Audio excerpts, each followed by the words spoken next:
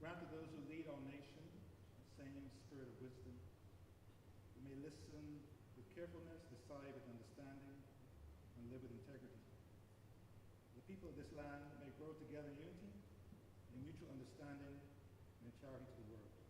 Through Jesus Christ, our Lord. Amen. To the Lord's Prayer.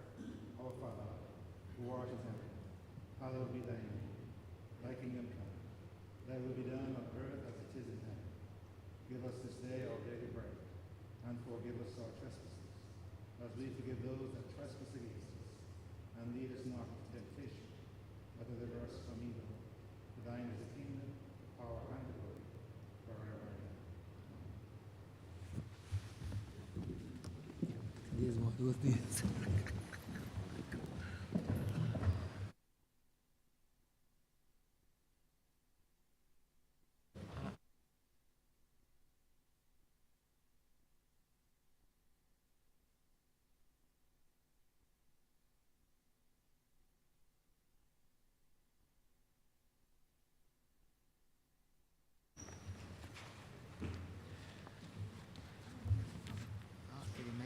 Suspending standard orders, we will have a supplementary.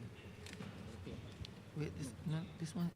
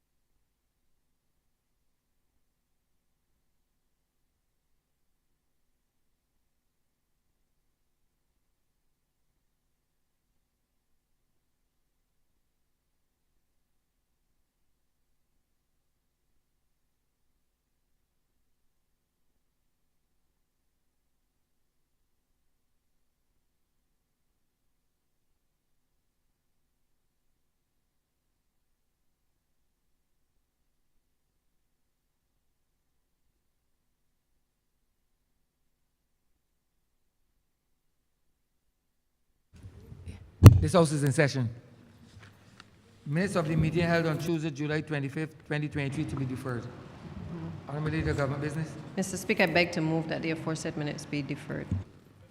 The question is that the aforementioned minutes be deferred. All those honourable members in favour, please say aye. Those against, please say no. Meeting the ayes have it. The aforementioned minutes are hereby deferred. Announcements by Your Honour. Messages from Her Excellency the President. Petitions. Papers. Honourable Member for St. Peter. Mr. Speaker, I am commanded to lay the National Insurance Board's principal recommendations for the revitalization of the National Insurance Scheme. Honourable Member for St. Joseph. Mr. Speaker, I am commanded to lay the Barbados Arms Trade Treaty Initial Report. Government notices. Honourable Member for St. Peter. Mr. Speaker, I give notice of the National Insurance and Social Security Amendment Bill 2023. Private notices. Notices, questions. Reports from select committees. First reading of bills. Honourable Member for St. Peter. Mr. Speaker, I beg that the National Insurance and Social Security Amendment Bill 2023 be read a first time. The question is that the aforementioned bill be read a first time. All those honourable members in favour, please say aye. Those against, please say no. We think the ayes have it. Statements by ministers. Honourable Member for St. Peter.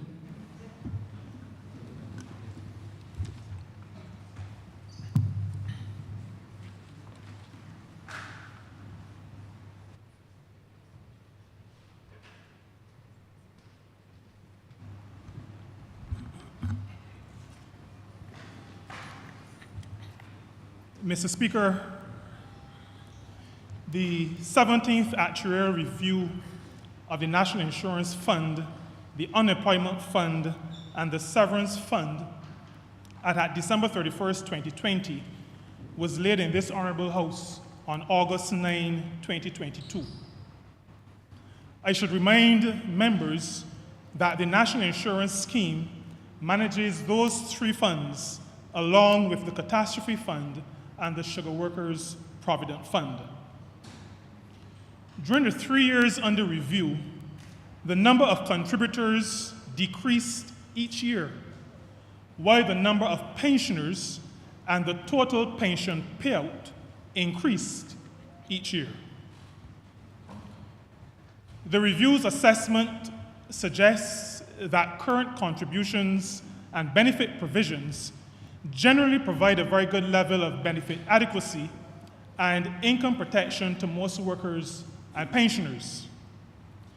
The legislated annual adjustments of the earnings limit and pensions have been effective in replacing most of the price inflation felt by pensioners and maintaining adequate coverage for higher paid workers. In other words, pensioners have generally been able to use the cost of living allowance increases to adjust to temporary price rises. For the review, 4 sets of 60-year projections of Barbados' population and the National Insurance Fund finances were performed so that a range of reasonable prospects for the fund could be assessed. These projections were based on there being no changes to the current contribution rate and legislated benefit rules. Except for the most optimistic scenario, projections indicated that between 2022 and 2025, total expenditure would exceed total income in each year. As a result, the fund would need to rely more heavily on investment income to help meet expenditure each year.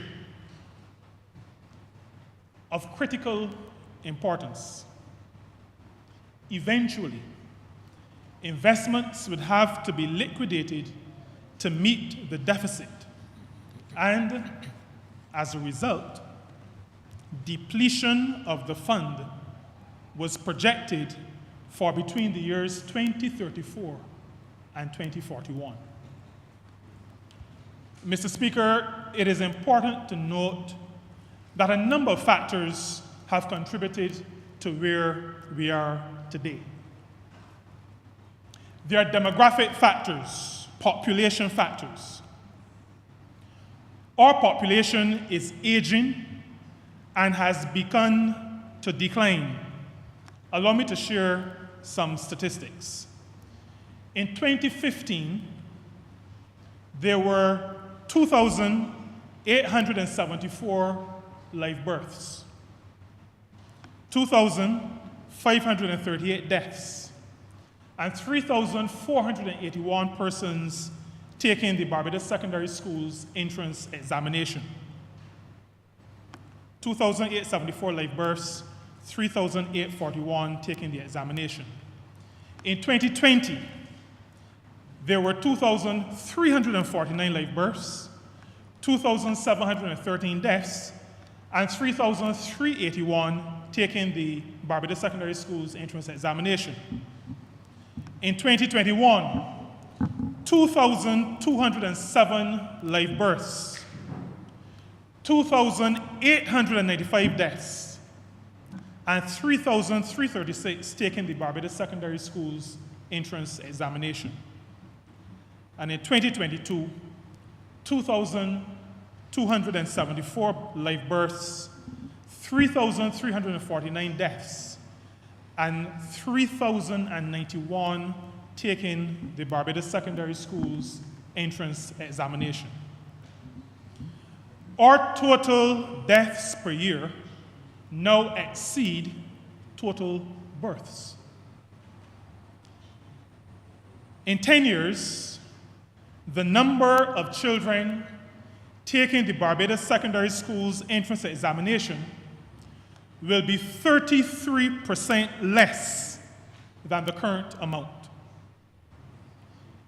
These statistics make very clear the serious challenge we face. There will be fewer and fewer workers to contribute and support persons who are living longer and longer. We used to say that our population was over 280,000 and that we were heading toward 300,000. The numbers now say that our population has started to decline. Another contributing factor is the reality that when the NIS was originally designed in 1967, the average life expectancy was 68 years. In 2004, when the last adjustment was made to the NIS, life expectancy was 75 years. Today, it is 78 years average and expected to continue increasing. These two trends mean that we are simultaneously suffering from a reduction in the contributor base. In other words, the number of people who are paying national insurance, while paying out more in benefits to an increasing number of pensioners. There are also factors around employment status. The informal sector is growing. A higher percentage of persons are not tied to an employer, and many do not participate in the social security system or contribute to NIS. Statistics suggest that less than 15% of self-employed persons contribute to the scheme. And there are governance factors. The structure of the NIS splits responsibilities between the public service and the National Insurance Board. This, as you can imagine, causes challenges in management, allocation of resources, and accountability. This government has acted as a responsible government should, like it has since being elected to office in 2018. We took the people into our confidence and starting in July 2022, undertook an extensive series of consultations. The National Insurance Fund is strong currently, with assets of approximately $4 billion, with average yields on investments of 4.3%. Even though the fund is not in crisis now, we know that we have a date with destiny between 2034 and 2041. We've refused to kick the can down the road and instead took a decision to ensure that the people of Barbados will have a social security system that is sustainable and will be able to provide benefits for all, particularly the most vulnerable. This administration has made it clear that for every major decision, we will consult with the public. In order to make the eventual reforms to revitalize the national insurance scheme a reality, we met and consulted with a wide range of stakeholders, including the social partnership, leaders of faith-based organizations, the Democratic Labour Party, the Alliance Party for Progress, independent senators, the Executive Committee of the National Union of Public Workers, the Executive Council of the Barbados Workers' Union, Unity Workers' Union, Barbados Association of Retired Persons, the staff of the National Insurance Department, former ministers, chairpersons, and members of the National Insurance Board, members of the private sector, and managers of media houses. There were also 3 well-attended town hall meetings which were held at Combermere School, Alexandra School, and Princess Margaret Secondary School. Another town hall meeting was organized by the Democratic Labour Party at its headquarters. Additionally, suggestion boxes were placed at locations across the island, and the option to make submissions via email was also facilitated. 2 public surveys were conducted, which together received over 2,500 responses. The stakeholders and town hall meetings and the other avenues provided allowed for scores of suggestions on how the national insurance scheme could and should be revitalized and placed on a sustainable footing.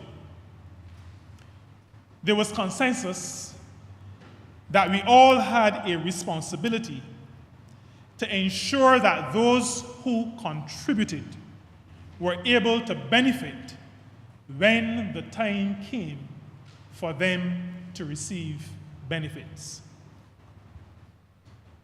Suggestions and proposals received address retirement age, contribution rates, the basis of pension calculations, participation by the self-employed, population trends in the country, investment policies, enforcing compliance, timely action to address any challenges, the need for audited financial statements, the composition and governance of the National Insurance Board, and the ability of the organization to be nimble and responsive, among many others.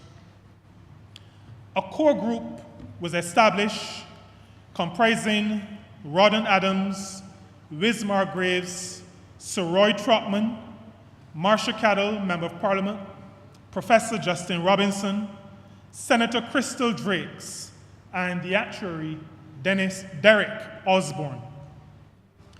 This group reviewed all of the submissions and the survey results and crafted a suite of suggestions based on achieving the best possible balance between benefit adequacy, contribution affordability, and fund sustainability for revitalizing the national insurance scheme. The suggestions were shared with a working group that included persons from the private sector, a regional development finance institution, and senior management of the National Insurance Department, and further with a larger advisory group of stakeholders from trade unions, academia, civil society, and the public service for further discussion and comment. The National Insurance Board was then tasked with proposing a final suite of measures for submission to the Cabinet. Mr. Speaker, the National Insurance Board has made its submission to the Cabinet, and the Cabinet has agreed proposals included in the report that I laid earlier in this honorable chamber, and which also forms an annex to this ministerial statement. These measures are designed to ensure the sustainability of the scheme and to make good on the assertion that national insurance is more than a contribution, it's our lifeline. The recommendations will first stabilize the National Insurance Fund and then maintain the size of its projected reserves at a level equal to or greater than 2 to 3 times the value of annual benefit expenditure. Allow me now, Mr. Speaker, to share some of the main proposals that Cabinet has agreed. First, I need to make it clear that there will be no increase in the contribution rates for employers or employees. The percentages deducted and paid to national insurance will remain as they are now. I also need to say, Mr. Speaker, that for existing pensioners, there will be no change in the calculation of their pension benefits.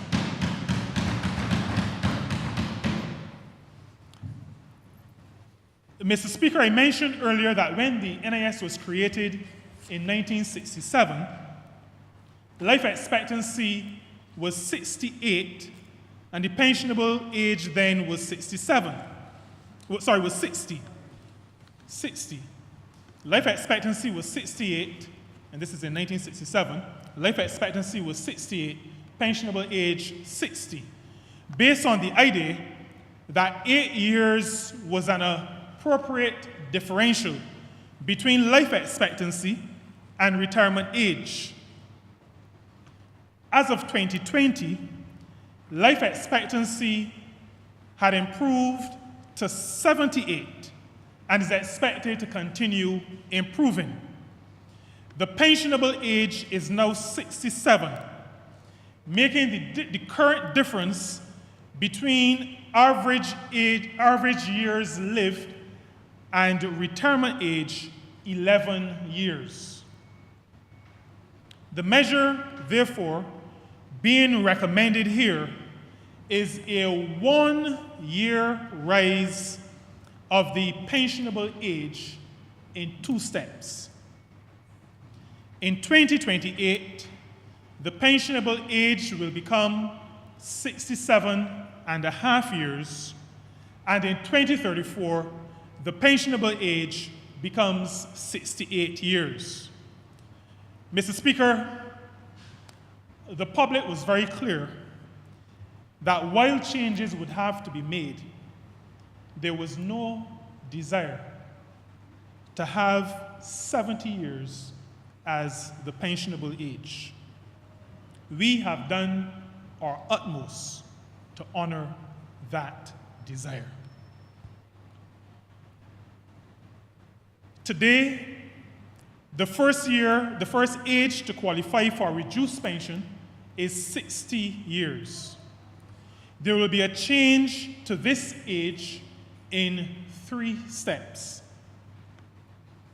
In 2025, that first age to qualify for a reduced pension will become 61 years. In 2028, that first age to qualify for a reduced pension will become 62 years. And in 2031, the first age to qualify for a reduced pension will be 63 years. There will be an increase in the number of contributions required to become eligible for a pension from 500 weeks, approximately 10 years of contributions, to 750 weeks, approximately 15 years of contributions, with no effect on those who are 60 years or older on January 1st, 2024. For comparison, Mr. Speaker, Guyana, Trinidad and Tobago, and St. Lucia also saw it necessary to fix the number of contributions required at 750, and others in the region who are currently at 500 are moving in a similar direction.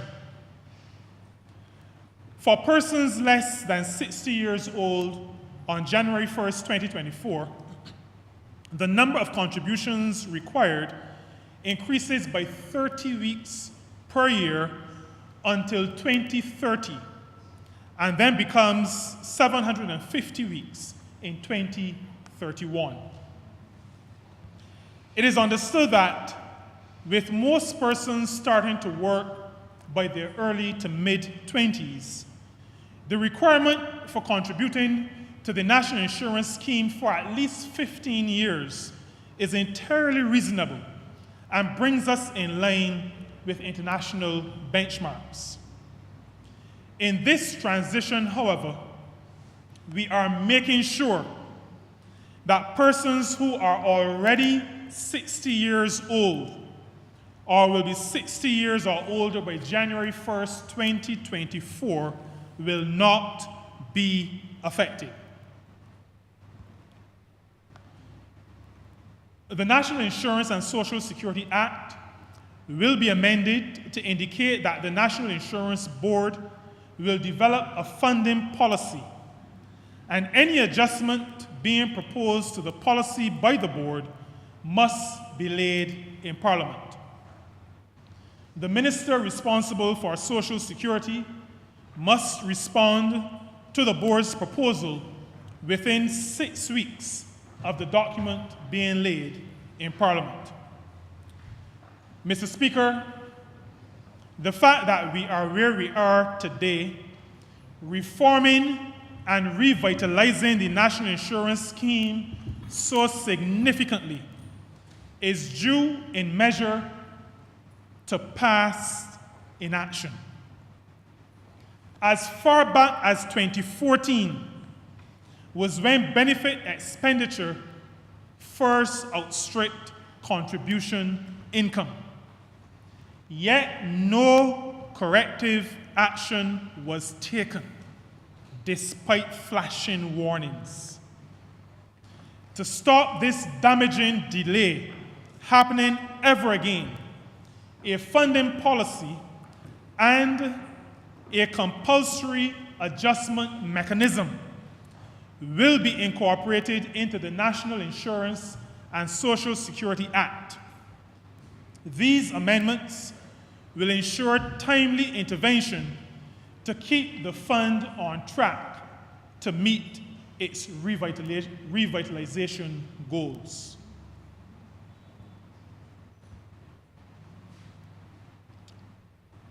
There will be a change, Mr. Speaker, where the wages used to calculate the pension benefit will be the best 10 years rather than the best 5 years.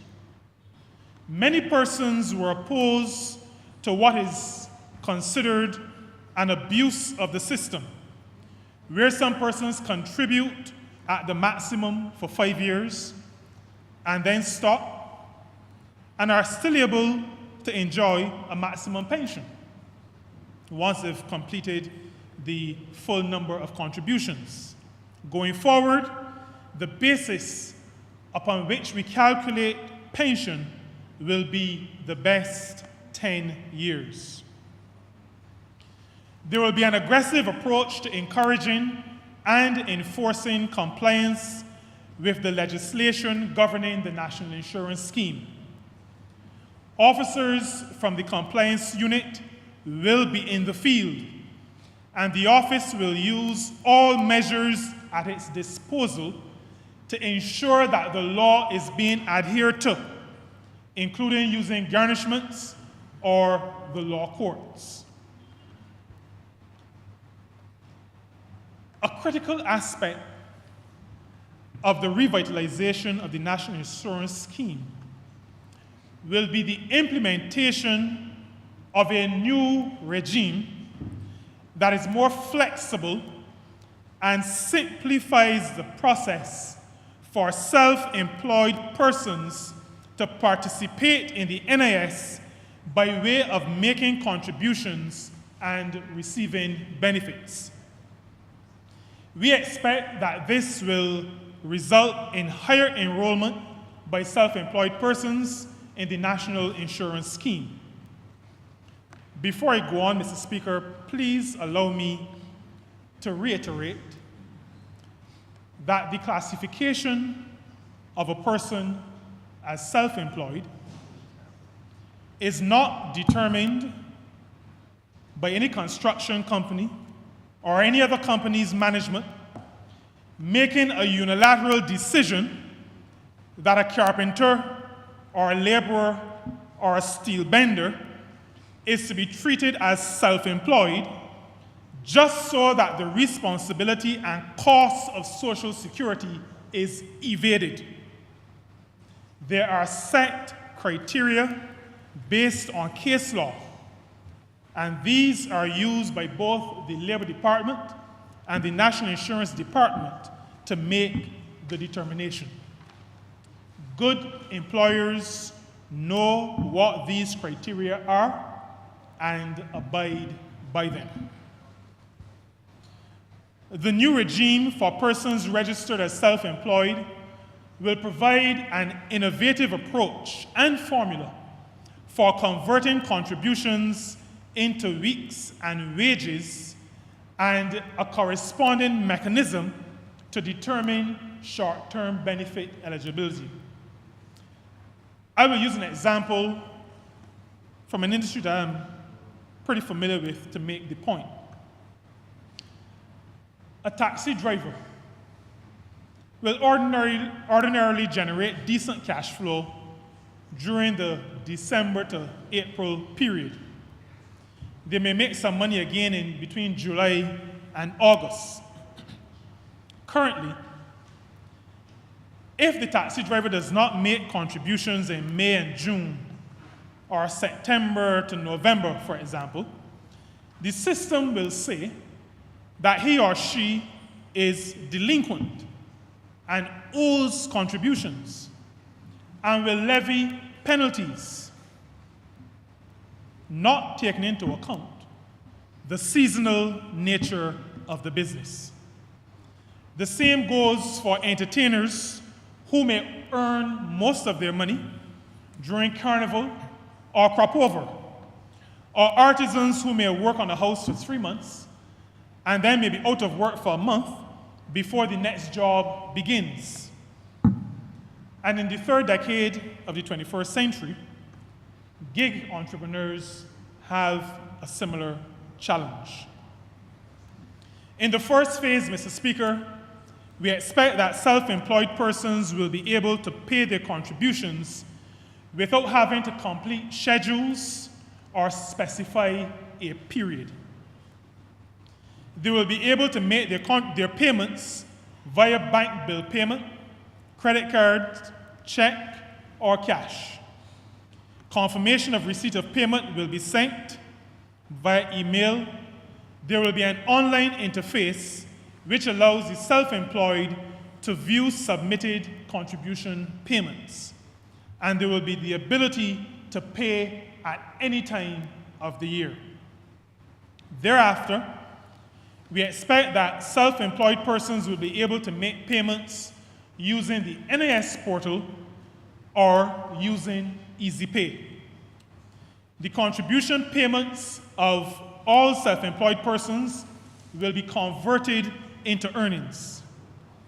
Self-employed persons will be notified of their short-term benefit status each year. Short-term and long-term benefits will be computed using the new payment regime, and self-employed persons will be able to apply for and receive clearance certificates. Mr. Speaker, allow me to share with this chamber and with the people of Barbados that a cabinet paper on the introduction of paternity leave benefit to allow the granting of paid paternity leave has been prepared and will soon be sent to the cabinet.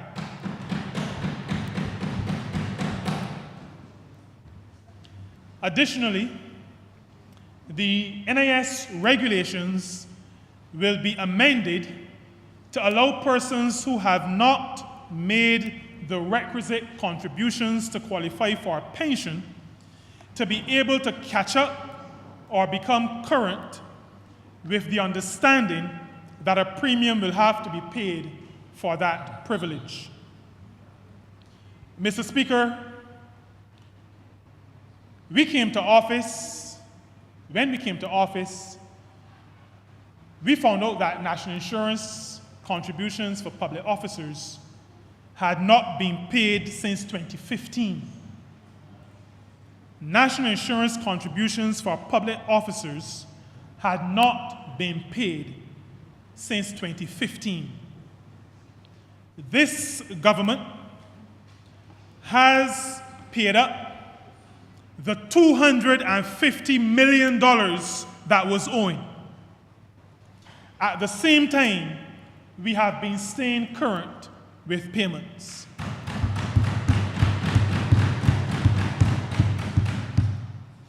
Because of the impact of the COVID-19 pandemic, this government has recapitalized the Unemployment Benefit Fund to the tune of $143 million.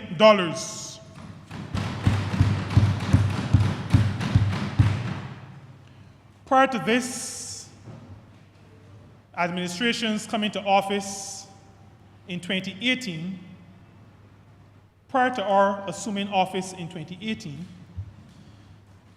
government owed NIS $83.5 million for non-contributory pensions.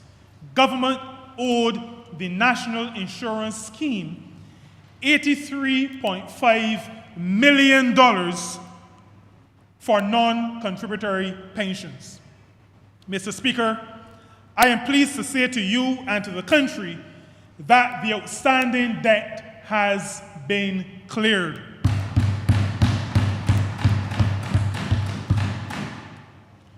$66 million has also been paid toward the training levy. Some of the matters raised by persons related to the governance of the scheme. During our consultations, we shared the hybrid nature of the current structure, where some functions related to the Ministry of the Public Service and others related to the board. It is not fully the NIS, not fully a government department, not fully a state-owned enterprise. We are, Mr. Speaker, in the final stages of transitioning the current structure into a commercial state-owned enterprise. Mr. Speaker, a country's social security system is intended to be a safety net for persons in their time of need, whether for maternity or in cases of illness or employment injury, or importantly, for old age pensions. The sustainability of the system is critical to the well-being of citizens.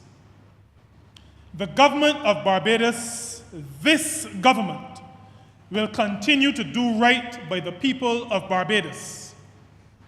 We today share measures that were designed through extensive consultation, careful modeling, and deliberate assessment. We share measures that are human-centered, and we share measures that take into account our realities.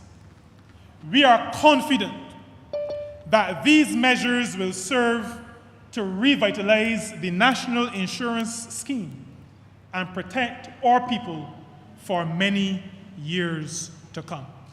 Mr. Speaker, I'm obliged to you.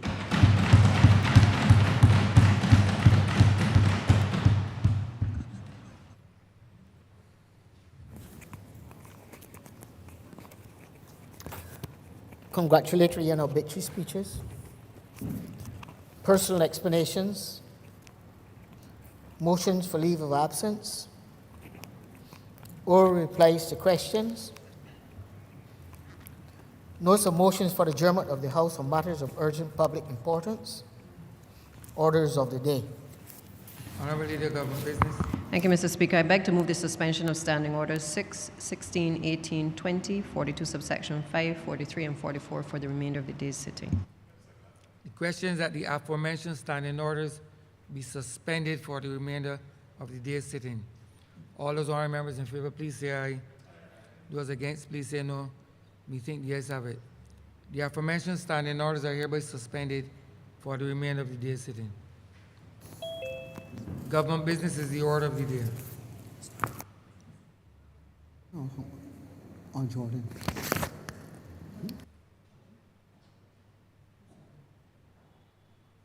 Calling this order.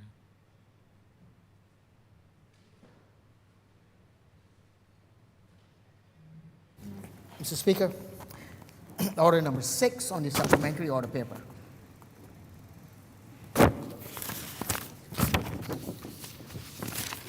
Order number 6, sir, in name of the Honourable Minister for Labour, Social Security and the Third Sector, to move the second reading of the National Insurance and Social Security Amendment Bill 2023. Honourable Member St. Peter. Thank you very much, Mr. Speaker. I crave your indulgence in having order number 6 and order number 5, given the interrelationship, the fact that they're really inextricably linked in terms of our pension reform measures and process. I'd like to request, Mr. Speaker, that we treat these two orders as a cognate debate. The question is that order number 6 and order number 5 be debated as a cognate debate, given the fact that they're inextricably linked. All those honourable members in favour, please say aye. Aye. Those against, please say no. Me think the ayes have it. 5 and 6 shall be treated as a cognate debate. Honourable Member for St. Peter. Thank you very much, Mr. Speaker. Mr. Speaker, I just shared with this honourable chamber a statement that spoke to the revitalization efforts of government as it relates to the social security system, the national insurance scheme of this country. I indicated that coming out of the 17th actuarial review, we recognized that a number of things had to happen, because we recognize, Mr. Speaker, that we manage not for ourselves, but we manage in trust. We are stewards elected to ensure that the business of the people of this country is looked after. We've been elected, Mr. Speaker, to manage the affairs of all segments of our population. And that is the reason why, Mr. Speaker, you hear us speak so often about not discriminating. You hear us speak about rubbing shoulders and listening to people. You hear us speaking about consulting with our population. As we recognize where we were with respect to our social security system, we also were recognizing that there was a challenge with the current structure of administration of our social security system.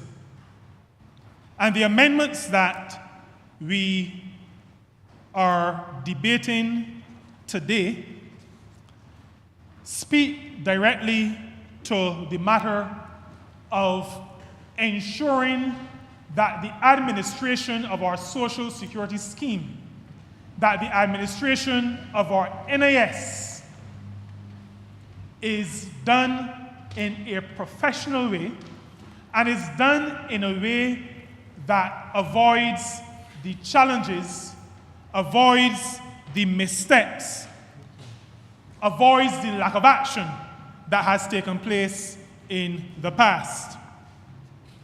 Now, the need for these amendments to the National Insurance and Social Security Act, while I have shared already some of those reasons, I think I need to go into maybe a little bit more detail in terms of how we have gotten to where we have gotten.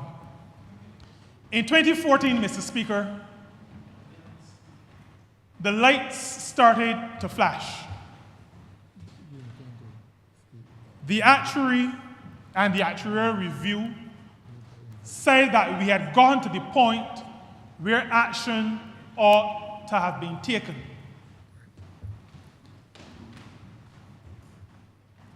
No action was taken. No action was taken.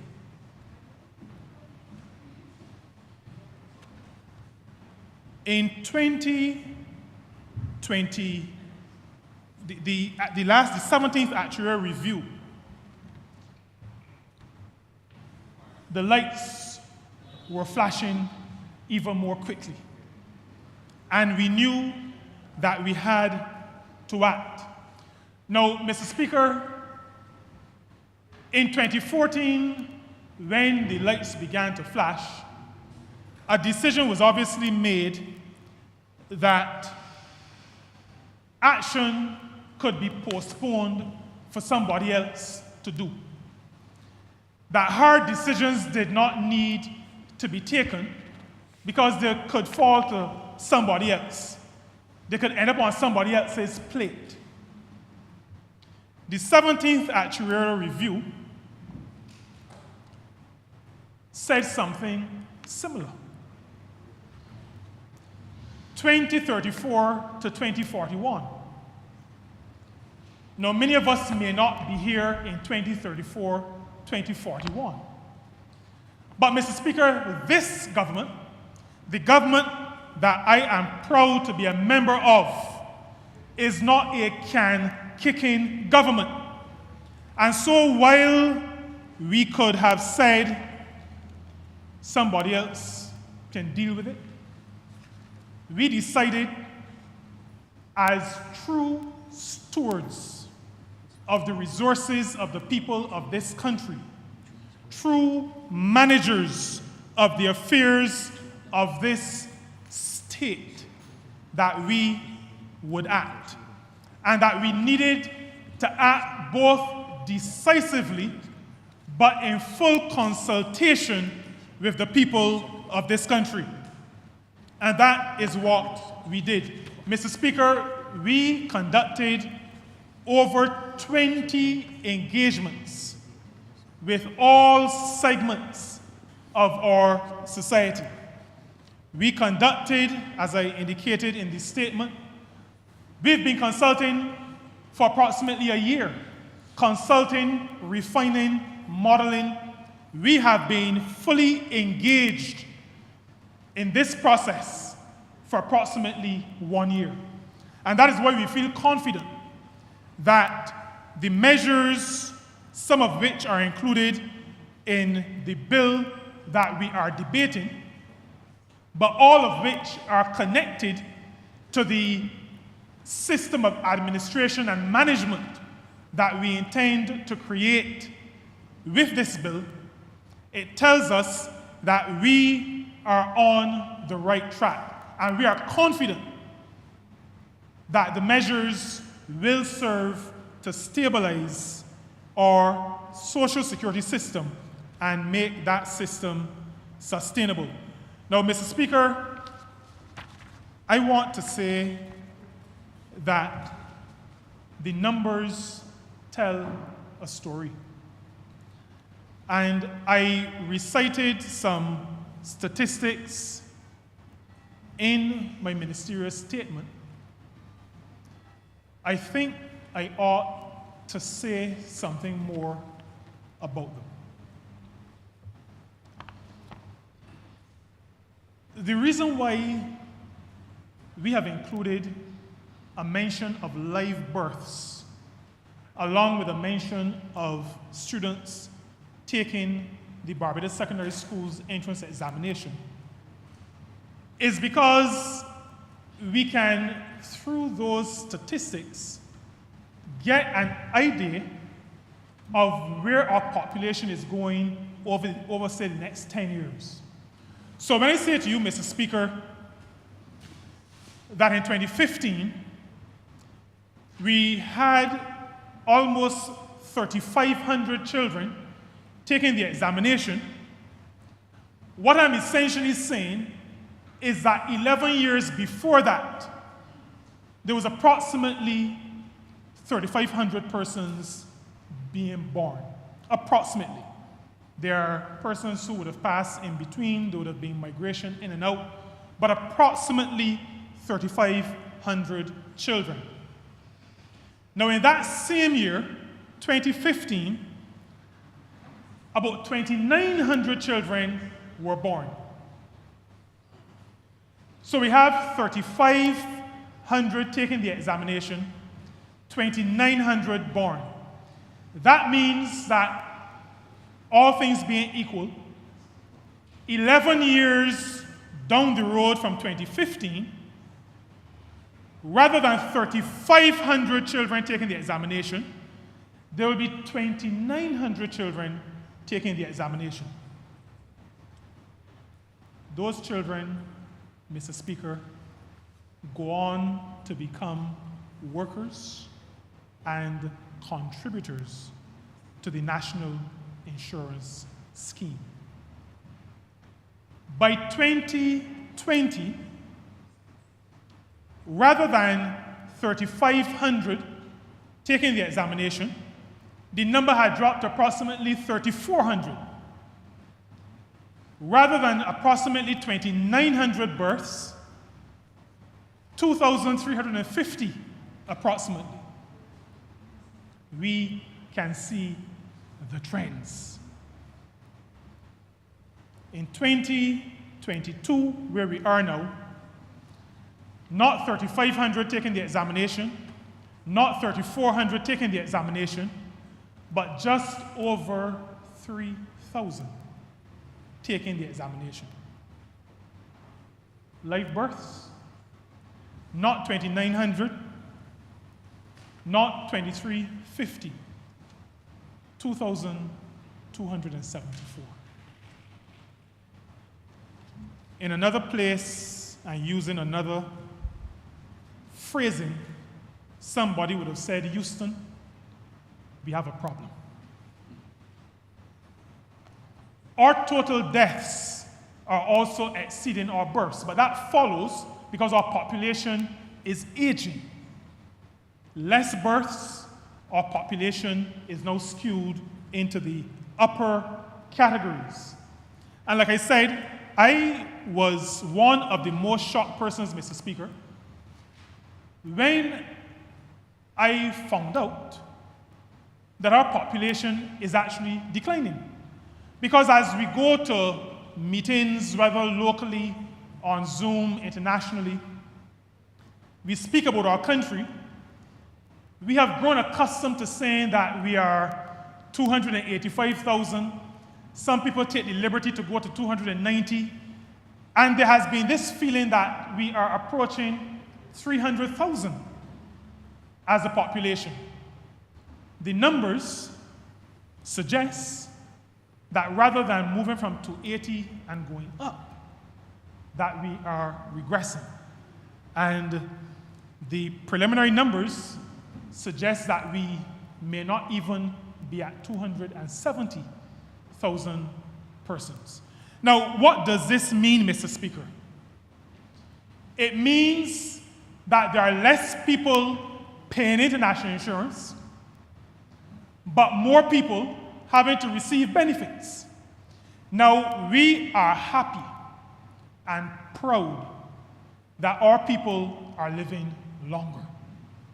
We are happy that we live in a society, in a country that has provided the standard of living, the access to health care that has moved us from 68 to 78.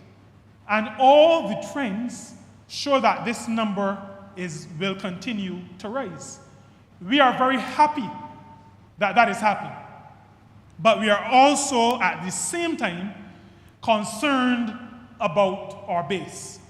And so, Mr. Speaker, one of the discussions that we must have, and we must have in the very near future, is how do we address this matter of the base, the number of people, the number of human beings who are contributing to the National Insurance and Social Security system. The numbers that I shared and the fact that we have a declining population tells us very clearly that addressing the matter of non-participation by those in the informal sector, in other words, those who are self-employed, those whose work arrangements are such that they may consider themselves casual, take a job here, break a work here, a little hustle here, persons involved in what sometimes people don't see as mainstream, but vital aspects of this country's economic activity. What is referred to as the informal sector, even if we got to the point where everybody in the informal sector was contributing, the fact that our population is declining, the fact that the base of people, the number of people available to make contributions is declining, tells us that we have a challenge that goes beyond compliance by those who are currently not participating. And that is why I say that there will be a time, there must be a time in the not too distant future when we address the size of our population. Now,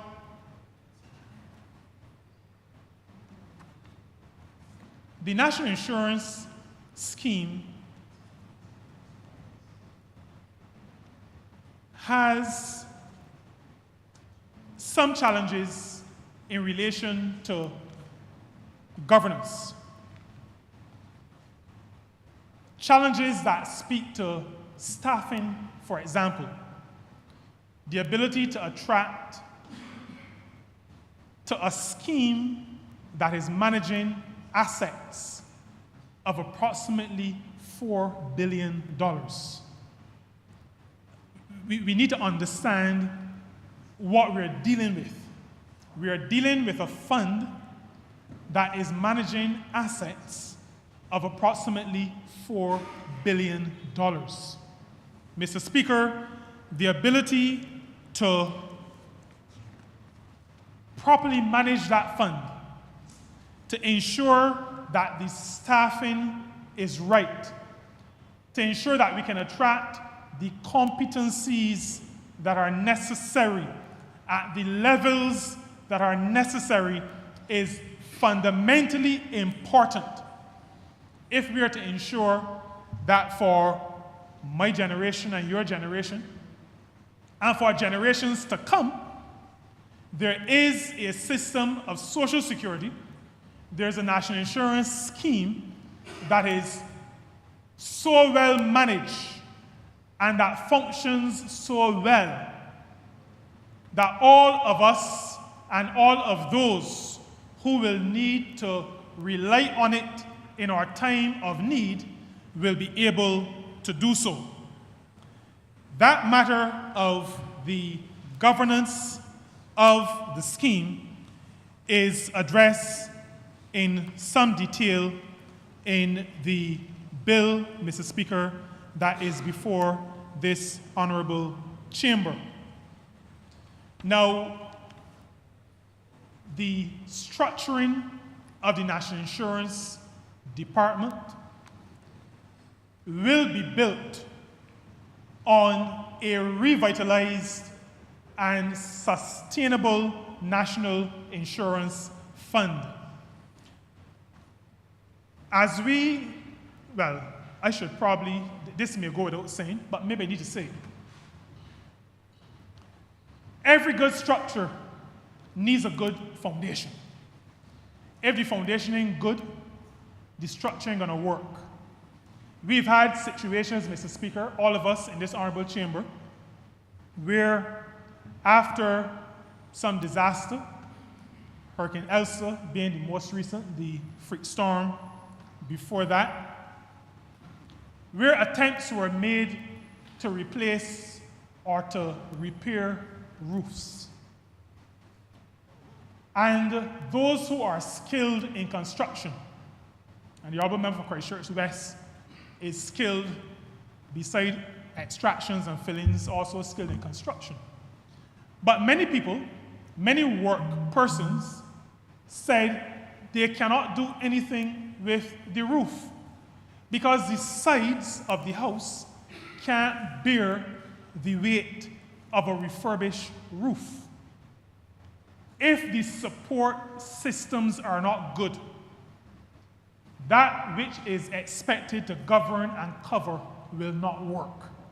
And that is the reason, Mr. Speaker, why we are at the same time speaking to the revitalization of the National Insurance Scheme and placing that scheme on a sustainable footing while speaking to the governance of the National Insurance Department and creating a structure that is fit for purpose, but that is also standing on a fund, on a scheme, on a social security system that works, that makes sense, that is able to support and do what the governance structures would want it to do. And so, Mr. Speaker, as we examined what we heard in our various consultations, like I mentioned, our consultations were extensive consultations. Everybody who you could talk to, we talked to. We used every avenue, whether it was calling persons to meetings in groups, like I indicated earlier. We spoke to the association, the Barbados Association of Retired Persons, because this matter is a national matter, because this matter is not a partisan matter, because the matter of the pensions and the benefits to our people cannot be made into a color like red or blue or yellow. And I deliberately, Mr. Speaker, have decided this morning to wear a tie that includes both blue and yellow and red. This matter is one where we took everybody into our consultations. And so beside agencies like BAR and the trade unions, we met with the trade unions, all of the trade unions that we hear about. We also met with the opposition political parties. We thought that that was critical to ensuring that we heard all segments of society. We met with persons across civil society. We met with persons in faith-based, leaders of faith-based organizations. We did this, Mr. Speaker, because consultation is how we operate. Consultation, listening to people, getting their views, getting their ideas, is in the DNA of this government. We spoke, we had our town hall meetings where we invited the public to attend. One in the north, one center, one in the east. We facilitated a request by the Democratic Labour Party to have their own town hall meeting. And we thought that made a lot of sense. Because even though we understand that this is not a political exercise, we also recognize that because we are the ones who have been elected to serve, there may be those who may not feel comfortable coming, even though it's a public town hall meeting, coming to the town hall meeting and participating. And so we facilitated a town hall meeting at the Democratic Labour Party headquarters. And Mr. Speaker, there are those who would prefer not to leave home at all. And we also facilitated them by allowing both for the streaming of the town halls, but allowing for the making of suggestions using emails, and then we place drop boxes. And ultimately, as I said, well, not ultimately, and additionally, we also provided where persons could participate in the surveys that were done, the 2 surveys that were done. And 2,500 responses, Mr. Speaker, tells me that the population was engaged and involved. Now, in making the foundation good so that the amendments and the resultant structure of the National Insurance Department can be not just a reality, but can be one that makes sense, we've had to introduce some measures that will allow for the firming up of that foundation. Like I said, we did not procrastinate. We did not kick the can down the road. We determined that because we were elected to serve, we determined that after hearing the people in all of our consultation, that the people gave us the mandate to ensure that the national insurance scheme was put on the right foot, that it was made into a sustainable system, sustainable scheme. We've decided that there will be no increase in contribution rates. Persons touted that during our discussions, whether there would be contribution changes, increases in contribution rates. We decided that there will be no changes to those contribution rates. We also made a decision that for existing pensioners, and this was important, for existing pensioners, there would be no change to the calculation of the benefits to accrue to existing pensioners. We spent some time, Mr. Speaker, discussing, modeling, quite a bit of time working through what I refer to in terms of our pensionable age. And we recognize that when this scheme was set up, now the National Insurance Scheme, in the context of social security systems in the Caribbean, is considered one of the most mature, if not the most mature scheme in the entire Caribbean region. This scheme was set up in 1967. When it was set up, like I indicated, the life expectancy, average life expectancy, was 68 years of age. That was the average life expectancy. And the pensionable age was set at 80, so that a person would become entitled to a pension at 80, would ordinarily retire at that point, and would have an expectation to live for about 8 years after retirement to enjoy the evening of their years. But because... You say 80? Sorry? You said 80? Or you meant 60? 60. Sorry, 60. The life expectancy was 68 in 1967, the pensionable age was 60. 60. So that 8-year differential was the period of time when persons would be able to enjoy the fruit of their labor, so to speak, what had been put aside, what they contributed to, and be able to live out their sunset years. That life expectancy has increased, has improved over time. And Mr. Speaker, I am happy that it has.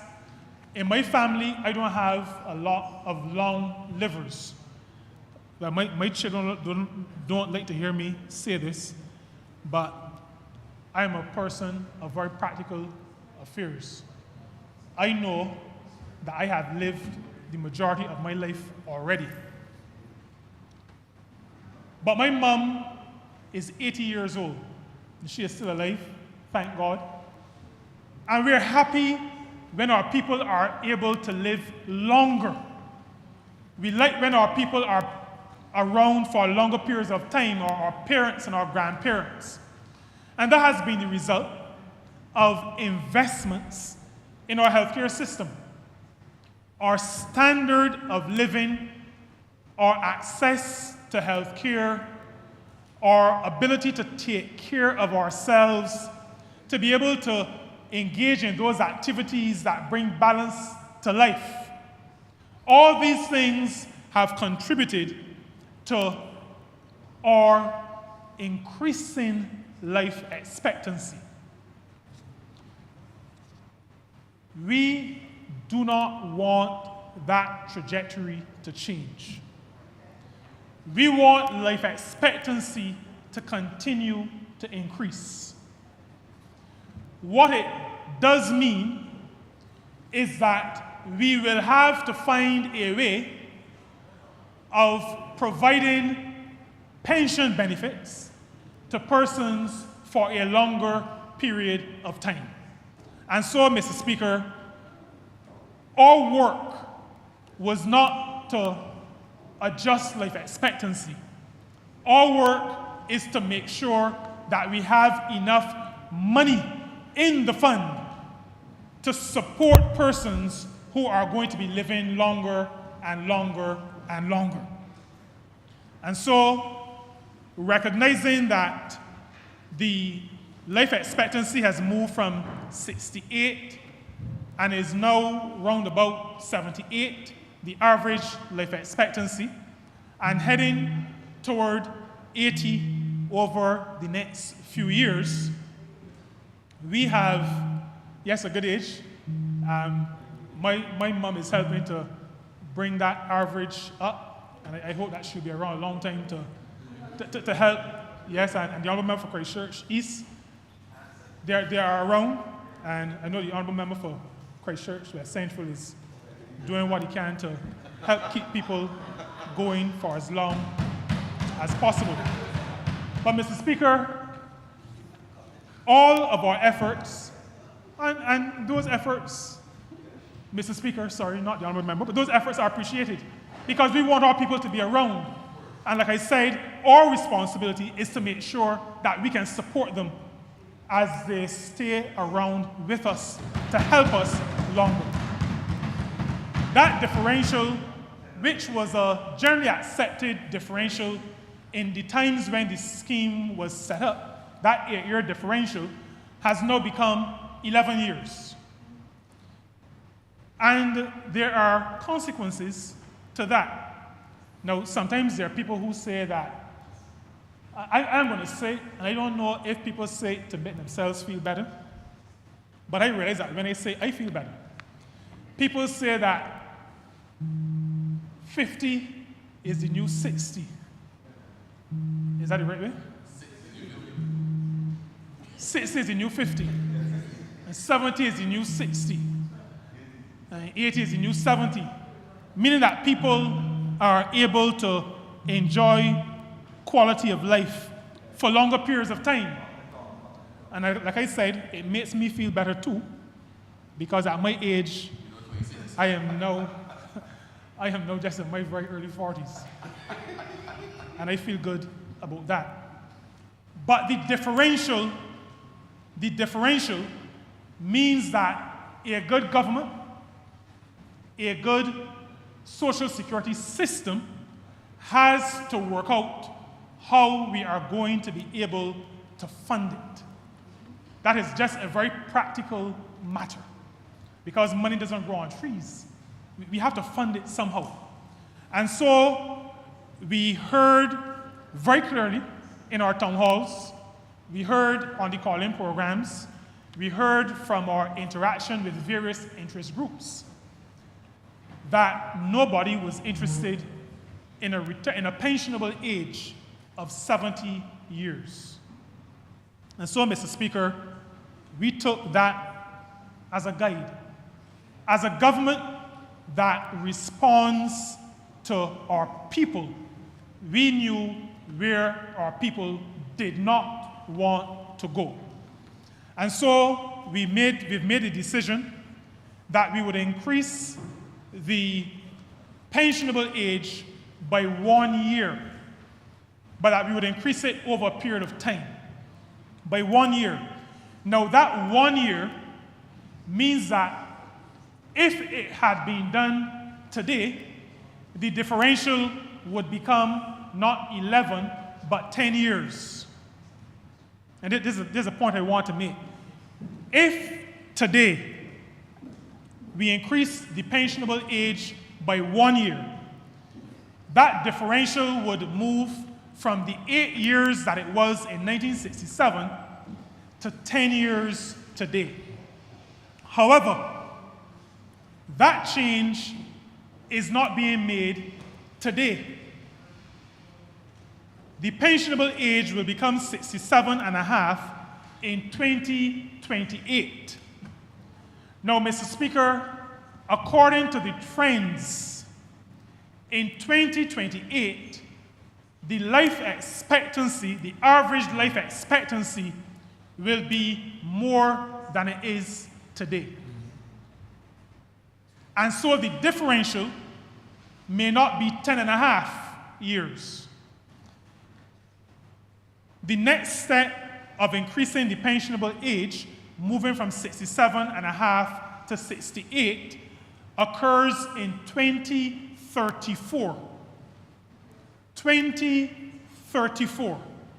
And again, as the trends from our statistics indicate, we will not, in 2034, be at a life expectancy, an average life expectancy of 78 years.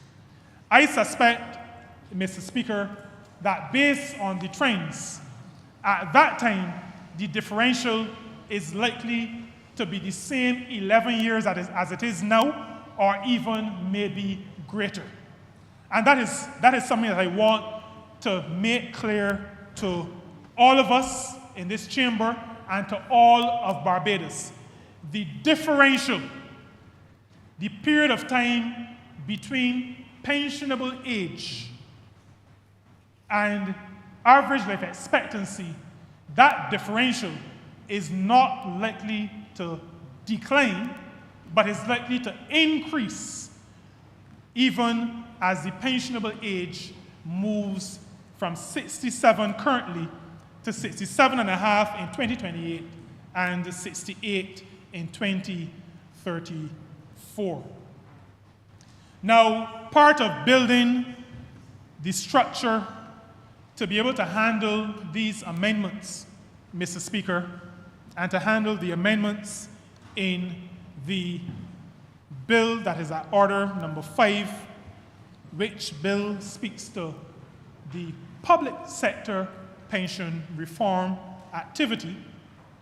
Part of building that foundation speaks to developing systems that encourage persons to participate for as long as they can.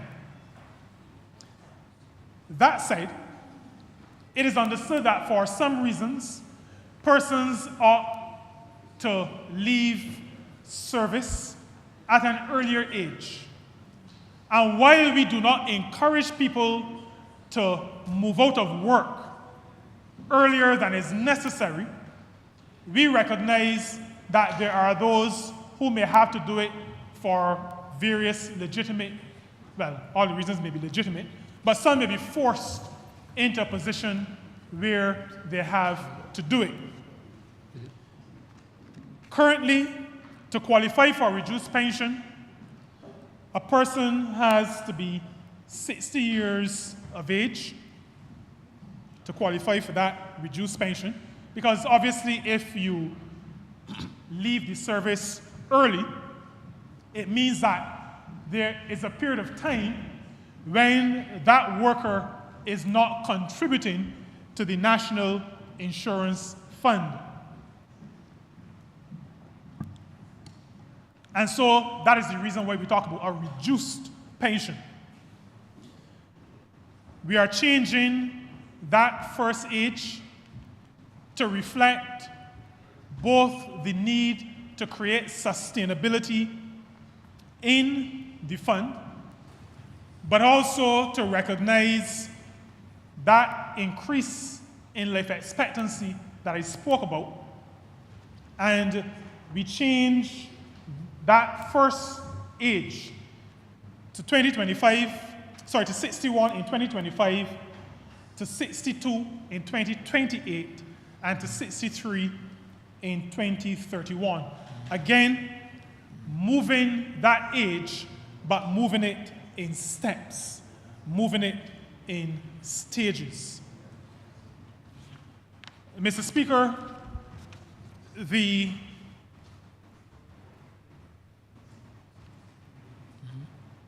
matter of increasing the number of contributions required to enjoy a pension from 500 weeks to 750 weeks really speaks to a contribution period of 15 years, approximately 15 years. And for most of us who started to work maybe between 18 and 25, those 15 years take us to 40. And we believe, and based on all that we heard in our town hall meetings, we are pretty certain, that the public believes and agrees that 15 years of contributions is a reasonable amount of contributions to become eligible for a pension. 15 years of contributions. And so that is one of the measures being taken.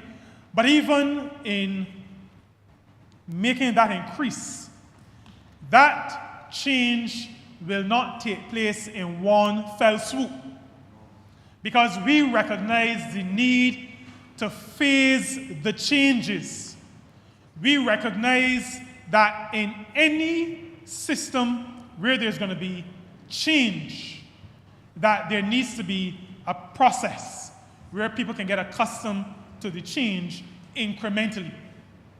And so we change by 30 weeks each year, so from 500 weeks to 530 weeks, and from 530 to 560, we change and we increase the number by 30 weeks each year until 2031, which is the year that 750 weeks becomes the requirement. Now, Mr. Speaker, adjusting by 30 weeks per year is also very reasonable, given that in every year there are 52 weeks.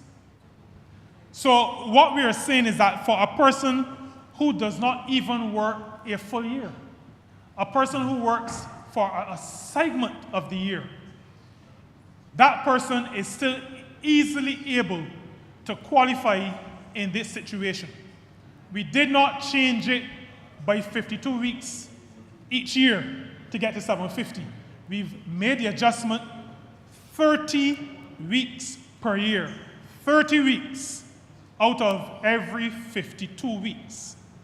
Once you've contributed for those 30 weeks, then you are in line to qualify for the pension.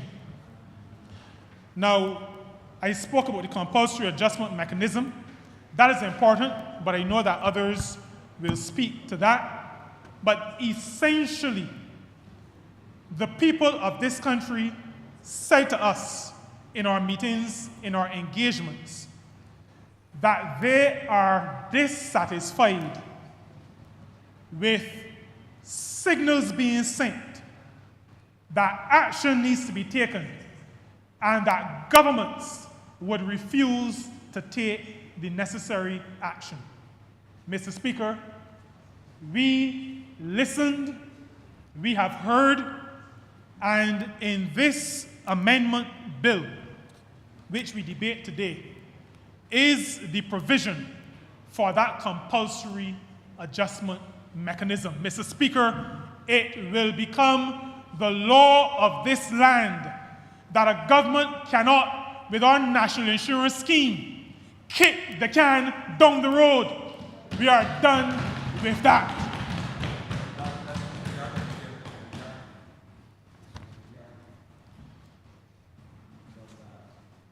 The involvement of those who are not currently contributing to the national insurance scheme, to our social security program, is a matter that causes the country a lot of concern.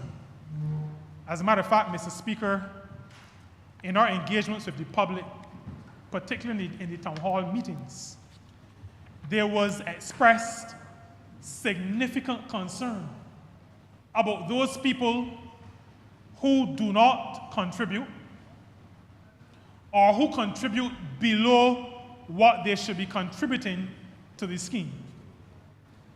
And so we recognize that we had some work to do with respect to our self-employed. And like I said before, I'm referring to people who are legitimately self-employed. And like I've also said before, well, before today, in this honorable chamber and in other places, I expect, and I'm happy that among the strangers who you have allowed, and strangers using parliamentary language, among the strangers who you have allowed to enter this honorable chamber today, is a full complement. As a matter of fact, it is standing room only on your side, Mr. Speaker. A full complement of the hard-working people who have made all of this possible. From the Ministry of Labor, Social Security, and the third sector, particularly from the ministry, and let me identify, even though they are part of the ministry, the National Insurance Department. They are here with us today. Ministry, board, ministry, and the National Insurance Department.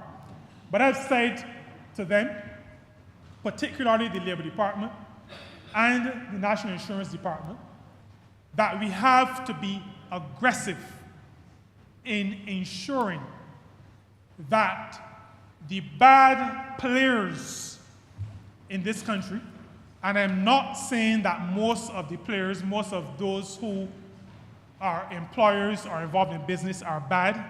I'm not saying that at all. But there are some bad ones. And the Labor Department knows because people complain for them.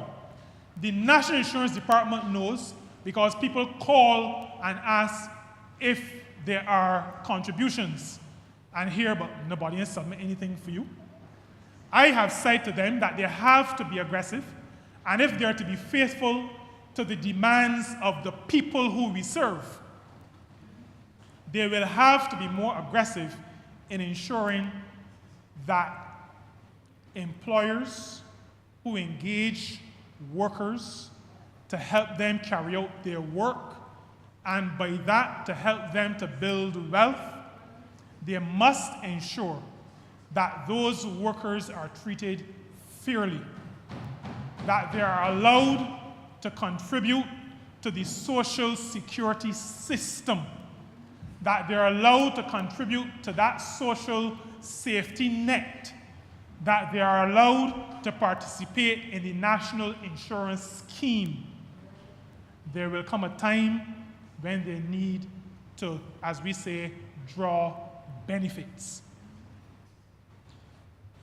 For those persons who are legitimately self-employed, we recognize that the system was much too inflexible. As a matter of fact, it was an archaic system. It was a system built when people were tied to the plantation. And those who were not tied to the plantation, like in the country where I come from, were living in town and tied to some business place in town. Outside of that, there were those who were vendors who looked after themselves by selling produce. But the vast majority of persons who were working were tied to institutions. We live in a society where that is no longer the case. And so, Mr. Speaker, we have created a system that will allow for flexibility. Flexibility for those who are self-employed, allowing them to be able to contribute according to their business structure, according to the seasonality, according to the peculiarities of work that is not a 9 to 5 or 8 to 4 attached to some other organization kind of work. We will, and we've set ourselves to have this completed in very short order, that persons who are self-employed will be able to make their contributions, and those contributions will be transformed into earnings, so that the $100, the $150 that is given as a contribution, we will work a system where we can say this represents earnings for X number of weeks, so that out of that, calculations can be made to determine benefit eligibility, so that out of that, we will no longer have a situation where we're saying that people are in default, that they haven't contributed, and that they ought to be penalized. We are developing a system to suit the times. We are developing a system to suit Barbados and Barbadians where Barbados and Barbadians are at in 2023 and where we will be beyond. Mr. Speaker, I think that I will speak now to some specifics of the bill. I've already shared that the matter of making sure the foundation is good is absolutely essential as we speak to the governance, that overarching system. Now, currently, we have a National Insurance Department, we have a National Insurance Board. Years ago, when I joined the board representing, well, in another life, representing the private sector, I was told that there was something also called the National Insurance Office. That begins all the confusion. In this bill, Mr. Speaker, we will be transitioning from a department or a hybrid between a department and a board to a commercial state-owned enterprise. And this bill will establish, once it is passed, obviously, and eventually proclaimed, a national insurance and social security service. The management of the National Insurance Department have been quite adamant that they see their role in this country, they see their role in society as providing a service for the people of this country. And I must, Mr. Speaker, applaud them for recognizing their role and for, to some degree, insisting that that nomenclature be included even as we transition the organization. And so the body corporate will be the National Insurance and Social Security Service. Now, the bill outlines the functions of the service, and the functions of the service to manage and operate the system of national insurance established by the Act, is responsible, of course, for policy, organization, administration of the system. It is responsible for staffing in all of its facets. It is responsible for approving budgets, responsible for the execution of those budgets, responsible, Mr. Speaker, for ensuring that the national insurance scheme, that our social security, that which protects us, is done so, is managed in a professional manner, one that allows for all Barbadians to feel comfortable that their contributions, that their money, that their social security is being properly managed. And so the service will have annual plans prepared and also have annual and mid-year reports prepared. Now, the bill also speaks to some of the divisions of the service, the staffing for various divisions. In our consultation with our stakeholders, the private sector, and the trade union movement, we took an initial proposal and we made some adjustments to it, recognizing the fact, Mr. Speaker, that what we're talking about is, to use a word, but it's not really a word that I want, but it is serious business. And the reason why I use that while trying to think of a different term is because there are businesses in this country that manage maybe $10 million in assets, some maybe $100 million in assets. Mr. Speaker,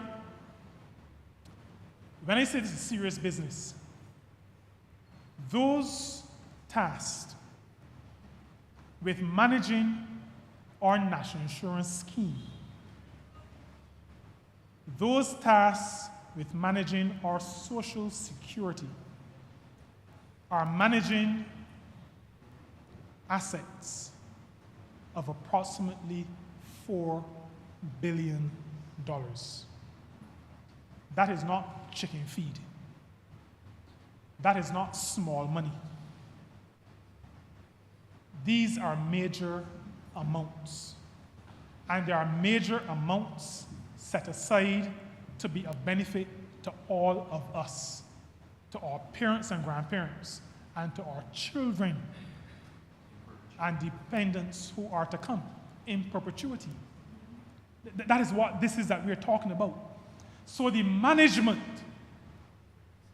of this service must reflect the fact that, one, we are managing significant sums, two, that we are managing amounts and assets that are for people's benefit, particularly in their times of need, and three, that we have to make sure that we can enjoy the benefits in perpetuity, as the Honourable Member for Christchurch East has said. And so the management system has to reflect that. And in this bill, we identify the staff of the service we identify the major ones, allowing, of course, for the board to be able to appoint other officers as the board sees fit. But for this size of fund, for this kind of business, we've identified the chief executive officer, the chief financial officer, the chief people development officer, the chief operations officer, the chief investment officer, chief policy and planning officer, chief risk management officer, and chief internal auditor. Mr. Speaker, we live in a volatile world, and this matter of risk management came into discussion a lot as we engaged with our social partners on the board in discussing the first draft of this bill. And we are agreed that in a world, we now talk about polycrises, in a world that seems in recent times to be hurtling from one crisis to another, this matter of risk is one that has to be taken seriously by the entity that manages our social security system. And we expect that the board of the service will put in place the requisite risk registers and all the other professional systems that must go into play if we are to ensure that the risks that are all around are properly managed for the sake of those who are to benefit from the national insurance scheme, our social security system. So those are the persons who, the staff, the positions that the bill identifies. The bill goes on to detail the roles of each of those officers, their roles, their responsibilities. Mr. Speaker, these are not matters that this government will leave to chance. The roles and responsibilities listed in this bill are not necessarily intended to form the job description, but the job description will include all of these. So I'm just saying that maybe from my people development background, because sometimes people will just cut and paste. So professional job descriptions will be prepared, but these elements are fundamental to the work of each of those officers who have been identified.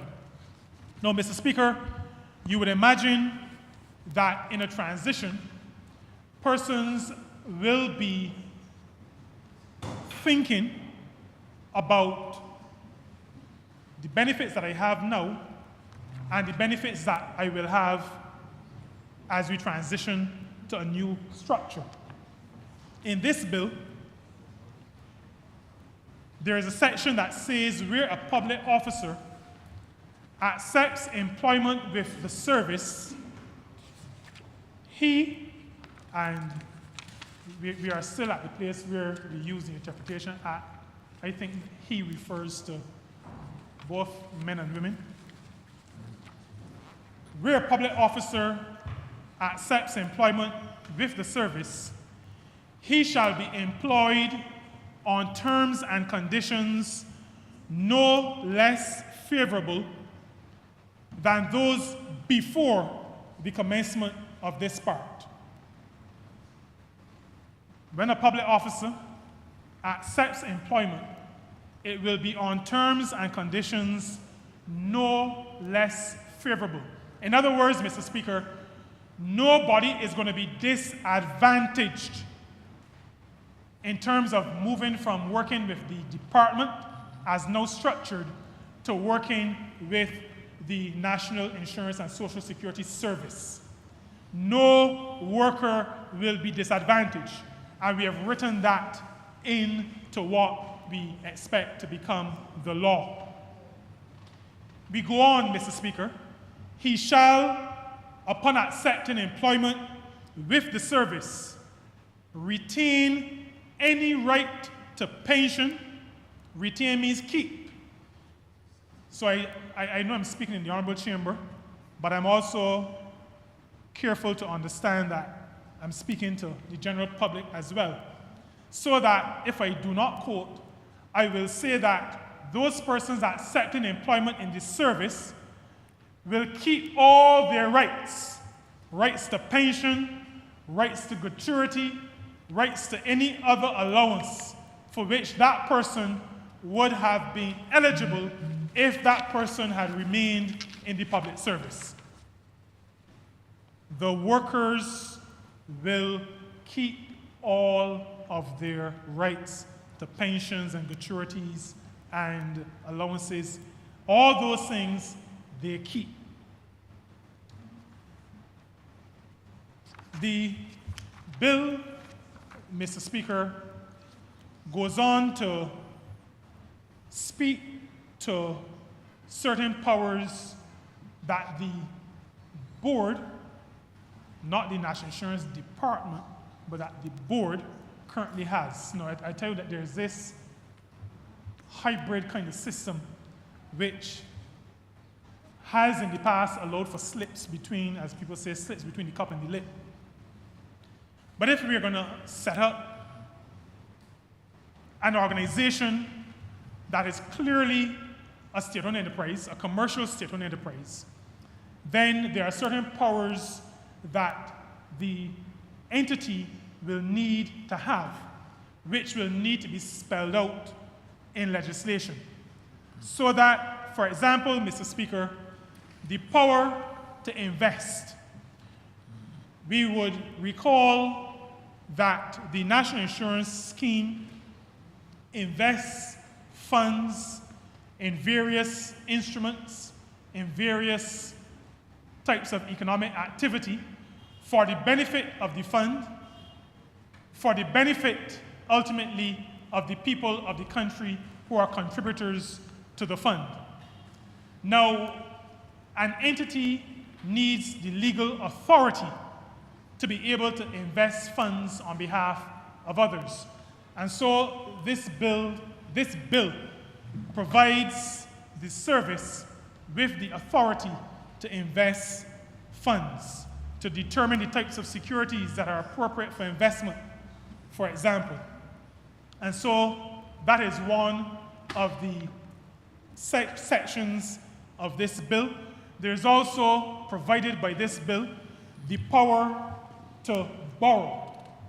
An entity will need power to borrow because at some point borrowing may become necessary, and the bill provides for that power.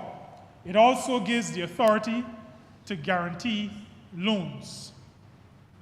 The bill, importantly, establishing the service, establishing the National Insurance and Social Security Service, also establishes a board to manage the affairs of the service. Now, the board is detailed in the schedule, which is at the end of the bill, but the board, rather than have members as in the existing setup, the board will have directors, like a normal board. And the board will have certain responsibilities. I spoke to some of them before. Responsibilities of staffing, responsibilities of managing resources and contracts, responsibilities to be prudent, responsibilities to monitor the performance of the service with respect to the discharge of its function. And, Mr. Speaker, a point that I made earlier both in the statement and earlier in the debate on this bill, the board shall develop a funding policy for the service. The board shall develop a funding policy for the service. But we don't stop there, Mr. Speaker. If the board proposes to amend the policy referred to in subsection 2, the minister shall lay the proposed amendment on the table of both houses of Parliament.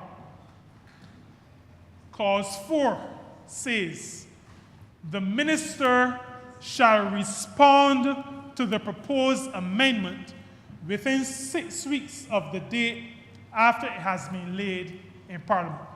Mr. Speaker, the inclusion of these clauses speak to a government that is serious about properly managing the national insurance scheme. It speaks to a government that takes seriously its responsibility to make sure that the national insurance scheme is sustainable and in a position to benefit those of us who are around now and those of us who will be around in the future. And that is why, Mr. Speaker, it speaks to the fact and uses the language of shall. A funding policy the board shall develop a funding policy for the service. If the board proposes to amend the policy so that after an actuarial review, there may be the recognition that we need to do something about the funding policy.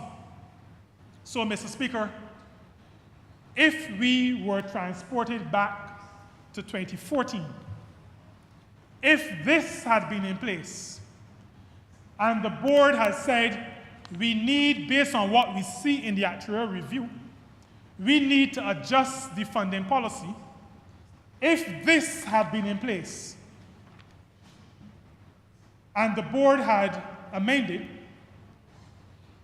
the law would have ensured the minister shall lay the proposed amendment in the House. The minister would have been required by law to say to the House of Assembly, to say to the public through laying it in this House, what it is that has been proposed. Now, it is understood that a minister, through the collective action of a cabinet, may have a different perspective or may want to adjust a perspective. And so the response to the board's proposal also has to be made. The minister shall respond to the proposed amendment within 6 weeks. And so, Mr. Speaker, one of those good governance measures found that arose out of the discussions and the consultations and the work of the core group and the working group and the advisory group was that we have to ensure that can kicking, putting off action for somebody else to deal with, has to be something of the past. We are in an era of good governance. The bill goes on, Mr. Speaker, to speak to administrative matters of fixing seals and delegating functions, allowing the service through the board to acquire real property, which is kind of similar to the whole matter of the ability to invest. It speaks to protecting the board. It speaks to the power of the board to appoint committees. And on this point, in terms of appointing committees, this piece of legislation, Mr. Speaker, this amendment bill, speaks to the board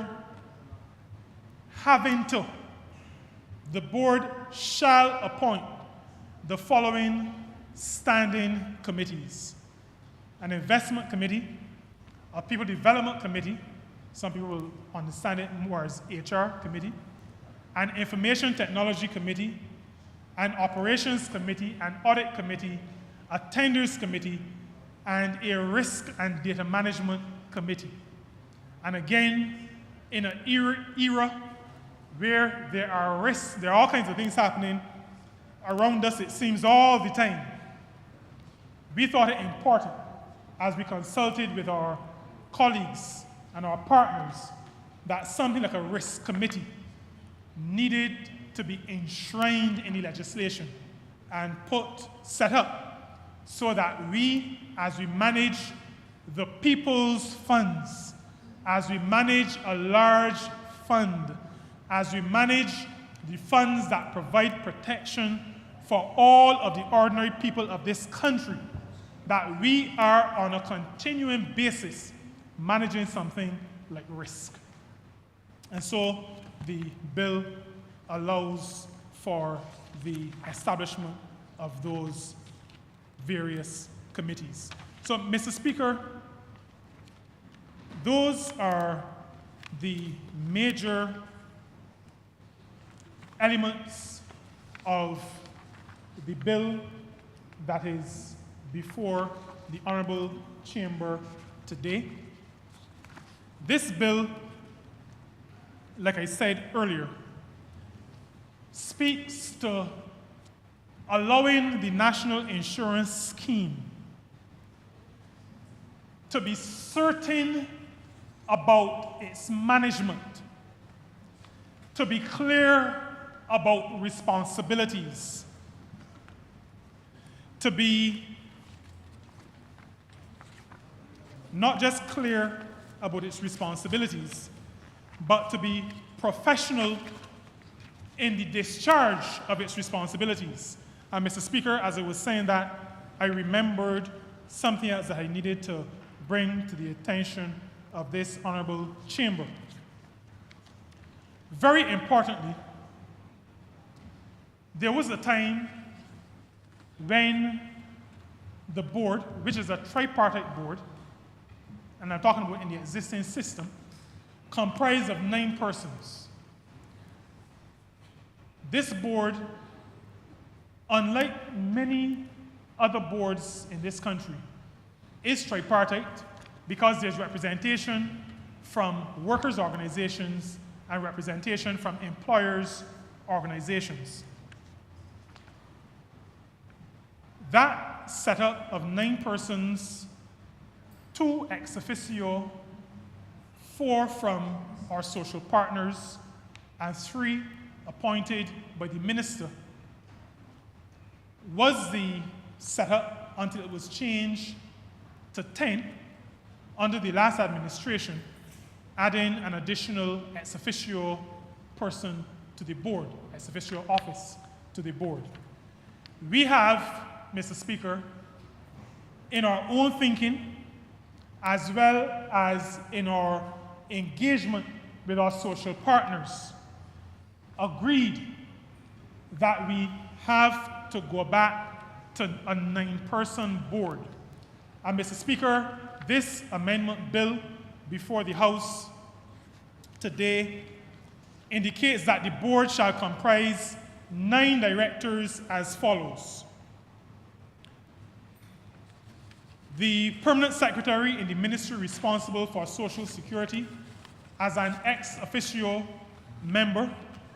The ministry responsible for Social Security has certain fundamental administrative responsibilities, and the permanent secretary as the chief administrator with respect to the National Insurance Scheme will be on the board as an ex officio member.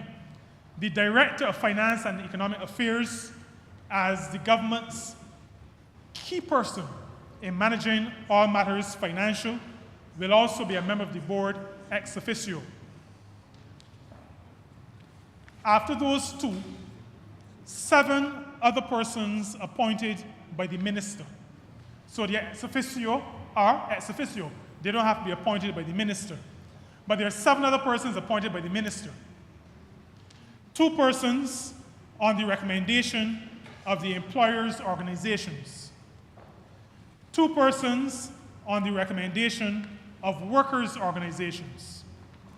And now, Mr. Speaker, 3 persons, but allow me to share what in our discussion and in our attempt to create a professional organization we have agreed to do.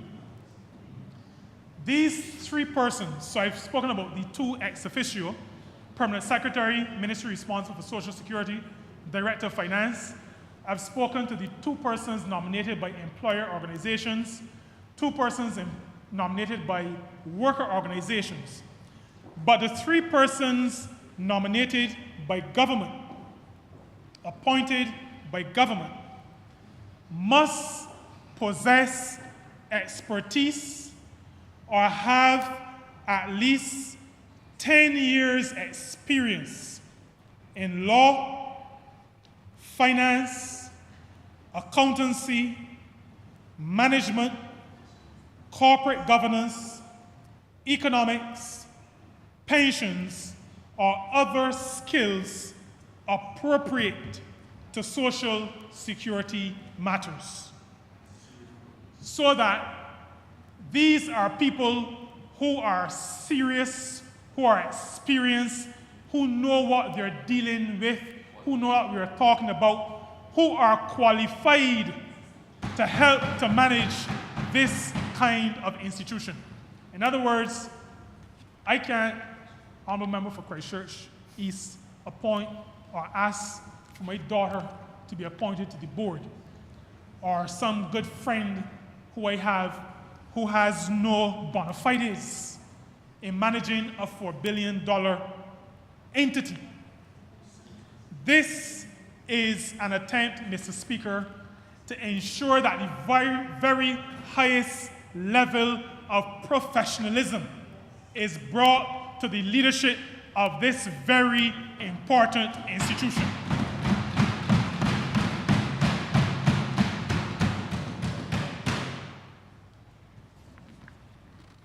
We have, coming out of our consultation, our discussions, our listening,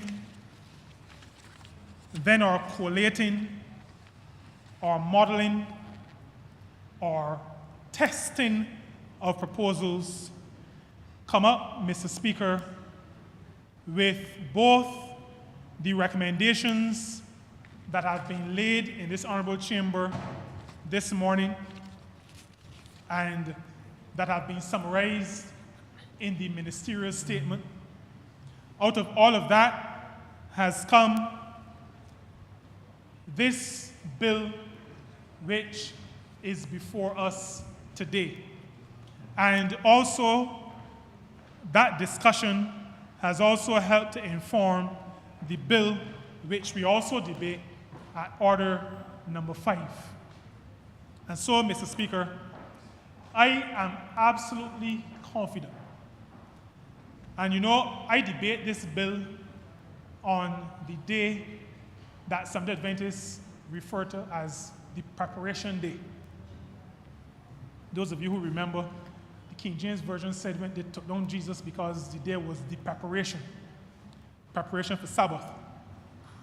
On this day that I consider preparation for my Sabbath, I am absolutely confident that the steps, the measures, the legislative arrangements that this government has put before this honorable chamber today, that this government has put before the people of Barbados today, are together fit for purpose, appropriate to the circumstances within which we find ourselves, and are of such a nature that will remove us from that trajectory that takes us into harm's way and puts us on a sustainable footing, governed in an environment that is professional and that is well defined in terms of every responsibility of those who are charged with the administration of this important scheme. Mr. Speaker, I believe and I'm happy to be part of a government that is not just able to, but is willing to recognize when action needs to be taken, consult with all of those who have a stake in the matter under consideration, and that is not afraid to take the decisions that are necessary. And I particularly am not saying the hard decisions. I am happy to be part of a government that is prepared to take the decisions that are necessary to ensure that the welfare of the people of our country is looked after, that our system of social security, our national insurance scheme, is placed on a footing, on a foundation that speaks to strength, stability, and sustainability. I am happy to be part of such a government, and as such, I commend this bill to this chamber. I also commend, Mr. Speaker, this bill and the report of the board to the people of this country and beg that this bill be read a second time. Beg to second that. Honourable Member for St. Joseph. Mr. Speaker, I'd like to move that we suspend this sitting for lunch break until 2:15. The question is that this honourable chamber be suspended until 2:15 p.m. All those honourable members in favour, please say aye. Those against, please say no. Meeting the ayes have it. This honourable chamber stands suspended until 2:15 p.m.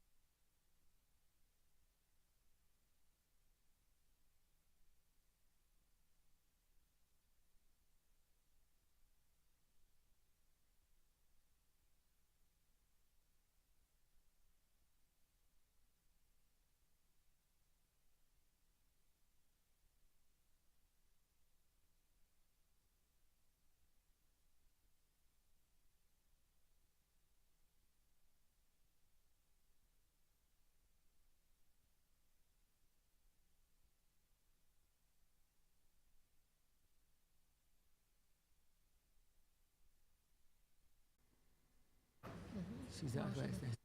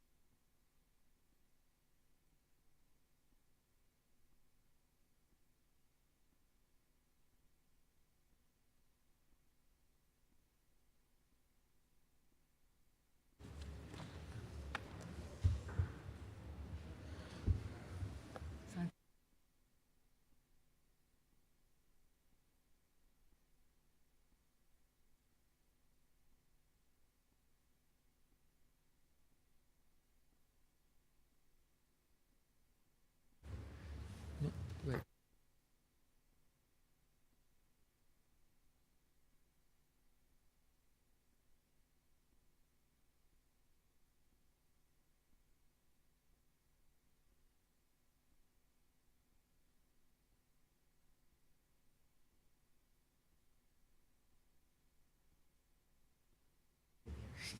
Sitting is resumed. Yeah. Yeah,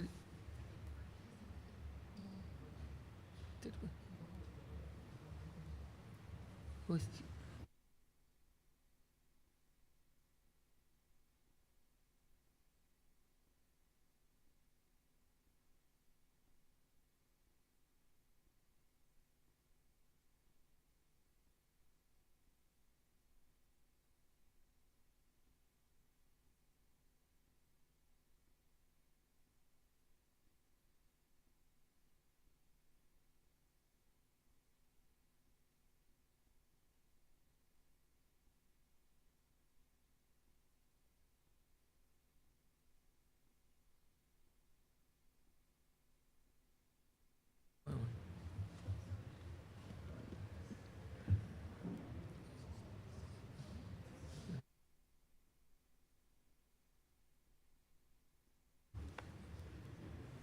Just sit there.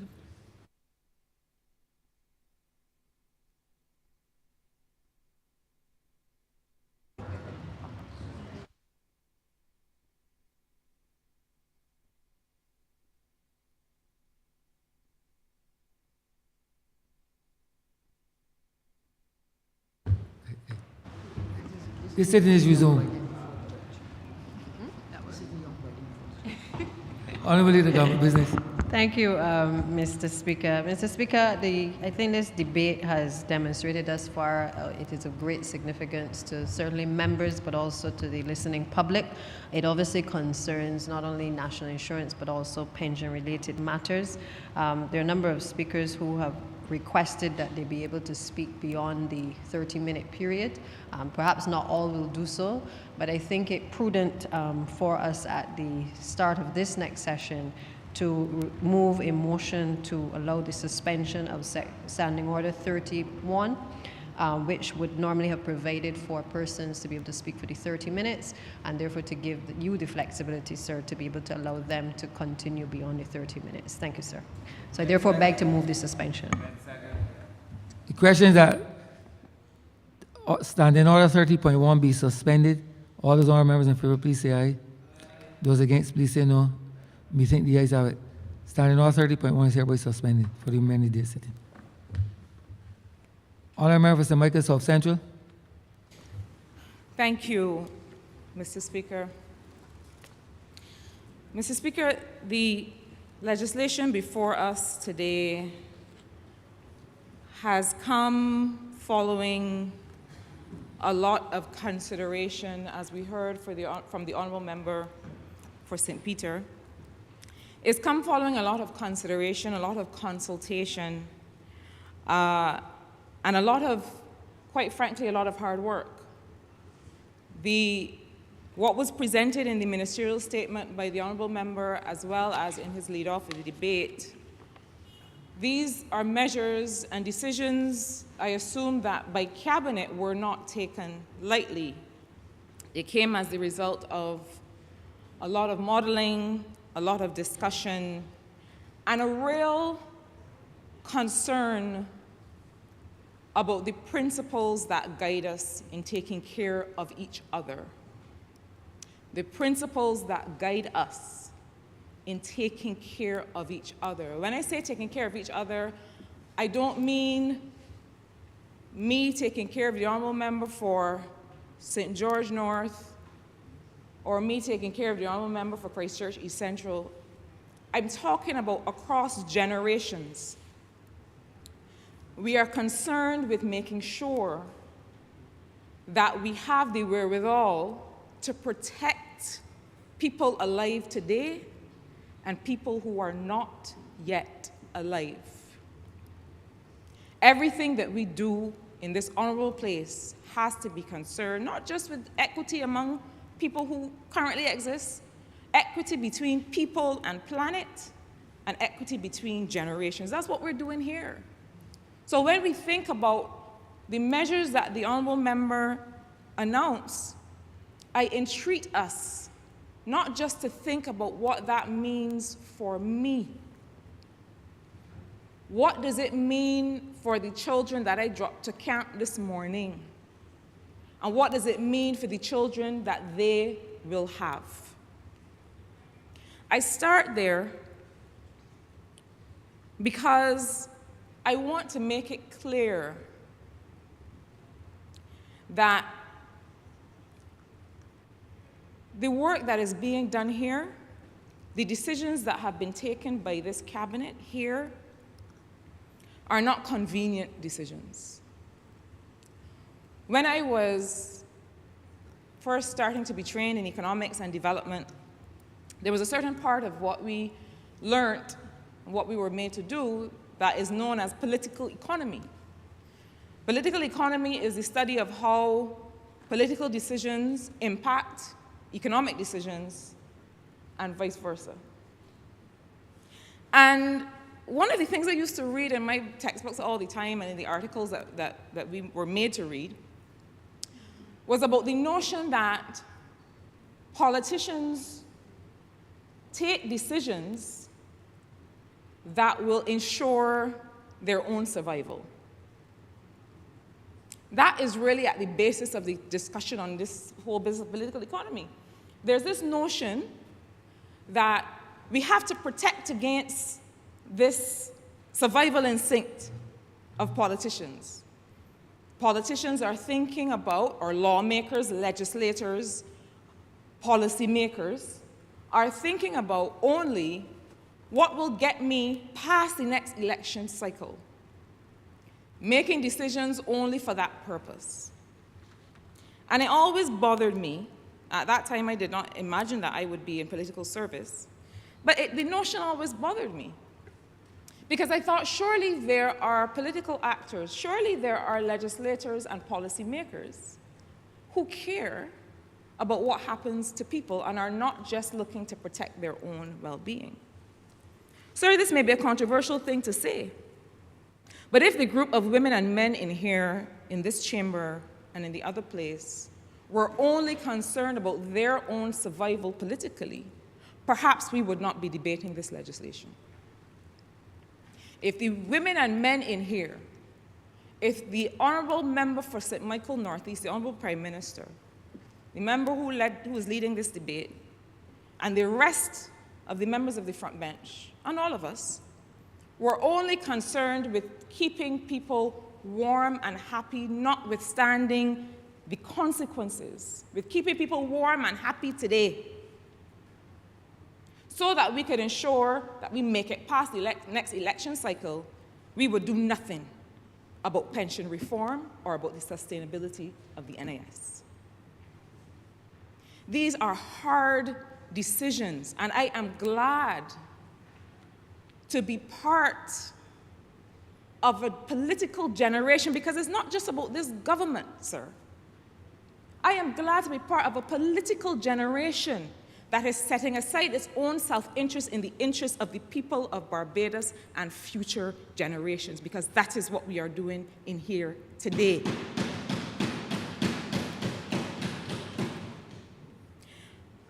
Sir, the National Insurance Scheme, the National Insurance Fund, needs attention today. It cannot simply be a case of saying, well, we have enough to get us to this next point, because we may not find that the people who come to occupy this place in 10 years or in 20 years have the courage to take these hard decisions. This group in here has the courage to do it. And I really think that we have to see it from that perspective. The NIS needs attention today, sir, for many of the reasons that you heard from the Honourable Member for St. Peter. And I won't attempt to go over them, but we do know that we have demographic challenges. And what do I mean by that? That we have a situation where people are living longer, which means that they will require benefits for a longer period. And we have a declining base of contributors, so fewer people who are paying in to be able to allow us to take care of those people who are living longer. This is a feature of most societies and most countries in the world. And in fact, this is a feature of most systems that are structured like our national insurance scheme is structured. Sir, within a span of 22 years, between 1995 and 2018, 78 countries in the world increased the contribution rate of their national insurance systems. 78 countries increased the contribution rate. 55 countries had to increase the retirement age. 61 countries adjusted their benefits formula and cut or froze old age pension. Grenada, closer to home now, is in the middle of reforming their national insurance scheme. Last week, the Minister of Finance in St. Vincent and the Grenadines called NIS reform in that territory an urgent and unavoidable imperative. The United Kingdom has also recently been in discussions about their own pension system and did not increase their retirement age, not because they did not realize that it would be necessary, but what they did, conveniently for them, politically expediently for them, was that they looked at their COVID deaths recently and used those figures to be able to adjust their life expectancy numbers and therefore collifox their setting of the retirement age. So in other words, they're able to justify not moving the retirement age on the basis of a newly adjusted life expectancy that is offset by the outlier of the high level of COVID mortality. That's what they did, because they, I dare say, are perhaps a little less courageous and a little bit more afraid of doing something that seems uncomfortable or painful in the short term, but that is absolutely necessary for the survival of the country and its future generations. Ireland, similarly, was called to do something similar because their life expectancy is increasing. They chose not to do it. Arguably, out of political fear. It is an understandable fear. But I wonder what is worse. Is it worse to preserve the fear and the risk for those who will come after us? Sir, I have friends who asked me in 2016, when I started the process of offering myself a political service, why on earth would you do that? Why would you do that? Why would you put yourself in the firing line or the chopping block, however you want to call it? And I said to them, because my back is broad. Because I happen to know that I have the courage.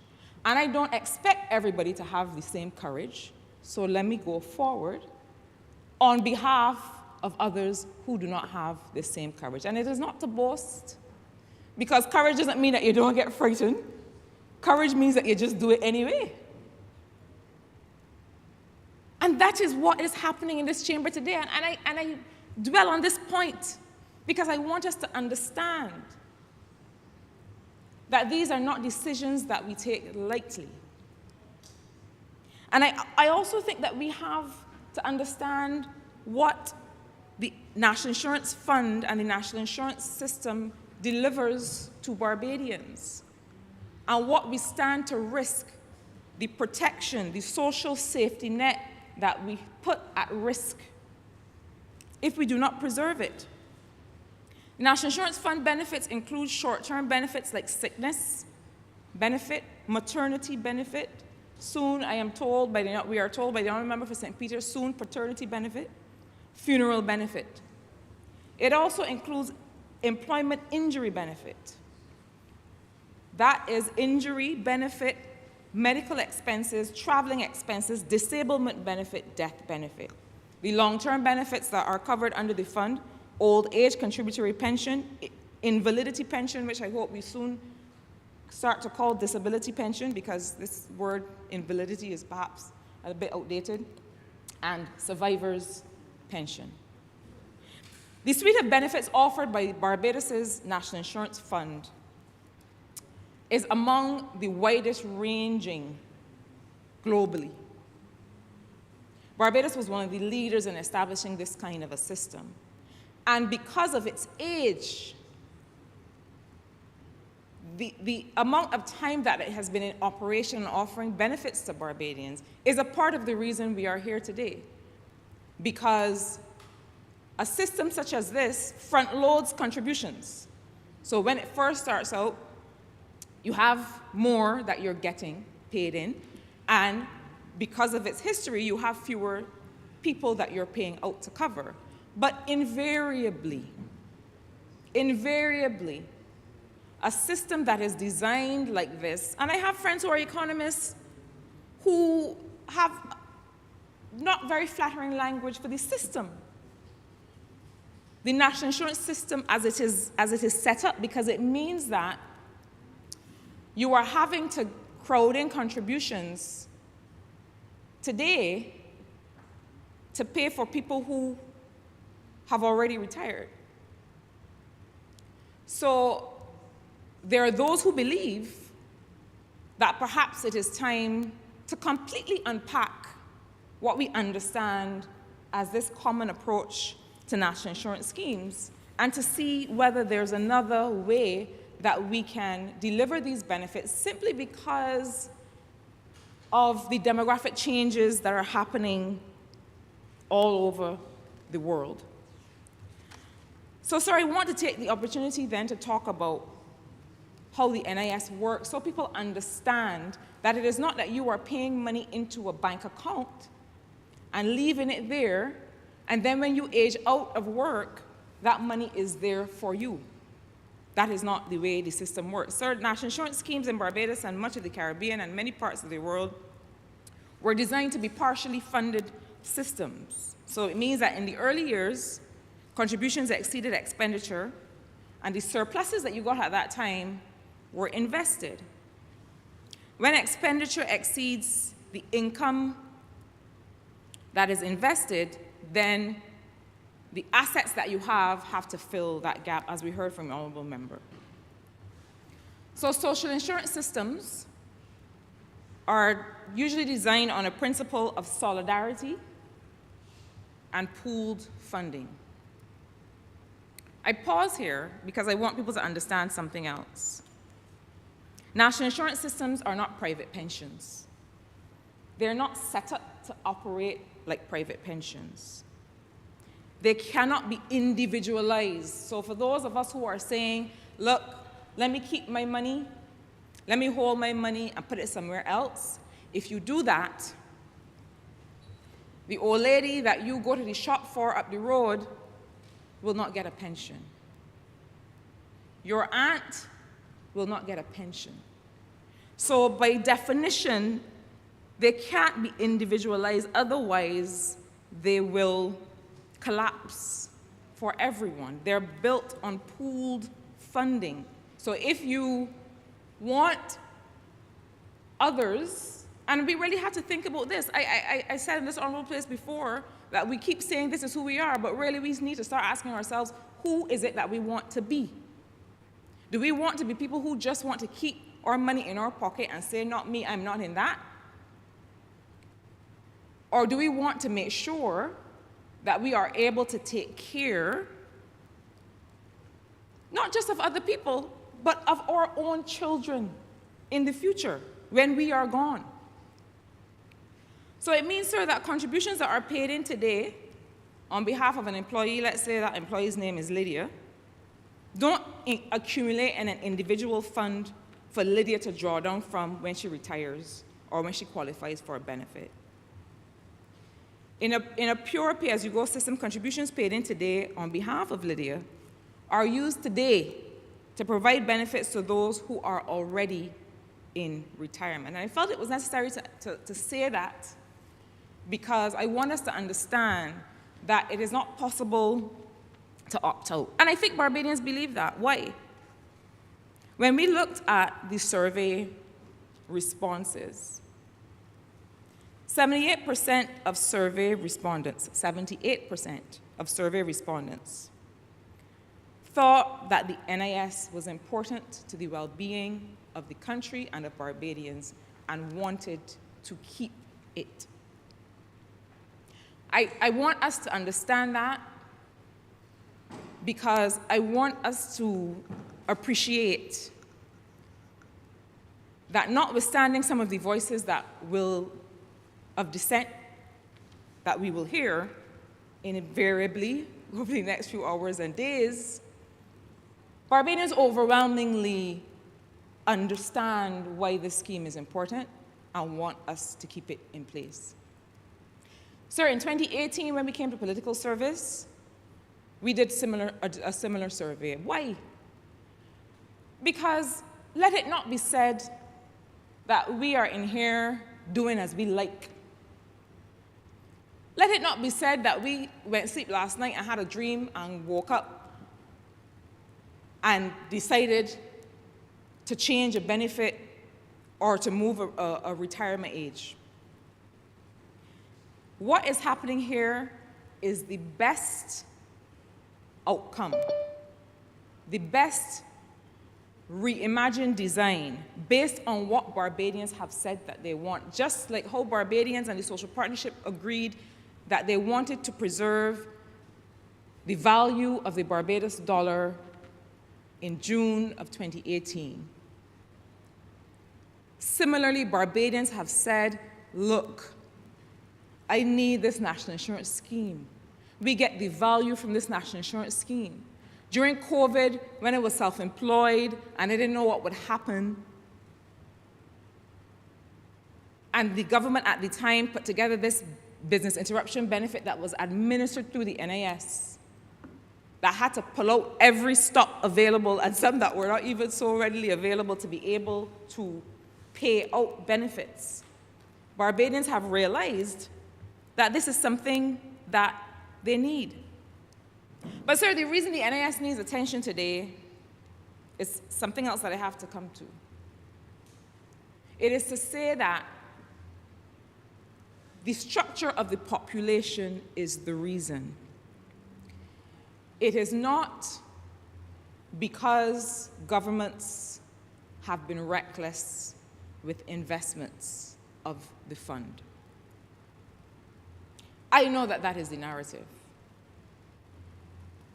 And I would say that the outlier, the anomaly, NIS has existed since 1967.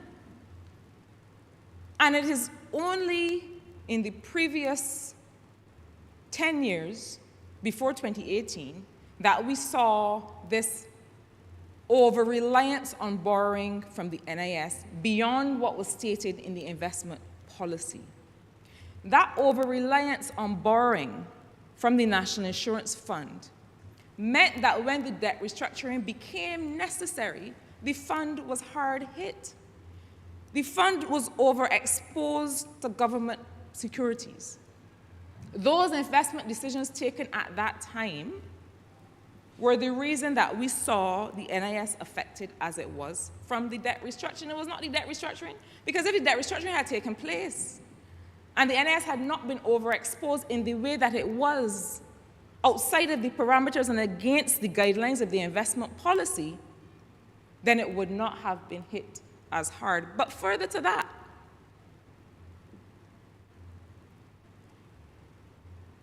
the savings that would have been made, or if that the NIS had not been as hard hit or as affected as it was by the debt restructuring, that would have given us 3 to 4 years time. That would have bought us 3 or 4 years only. It would not have really been any sustainable or sustained way of saving the fund. You know, it is common wisdom that a government should not, a state should not expose a system of social insurance like the NIS to the risk of overborrowing. That is common guidance. That is public finance 101. So, and it is for the very reason that if there comes a time when you have to take action on the debt, then that is going to be one of the first things to be hit. I want to say that I don't want us to get distracted or confused about the reason we have to take action on this national insurance scheme. The reason we have to take action on the national insurance scheme has to do with the fact that we do not have enough people paying into the system today to cover the benefits. That is the reason. Is there space to make sure that investment policy always lines up and that there are not others who will do what was just done and in the future opt to make bad investment decisions? Yes, there's lots of space, and you heard it from the Honourable Member for St. Peter today. And I'll come in a moment to some of the mechanisms, or one of the mechanisms, that tries to prevent that from happening. I'm not saying to Barbadians that it is wrong to be concerned about what happens to the fund. It is perfectly right and in order to be concerned about what happens to the fund. But I'm trying to dispel this notion that the reason that we are here to make these changes and to save the fund long term has to do with the fact that poor investment decisions have been made. That is not the case. Sir, I want to say further that when it comes to the financial sustainability of the National Insurance Fund, there are only so many things you can adjust. There are only so many things that you can play with. And the document that was laid by the Honourable Member who led this debate references them as parameters. But really, those are just the things that make up the cost side. So how much you spend on benefits, and the income side, how much you get to be able to spend on benefits. There are certain parameters that you're dealing with. So you could adjust the contribution rate. You could give a smaller average new pension. You could start the pension later. You could make adjustments to the cost of living allowance or the cost of living adjustments, or you can increase the eligibility requirements. The survey that was completed by Barbadians, the town hall meetings that were attended by Barbadians, said certain things very clearly.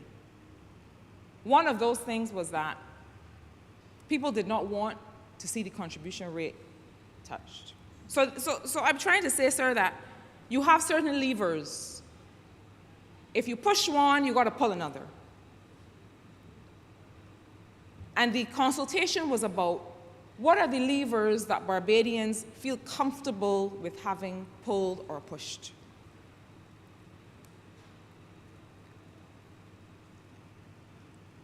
The trick or the issue with the contribution rate, what people are paying in and what employers are paying in, is that that hits your income today. Let me tell you what I mean. You are earning money, earning a salary, employees are contributing, and employers are contributing.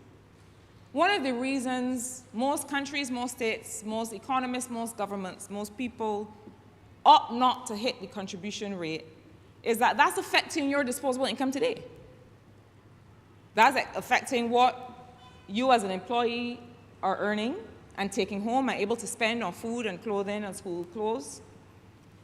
And for the employer, it's also affecting what they can invest in their staff, in their systems, and so on. So it's affecting you today. And so it is right for Barbadians to say that they didn't want to address the contribution rate. But what I'm saying is, in simple language, if we agree that we want to save the national insurance scheme, we want to keep it sustainable for ourselves and our children. If we agree that we don't want the retirement age to go above 70, which was what we heard, people said, what, 70? Absolutely not. If we agree that we don't want to touch the value of benefits, what is the pension that people are getting? We agree that we don't want to touch that. We have to touch something.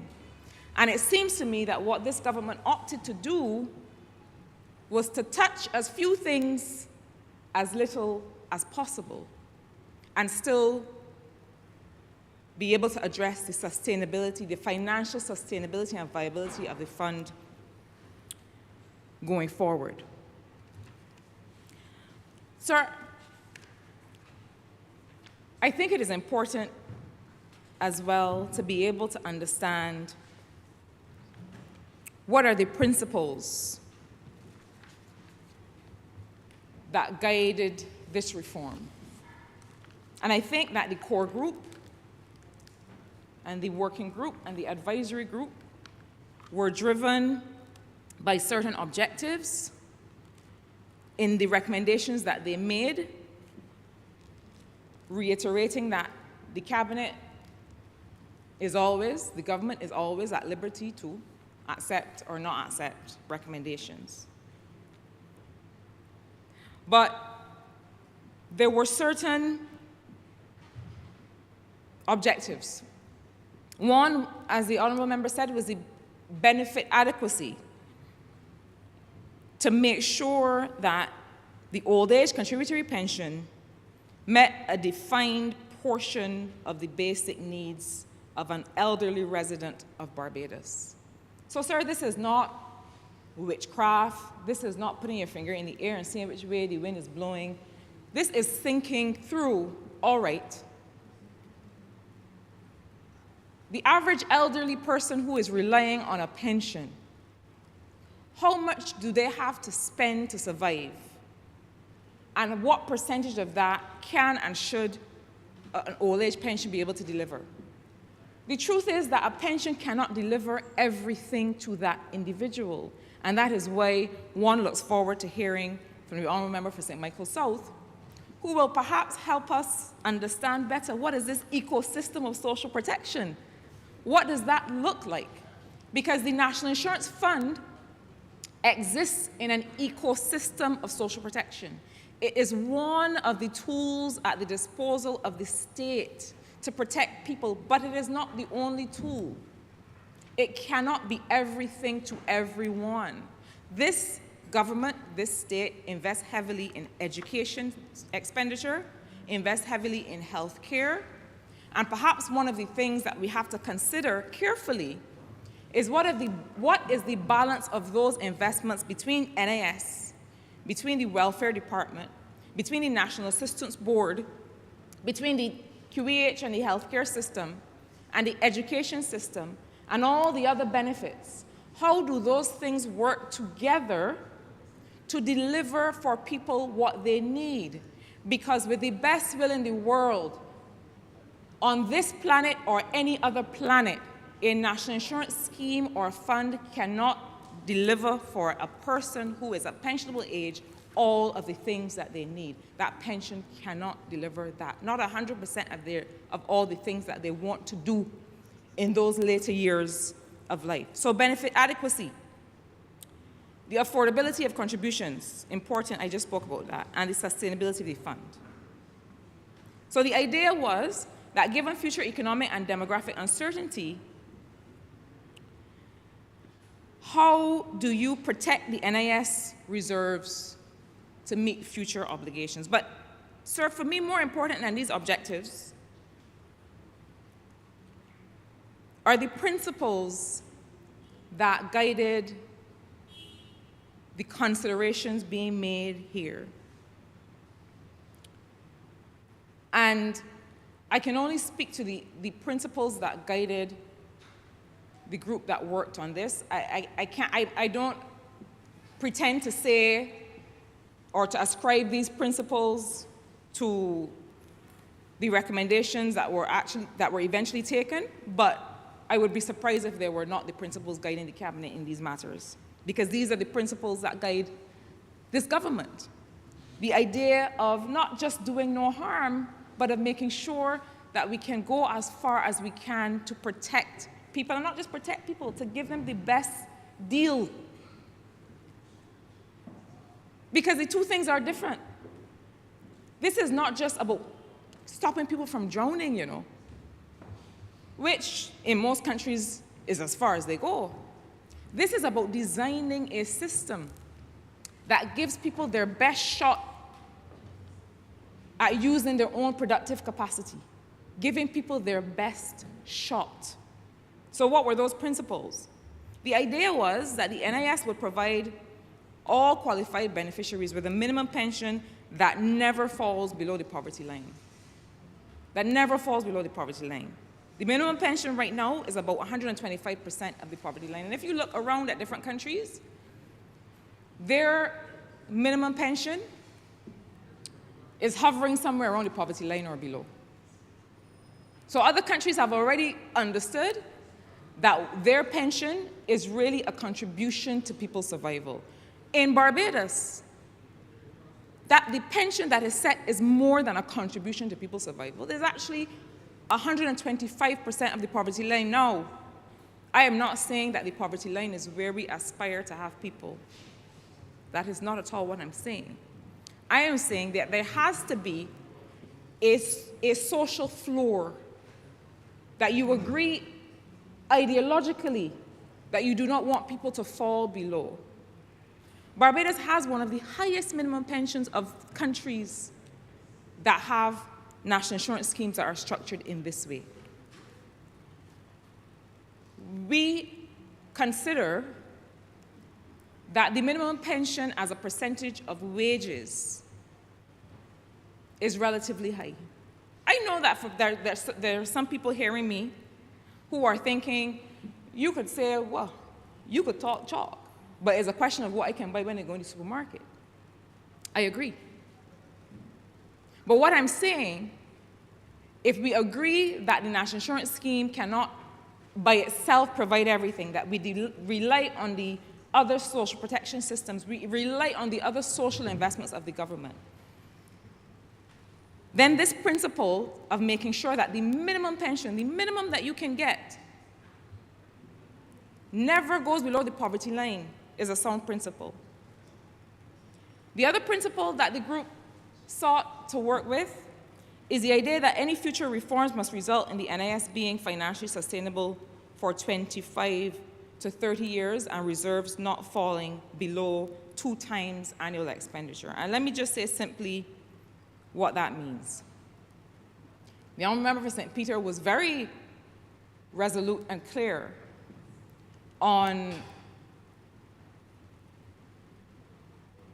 the idea that we cannot and should not responsibly as a government take reforms that we know we're going to have to revisit in 10 years. I feel strongly about this, sir, because I feel that uncertainty creates anxiety. And anxiety is a pre-existing condition for a lot of health concerns. What do I mean by that? I don't believe in making people frightened unnecessarily. If you have to bring reforms that are going to make the National Insurance Fund sustainable, make your timeline 25, 30 years. Don't tinker. Don't come back in 3 years because you was frightened to take this decision today. Don't come back in 5 years. Don't leave it for the next generation of those who will come to political service to scratch their head and think about what to do. If you have the wherewithal to bring about far-reaching reforms that are going to really affect sustainability, do it now. And that was the principle on which we were operating. The other principle, sir, is that the National Insurance and Social Security Act should include specific target funding levels and required actions to be taken if the actuarial projection suggests that the NIS will not meet stated targets. And this was covered in the presentation by the member who led the debate. Is simply this. The document that he laid references it as something called a compulsory adjustment mechanism. What does that mean? It means that the government of the day, today, in 5 years, in 20 years, will not have the option to cross their arms and wait for the next government to do it. What does the young people say? Get somebody else to do it? You put in the legislation something that binds the state to act. Now, I would say that I would have loved it to be a bit more automatic. I would have loved it to be that when the reserve expenditure ratio, when the balance of what the fund has and what the fund has to spend gets to an unsustainable level, immediately, I ain't coming to the minister, immediately action is taken. That is what I would prefer. I understand why the recommendation is framed as it is, because I don't think there's a more uncertain time, there has been a more uncertain time, sir, now than there is today. So one doesn't know what the government at the time will have to deal with or spend on or consider. So one has to, I imagine is the reasoning of the government, maintain the capacity of the minister responsible to take a decision, to say, well, I want to adjust this and not that. I want to adjust that and not this. But the truth is that something that is more automatic would actually perhaps give people a bit more comfort. Why did we think that this kind of compulsory adjustment mechanism was needed? Because, sir, when we started these conversations with the people of Barbados, there was a concern that you are paying in NIS contributions and somebody could decide to take a poor decision and put your future at risk. It is a valid concern. That has not far and wide been the history of the fund, except for the anomaly, I like to call it that I spoke to earlier. But we understand that people felt helpless. Like, I put my money in there and I don't know what's happening. And so a lot of what you heard from the Honourable Member for St. Peter about the composition of the investment committee, the professionalization of investment decisions, go to that concern. But further, this adjustment mechanism that says, look, I am not leaving it to any decision later down the road. This act is compelling the state to take certain decisions. Within 6 weeks, the minister has to come and say to the people of Barbados, what are you going to do about the fact that the fund is not performing at target? And satisfy the people of Barbados that something is being done. Because we have to remove the sense of worry from people's minds. This sense of worry, look, people could have enough to worry about in your day-to-day life. And what this measure does is to be able to remove that sense that people are not certain about what is happening with the fund once monies are paid in. But, sir, I want to come to this idea of what the NIS is and is not. And I mentioned earlier that it is not a private pension. And I really have to address this issue because I think, sir, that there is a bit of tension with the role of private pension and what people understand private pension to do. The NIS for higher income earners, for example, is one of the pillars. But people who earn in the higher income bracket are at liberty to make other kinds of individualized pension investments. I know that there are those who think, for example, that there are things that the government can do to ease the pressure on the NIS with respect to private pensions. So, for example, the returning tax concessions for retirement savings is one thing that people have been concerned about. And it is something that is certainly within the purview of the state to do if the revenue numbers bear that out. But I want us to understand that the NIS is not here to be a private pension for people who are earning at a higher level. That's not what it's for.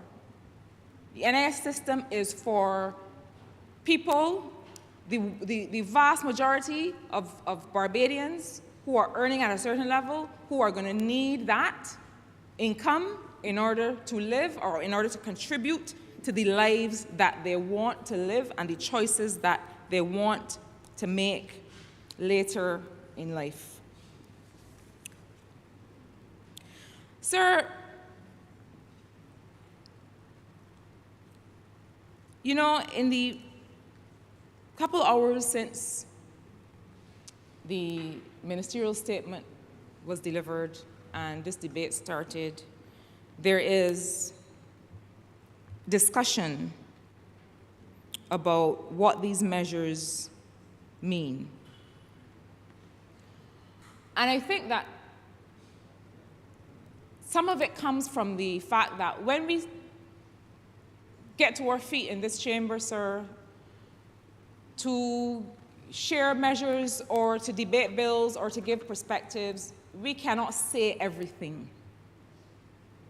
And so because the Honourable Member mercifully did not take 10 hours to go through all of the things that obtain, there are questions. And there are things that were unsaid. There will always be things that are unsaid. And the board and the staff who have joined us today and who work every day will have to do the work of completing some of this. This is not this is not the end. I really think that sometimes we believe, and when I say we, I mean Bajans. I'm a Bajan, here as a Bajan.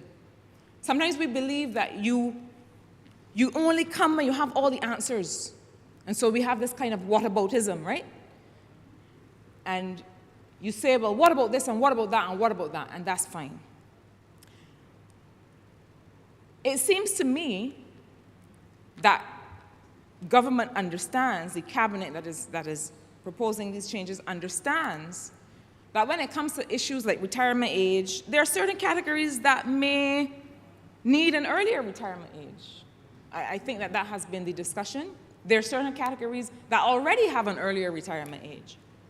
So there are certain kinds of work that are physically laborious. There are certain kinds of work that mentally, if you are not going to be as sharp, sorry, no, that doesn't apply to your discipline, but you're not going to be as sharp later in life as you were when you started out. And so there has to be consideration, and I am sure that the government understands this, and the minister understands this. There has to be consideration for those kinds of works. Soldiers, police officers, there are, somebody's trying to whisper in my ear, surgeons, but I do not believe that qualifies. That's an aside, Honourable. That's an aside, Honourable. Pay no And it will be attention to treated as such. So I think that the concern that people feel about, well, the work that I'm doing now that is so hard on my body, for me to do that for an extra year, what will that mean? And I think that, and I know the government is open to looking at those categories. There are some that say that there are categories of work that the retirement age should be later. And I won't get into that particular conversation now. But I know that there are people who say that there are groups of us who qualify for pension earlier and maybe should not, and there are groups of us who qualify for pension later and maybe should qualify earlier. And I am sure that there are things to be worked out in the details and in the administration of the Act and in the work that is done at the NIS itself to give life to these fears and to give life to these ideas. We could not in this debate contemplate and discuss everything that will be necessary. But the legislation gives us the wherewithal to start the work to make some of these things a reality. You heard about all of the things from that the self-employed, those who are self-employed will be able to do to make sure that they get their contributions paid in and they're able to benefit.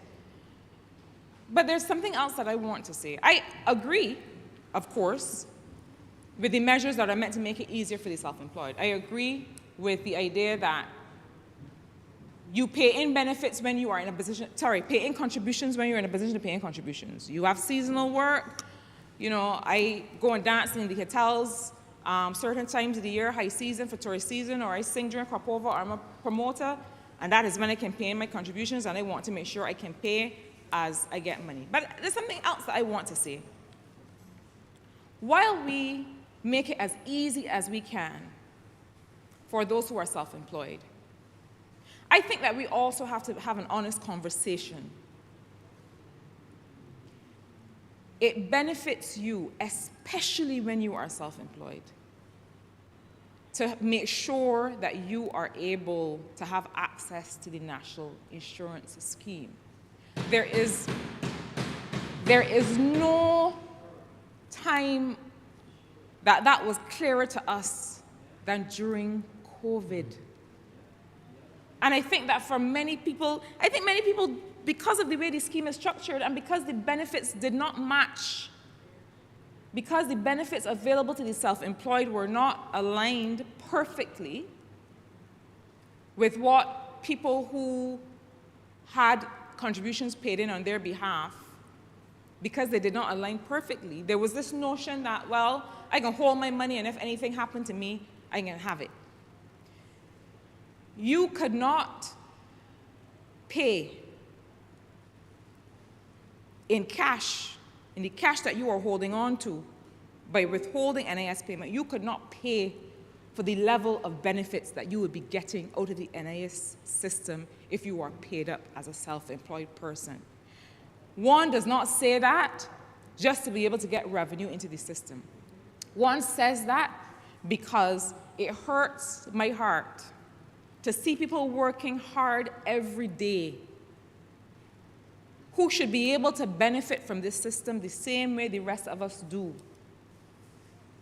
But because they have taken a decision based on not having all the information, they're not able to benefit. Sir, I have to say something here in general about this question of non-contributory pension and who qualifies and who doesn't qualify. I think it is something that, and I won't try to address it all, there are other members who will speak after me, but I think that the question of who qualifies for non-contributory pension and in general, how the NIS as an institution responds to people's concerns has occupied the minds of Barbadians. Sir, there are certain things that before the core group went anywhere to touch parameters or to make any kind of recommendations to the board, in the principle of fairness and equity, one of the first things that occupied those groups of people who were consulted was the issue of compliance. The consideration was that we cannot ask anybody to pay more, to retire later, to have fewer benefits until and unless the issue of compliance and recovery of monies owed to the NIS is addressed. And so whatever else is contemplated in terms of measures to be changed, I think the people of Barbados need to have the assurance, and I hear it from the Honourable Member, but I think we need to be able to see it after today, that everything that needs to be done will be done to recover what is owed, but also in an ongoing way to make sure that there is compliance of payment, because it is an unfair ask that you're missing some of the money over here, but then you're asking people who are already compliant to carry more of the burden. I know the member agrees with me that compliance has to be one of the first ports of call. Similarly, the issue of general administration and general performance of the institution is one that concerns Barbadians. The issue of responsiveness, and if I have a query, if I'm making an appeal, if I want something to be considered, who is managing my case? Who is responding? What are the benchmarks for the response time? What are the processes that are in place? I am reflecting to this honourable chamber the concerns of the people of St. Michael's South Central with respect to the National Insurance Scheme. And it makes no sense to adjust parameters and not to adjust service delivery.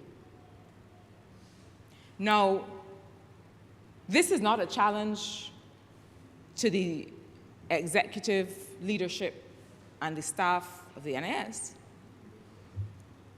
This is a challenge to the minister and the board to give those who work there the wherewithal to be able to deliver on the things that we say we will deliver in this legislation. One of the things, for example, that I think is absolutely necessary is to be able to align the data sets and the systems at the Barbados Revenue Authority with those at the National Insurance Scheme. If I were to go further, I might make the recommendation that we have one institution in Barbados collecting all revenue. It is done in the US. It was recently in another jurisdiction that does not come to mind now, also done in another country, that determined that, look, we have compliance issues at the NIS. I guarantee you that the BRA has fewer compliance issues. But it's the same clients. It's the same clients. So if I want to see what is happening, what people are earning, and to make sure that the schedules that are submitted then match the contributions that are paid in, that is made easier when those data systems align. Now, I know that there's a concern about bifurcation of money is going to the consolidated fund and money is going to the NIS. That can be done. That can be done easily. That is an administrative issue, and I do not want that we fail to progress and we fail to put in systems that will serve the people of Barbados because we are afraid of the admin or because a piece of legislation says something. We are lawmakers in here, sir. We are in here now affecting legislative change.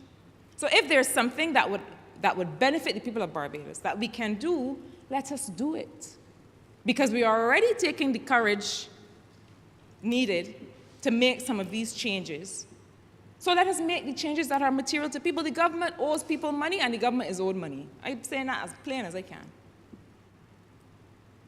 For years, we have said that we will use a system of offsets so that if you owe me a VAT return and I owe you NIS, we can, through a system of factoring, determine what is the net payment.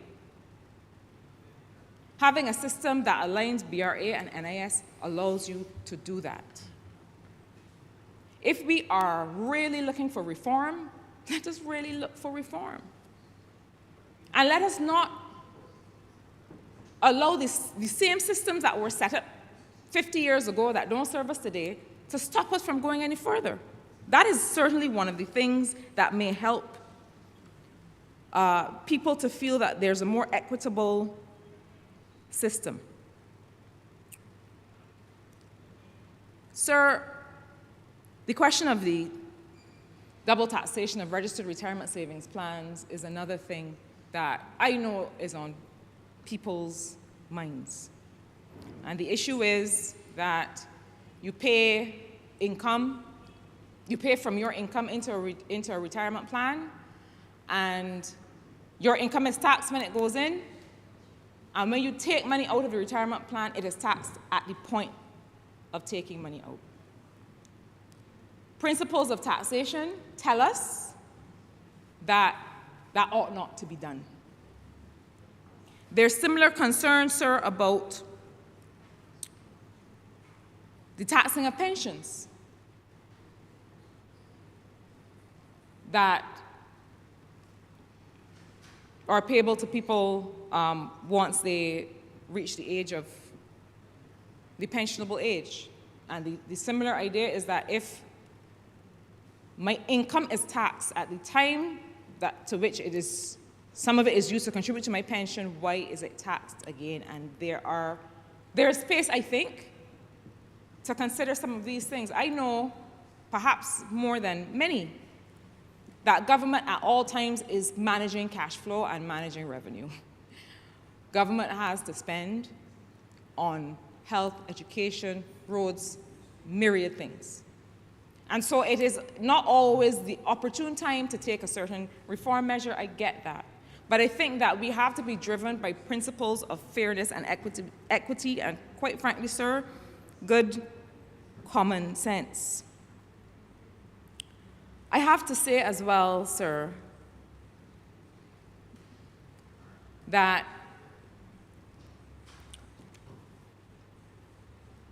and I started to touch on this before, but I think there is a notion, and forgive me, sir, because I'm talking to all Barbadians today, and Barbadians are not a monolith. I'm talking to all Barbadians. I'm talking to those that are concerned about the issue of retirement age, talking to those that are concerned about the issue of compliance, but I'm also talking to those, sir, who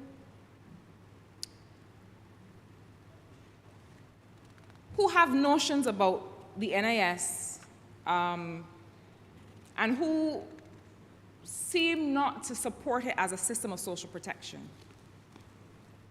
And that is why I make the point over and over that the National Insurance Scheme is social insurance. It is not there for high-income earners to be able to do better with their income, and it is based on a system of solidarity. But there is a notion, sir, that the National Insurance Scheme non-contributory pensions are a burden to the fund. And we heard this clearly in the conversations that people had earlier. So in other words, there are those who would say we should not have a non-contributory pension, or we should have a lower minimum pension because if people didn't pay in, no matter what their circumstance, well, that doesn't matter for them. But that is not the Barbados that I was raised in. That is not the Barbados that created this scheme in the first place. This is not the Barbados that pioneered the suite of benefits that are available to Barbadians today. So I want to make it clear that in last year, sir, the NIS paid less than $8 million, or 16% of total non-contributory pensions. Non-contributory pensions, as the honourable member before me mentioned, this system is administered across the National Insurance Fund as well as government. So the fund last year paid 16% of the pensions that were paid. The non-contributory pensions are not a drag on the fund. But to be honest, sir, if it were more than 16%, I would have no problem with that. Because the idea of a non-contributory pension originated where? There are people who produce for this economy and this country. They do not get up in the morning and put on a jacket and go and sit down in anybody's office or in anybody's factory. They are raising children. They are taking care of the elderly. They are reproducing a workforce. They are doing volunteer work in communities. They are creating breakfast programs and going and feeding people's children at community centers and schools. They are productive. But our system says that we only see you and your productive efforts when you get a pay slip. The idea behind that non-contributory pension was that for those of us, at the time largely women, who were working within the household economy, because that's what a household is. It is an economy, it is an economic sector, it is a productive sector. That those people have an entitlement to be taken care of once they are no longer at an age where they can reasonably produce at the same levels. And that is the origin of that non-contributory pension. Women and others, increasingly now men as well, who work primarily in the home are not the only ones who should be considered, arguably, for a non-contributory pension. Now, I believe that the system of who qualifies for that may need to be relooked. We want to make sure that people are paying NIS contributions, but we similarly want to make sure that people who, for very good reasons, could not meet the number of contributions are not left outside of our system of social protection. Now, whether that is between a balance of non-contributory pension and other social protection systems in the Ministry of People Empowerment, we have to be clear and we have to understand that. But I want us to understand, and I'm speaking to those who believe that the National Insurance Fund should just be there to maximize their returns and not take care of people, that is not what it is for. Similarly, the idea that the NIS should be fully funded, that's not what it's for. It's not by design a fully funded system. And so we have to take the system as it was designed, which is with a social protection focus, to make sure that that is what it is used for. Sir, in my limited remaining time, I want to say two more things. One is that the Honourable Member for St. Peter was very clear in his explanation on and his understanding of the question of self-employment and the fact that it is not an employer who determines whether a person is self-employed. It's very clear what factors obtain that qualify somebody to occupy the status of self-employed and when a person is actually employed. All I will say in that regard is that the government has to always make sure it is leading by example on this matter. The government has to always make sure it is leading by example on this matter. And I know that the political will is there to do it, but sometimes when you look away and look back, the things that you believe obtain do not actually obtain. We have to make sure that there is no category of worker on the government payroll that is affected by this issue that the Honourable Member has outlined.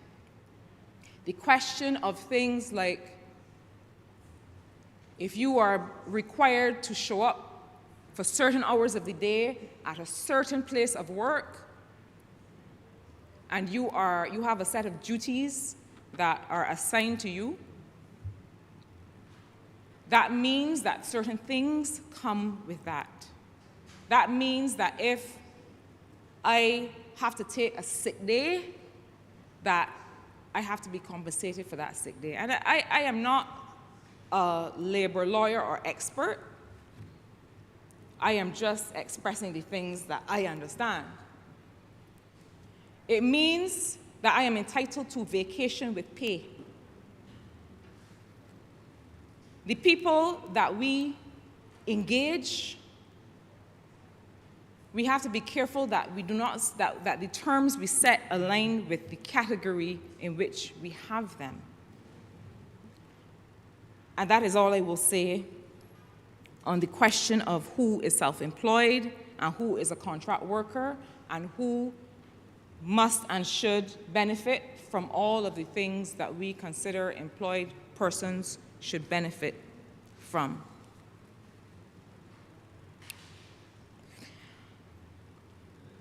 The other thing that I feel I have to mention, sir, is the question of semi-retirement. This idea that I have reached pensionable age or in the area of pensionable age, and I can still be productive. And there are many people who fit that category. Is there an option for me to take some pension and do some work within certain parameters? Sir, we have, I haven't seen the last census numbers yet, but we have a limited population, 275,000 people. And we just don't have the flexibility, we don't have the luxury of telling people that can still be productive, go home and sit down. We don't. We need to find frameworks in which people can work a couple days a week or a few hours and not jeopardize the income that they are due under a social insurance system. And as I said, I don't expect the member for St. Peter, the Honourable Prime Minister, the Vice Minister for Finance, I don't expect anybody to come in here with all the answers today. You know, I heard the Honourable Member for St. Michael West Central give some information about a proposed engagement to modernize the airport. And all of a sudden, notwithstanding the fact that there are things that are pending, all of the answers were demanded at one time. And I don't see how it is possible. I don't see how in a government that is this consultative, But we got is either one or the other. Either you take the time and consult and ask questions and then get answers, or you come and say, and so it shall be. Which do we want? If we want consultation, let us get comfortable with not having the answers all at once. Now, government must tell you what it is doing in your name when it is doing it. But if you have a government that comes to you and says, look, this is what we're thinking of doing, we are going to come back to you to get to understand everything and what you would have us do, then you can't have all the answers on day one as well. And I really would like to see us as Barbadians get into a place where we are comfortable enough with consultation, where we can suspend cynicism enough to really show up for conversation. As the people who attended the last Parish Speaks in St. Philip did. Showed up honestly and openly for real conversation. And look, the women and men in here can take a couple of lashes, you know. If you have to honestly come and say, well, I don't like this, that's what we're here for. But I think that we have to really understand the spirit of consultation. Sir, I mentioned that there are some 270,000 people, perhaps 280,000 here. It means that the same 270,000 people for whom we are transforming the country are the same 270,000 people who have to transform the country. I don't think sometimes that we understand that. The same people who are benefiting from or affected by policy decisions are the same people who have to be a party to those policy decisions. The same Director of Finance and Economic Affairs who is on every board. The same public officers who have to show up for every meeting and who have to do the transformation, sir. Barbados is small, and even with all of the talent that we have, it is one small group of people who have to do everything. That may sound like a very pedestrian point, but it's a fact. And sometimes I wonder whether we do not need to pause and say, look, education reimagination, social insurance and social protection reform, number 2, number 3, number 4, number 5, are the things that we are prioritizing in the next 3 years. Pause. Figure out what are the details of execution. Execute those details. Take fresh stock, take fresh guard, and go again. I say that because when I review the document that has been laid by the Honourable Minister of Labour and Social Security, when I look at all of the things on this paper that I have not yet said but will not say, sir, today, when I consider all of the different permutations of a national insurance scheme, sir, the core group looked at so many options, not just for changing parameters, but for changing structure, for changing the very understanding of what a social insurance scheme is. There are so many things to do and to get right in this work. And this is so critical to get right. When it comes to investment policy and the funding policy, making sure that the compulsory adjustment mechanisms kick in when they need to. When it comes to risk and compliance, when it comes to corporate governance, when it comes to the parameters themselves, when it comes to making decisions about whether the old gentleman who must move around in a wheelchair because he's a double amputee and he didn't have enough contribution benefits, but at the time his application was denied, he was walking around, sir, like you and me, but now he does not.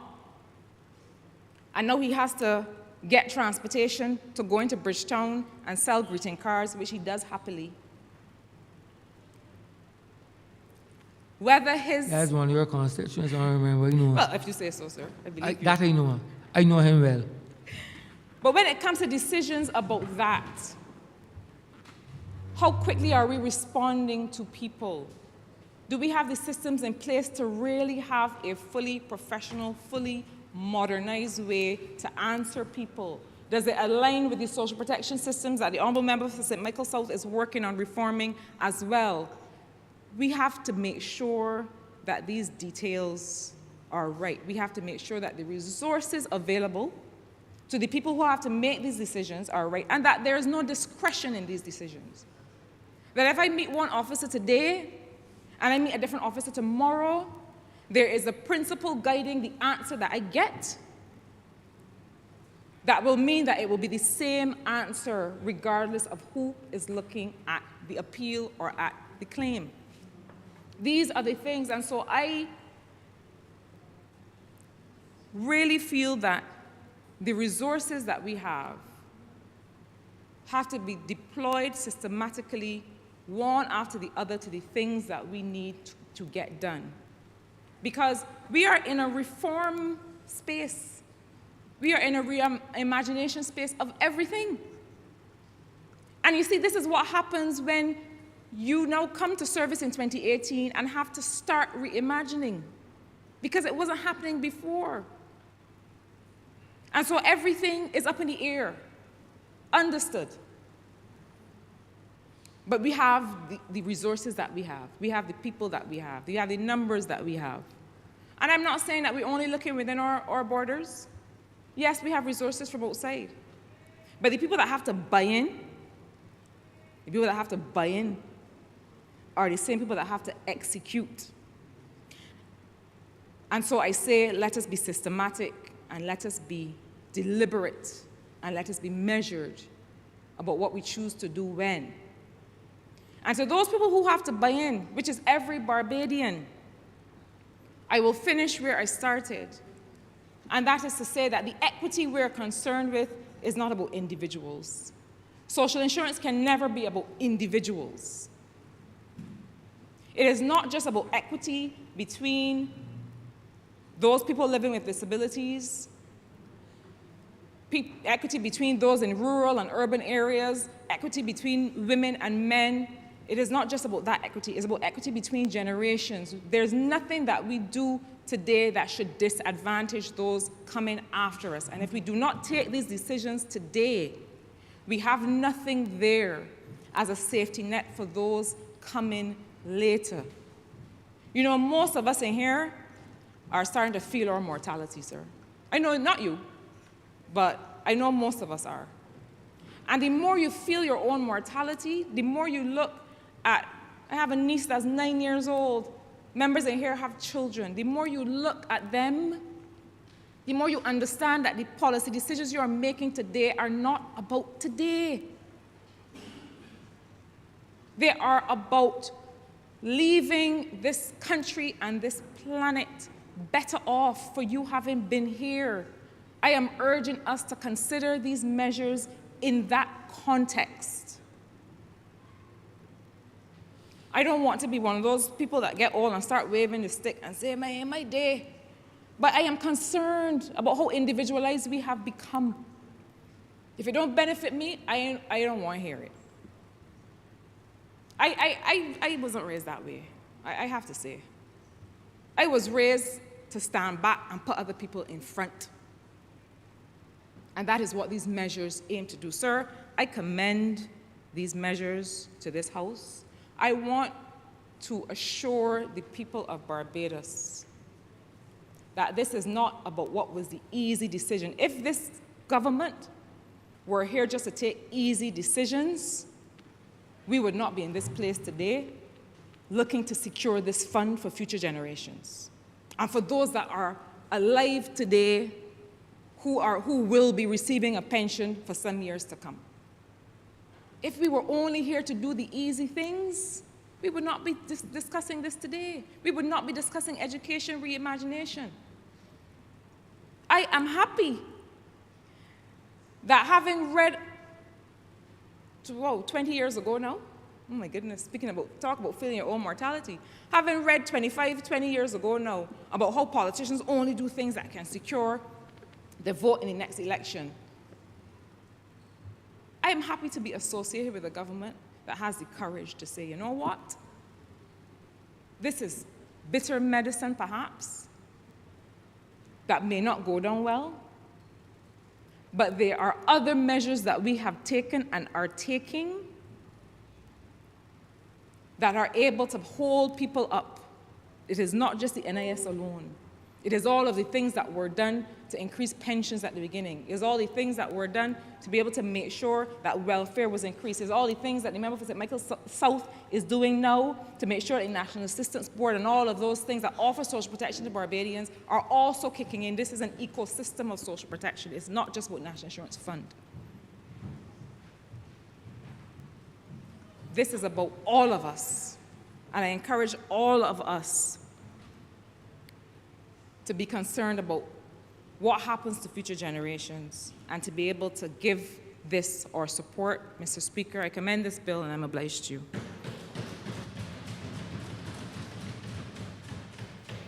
Honourable Prime Minister. Thank you very much, Mr. Speaker. Mr. Speaker, I rise to participate in this debate, conscious that this may come to be recognized as one of the most consequential debates of our generation. And I say so, sir, because when the scheme who manages the National Insurance Fund was established, I don't think I had yet celebrated my second birthday. And I would like to believe that I stand here as a young person, but my hair tells me otherwise. And the fact that this organization has been around since 1967 reinforces what my gray hair tells me. Mr. Speaker, just over a year ago, we received a report from the actuary that indicated that our scheme was not in crisis, but the trajectory, the path upon which it was trodden was such that without intervention, it could be not just in crisis, but there could be catastrophic consequences for those who rely on the National Insurance Scheme. And Mr. Speaker, those catastrophic consequences, while we accept that anything will ultimately trickle down, especially in the areas of economic decline, the reality is that because of the very nature of having a Social Security scheme, the catastrophic consequences will be first and foremost upon families and individuals at the very time when they are least capable of mounting an effort to mitigate against those catastrophic consequences. And Mr. Speaker, we are talking, of course, of our most vulnerable. We're talking about our pensioners. We're talking about those who rely on the scheme for invalidity benefit, disability. We're talking about people who rely on the scheme for maternity benefit. We're talking, Mr. Speaker, about benefits that go to people when they are least capable of providing for themselves. And that is why whoever came up with that strap line many years ago, we know it because of the ad it used to play usually before the news or after the news start. National insurance, it's your lifeline. It's your lifeline. And we would hear it and not necessarily internalize it. But for that family, husband and wife,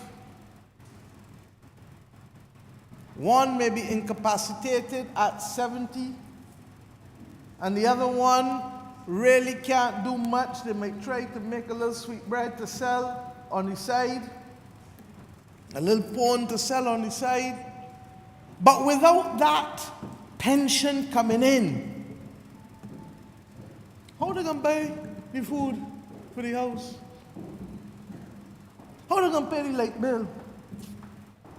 How are they going to pay the water bill? They don't qualify for welfare. The reality is, sir, that this institution is vital for the support of hundreds of thousands of Barbadians, directly and indirectly. And that is why I say, sir, that this debate may come to be regarded as one of the most consequential debates of our generation. Since starting, there have been some adjustments.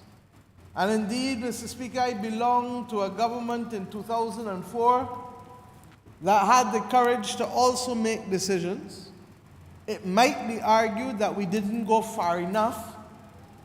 And had we gone far enough, and had we not had the level of population decline and the level of economic decline, that the projections that were made then would have become reality. But if I may recall from when we started this journey, those projections assumed that we would have had 30,000 more contributors today than we currently have. And whether we can stop and argue, well, why do we have less? Is it because of population decline? Is it because less people are working? Is it because those who were immigrants here were told ever so welcome and went home? We can pause and have many arguments about what it is.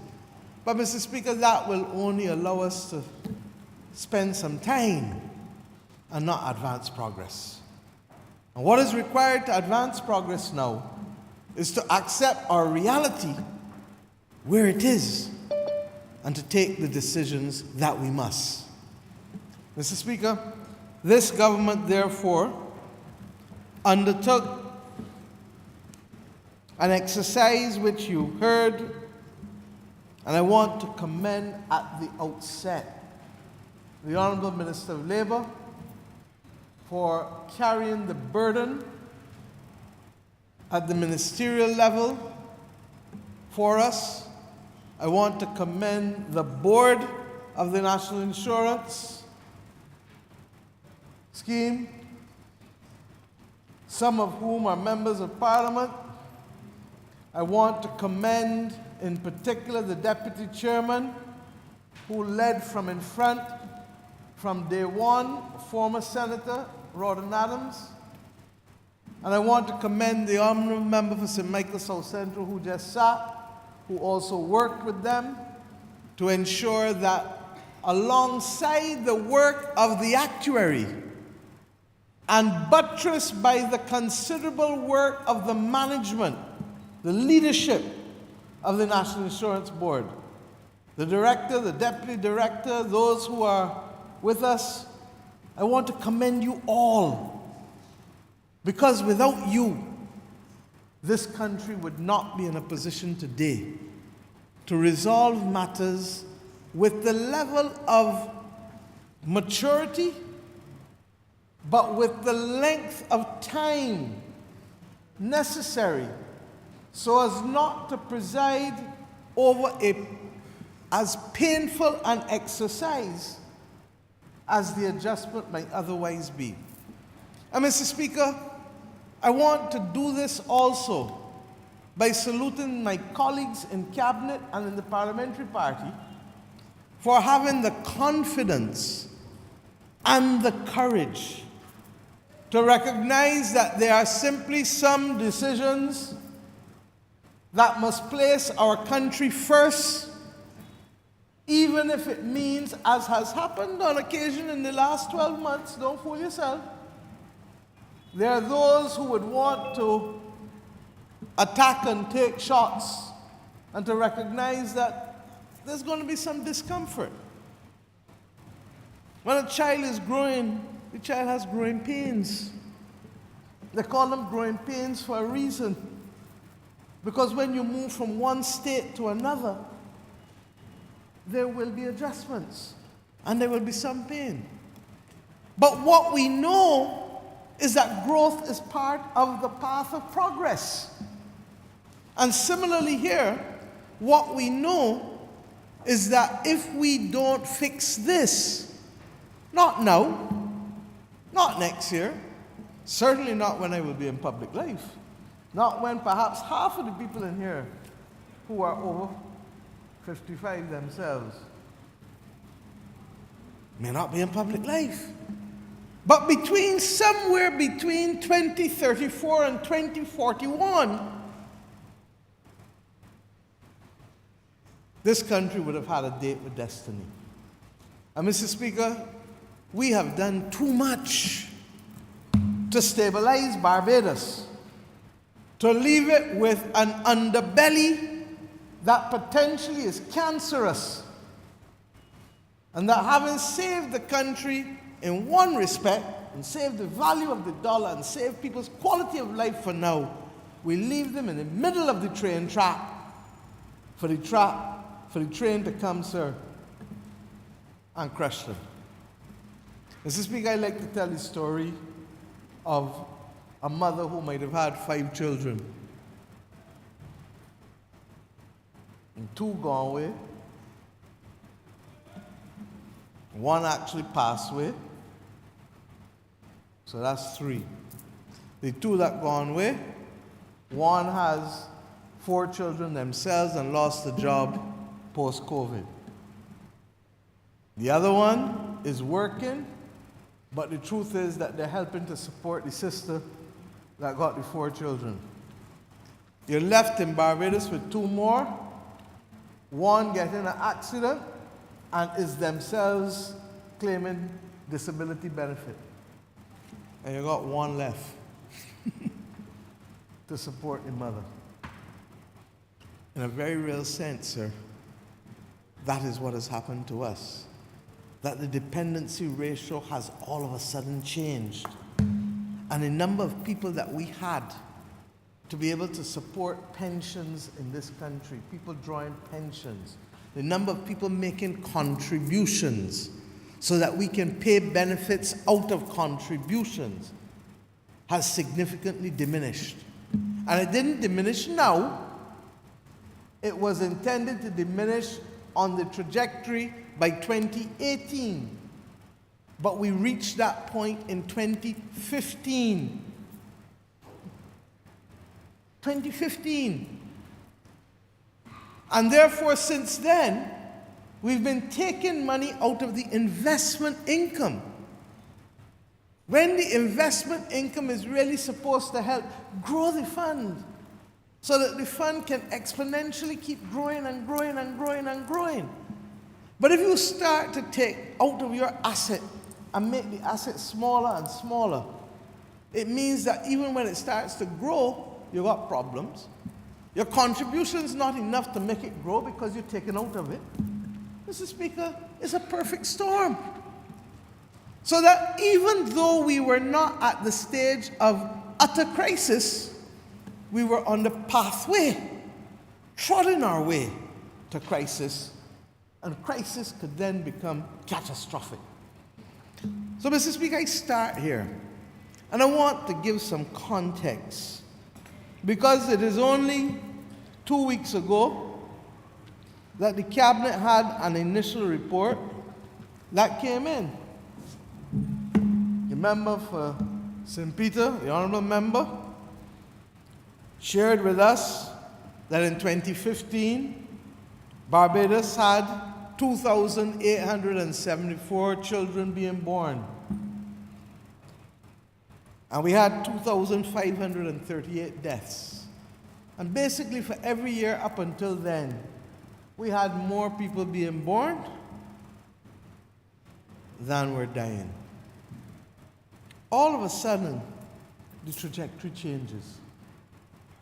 And we now have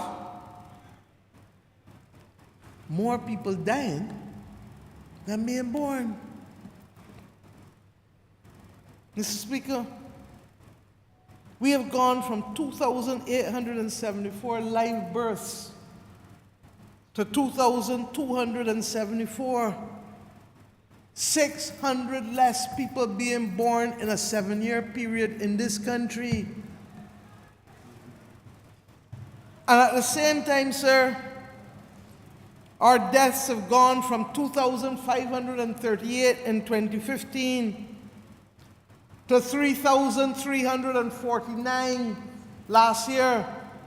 Mr. Speaker, roughly 811 more people dying per year last year than in 2015. Mr. Speaker, when I was Minister of Education, up to 2001, we had 4,200 people roughly sitting the exam. Mr. Speaker, you know how many people sat the exam this last year? Roughly 1,000 less. In the 20 years when the member for St. Thomas and I were in the Ministry of Education. And what is even more frightening is that within the next 10 years, based on these numbers, another 1,000 less will be sitting the common entrance exam in Barbados. Mr. Speaker, in my lifetime,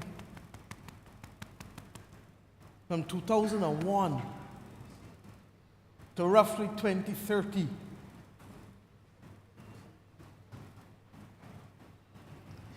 half of the numbers of people being born. We are half of the numbers of people being born, half the numbers of people going to sit the exam. And Mr. Speaker, instinctively when we became the government, we knew that, because had I not served perhaps in the Ministry of Education, I might not have been as sensitive to these issues as I am. And when I saw the numbers when we were in opposition, we agreed that one of the first things we would have to do in Barbados would be to set up a National Population Commission to do the thorough investigation. And they've had consultations, and their formal report is coming. They're tweaking the report. They've come back to us. We've asked them to look at a few things. But it is through that and the completion of the 2020 census, which was postponed or delayed rather because of COVID.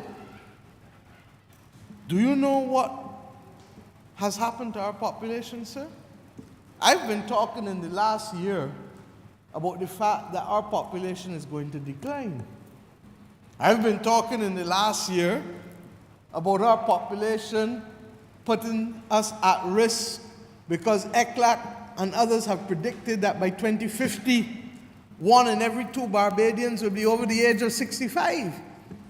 And some of us may not be as lucky as the member for St. Michael East or the member for St. Thomas, both of whom have a alacrity and a nimbleness that belie the age that they may otherwise have. Not all of us may be born with those genes. So that a 1 in 2 ratio of people over 65 is a national security and a national development crisis. Not because we don't love elderly people, but if you get it old, you got to love them. And if you had grandmothers raising you, you love them from young. Remember, for Christ Church, West Central will tell us that all the time.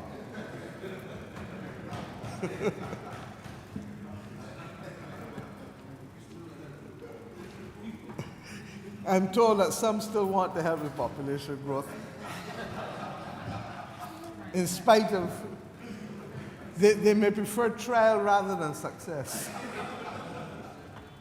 But the point I'm making, sir, it is very serious debate. But as Charles would say, if you don't learn to laugh, you're going mad and write your epitaph. The point I'm making, sir, is that we kept talking about the future decline, the future reality. Mr. Speaker, Cabinet was stunned 2 weeks ago when we received the figures of Barbados' actual population as a result of the 2020 census. And Mr. Speaker, we use the number 287, 279,000, anywhere between 279 and 287,000 to describe Barbados' population. The actual population for the 2020 census, sir, is 269,090. So that the decline that we are seeing in live births and the increase that we have been seeing in actual deaths in the decade between 2010 and 2020 and continuing into this third decade of the 21st century has now given us our worst nightmare. Our worst nightmare, that our population has actually started to decline. I make the point, sir, that in 1950, Barbados had a population of 200,000. 73 years ago. Belize and the Bahamas had populations then of 80,000 each, roughly.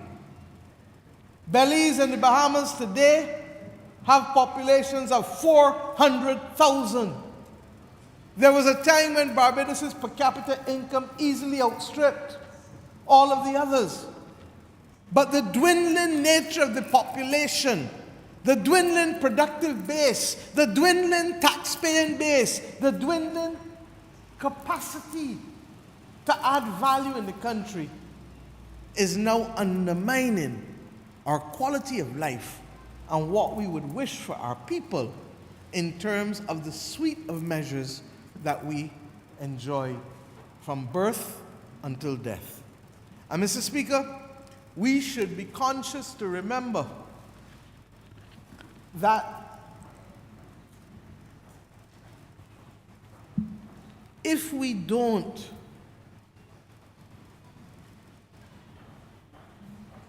intervene, we will reap what we sow. Now, in this particular instance, this is a much larger issue than just simply Social Security.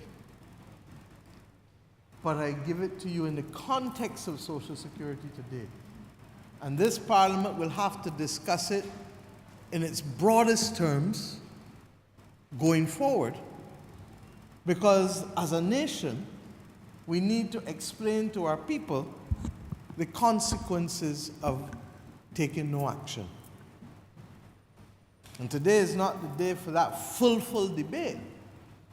But its implications for the reduction in the number of contributors is there for all to see. Now it means, Mr. Speaker, that we have to work harder to get more people into the system. And that is why the Minister of Labour has brought here recommendations from the board which the Cabinet have accepted to be able to ensure that we bring the administration of the system into the modern era and not be a slave to rules that would, one, first exclude people, and two, give people a headache just to fill out the forms. And if people can't get what they have to do done easily, what do? You put it one side, I can get back to that. You put it one side again, I can get back to that. Next thing you know, a year gone. Next thing you know, 2-3 years gone. You say, oh shoot. I only remember about it when a pandemic came in. So,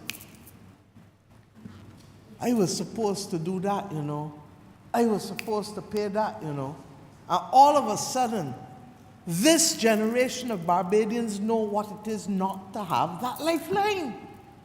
And this government had then to introduce even benefits that were unknown to the scheme to be able to cause families to keep their heads above water when we introduced the business interruption benefit for self-employed persons. Mr. Speaker, we have in this, therefore, introduced a mechanism that will allow for the flexibility of contributions with respect to the uneven nature of a person's earnings. The minister gave the example of an artist. He gave the example of a taxi driver. How many taxi drivers we know? Just outside there. Just outside this parliament. How many of them will tell you that there are times of the year where they can't break a cent? And there are other times of the year where they're so flush that the pockets bulging. Not just with Barbados dollars, but with foreign currency too. This system must allow people to make contributions when they have the capacity to do so. And it must almost operate like a menu. You pick up the menu, you see what the menu has to offer. If I put in this, I get this. If I put in that, I get that. And that people therefore have to be educated to understand what are the options that they have and how they may apply those options. The second point that we want to make, and I want to commend the Honourable Member for St. James South for raising it, and that is that there are too many people in this country. I've known it from the time I started practicing law. Oh, a 20 contributions short, a 30 contributions short, a 10 contributions short, a 50 contributions short. Mr. Speaker, is make your heart bleed. It's make your heart bleed. And people who might just be able to qualify, they want to pay up, you know, but can't pay up, can't do it, even want to pay up with a penalty. Because they accept that if I go and pay my light bill late, I got to pay a penalty. If I go and pay my water bill late, I got to pay a little penalty. If I go and pay courts late, I got to pay a penalty. You pay the bank late, you got to pay a penalty. So they want to know why we can't pay a little penalty and top up. You know how many old people have cried before us? Because of this. What we are now doing, Mr. Speaker, is ensuring that people will have the option of paying up, even paying up completely. But if you're going to pay half and you have been late, you got to pay a penalty. And if you're going to pay a small amount late, it will be a smaller penalty than if you got to pay a larger amount late, because you still got to be responsible for your actions. If I want to eat pigtails and pork chops every day, the former Prime Minister used to say, member for St. Peter's used to say that he was continuing to eat pork chops because for every pork chop you didn't eat, you only saved 7 minutes on your life. I used to apply that principle, but I think I'm having to avoid it now. But the point is that you know that there are consequences to your action. And therefore, every mother, every father in raising children know that this is part and parcel of what they have to teach their children. And similarly, if we can put in place something that enables people, in some instances it might have been no fault of their own. They might have thought that somebody was taking out the contributions for them, only to find out that they didn't. They don't want to be left without a pension because they're relatively fit. They feel they're going to live at least 20 years. They need some income.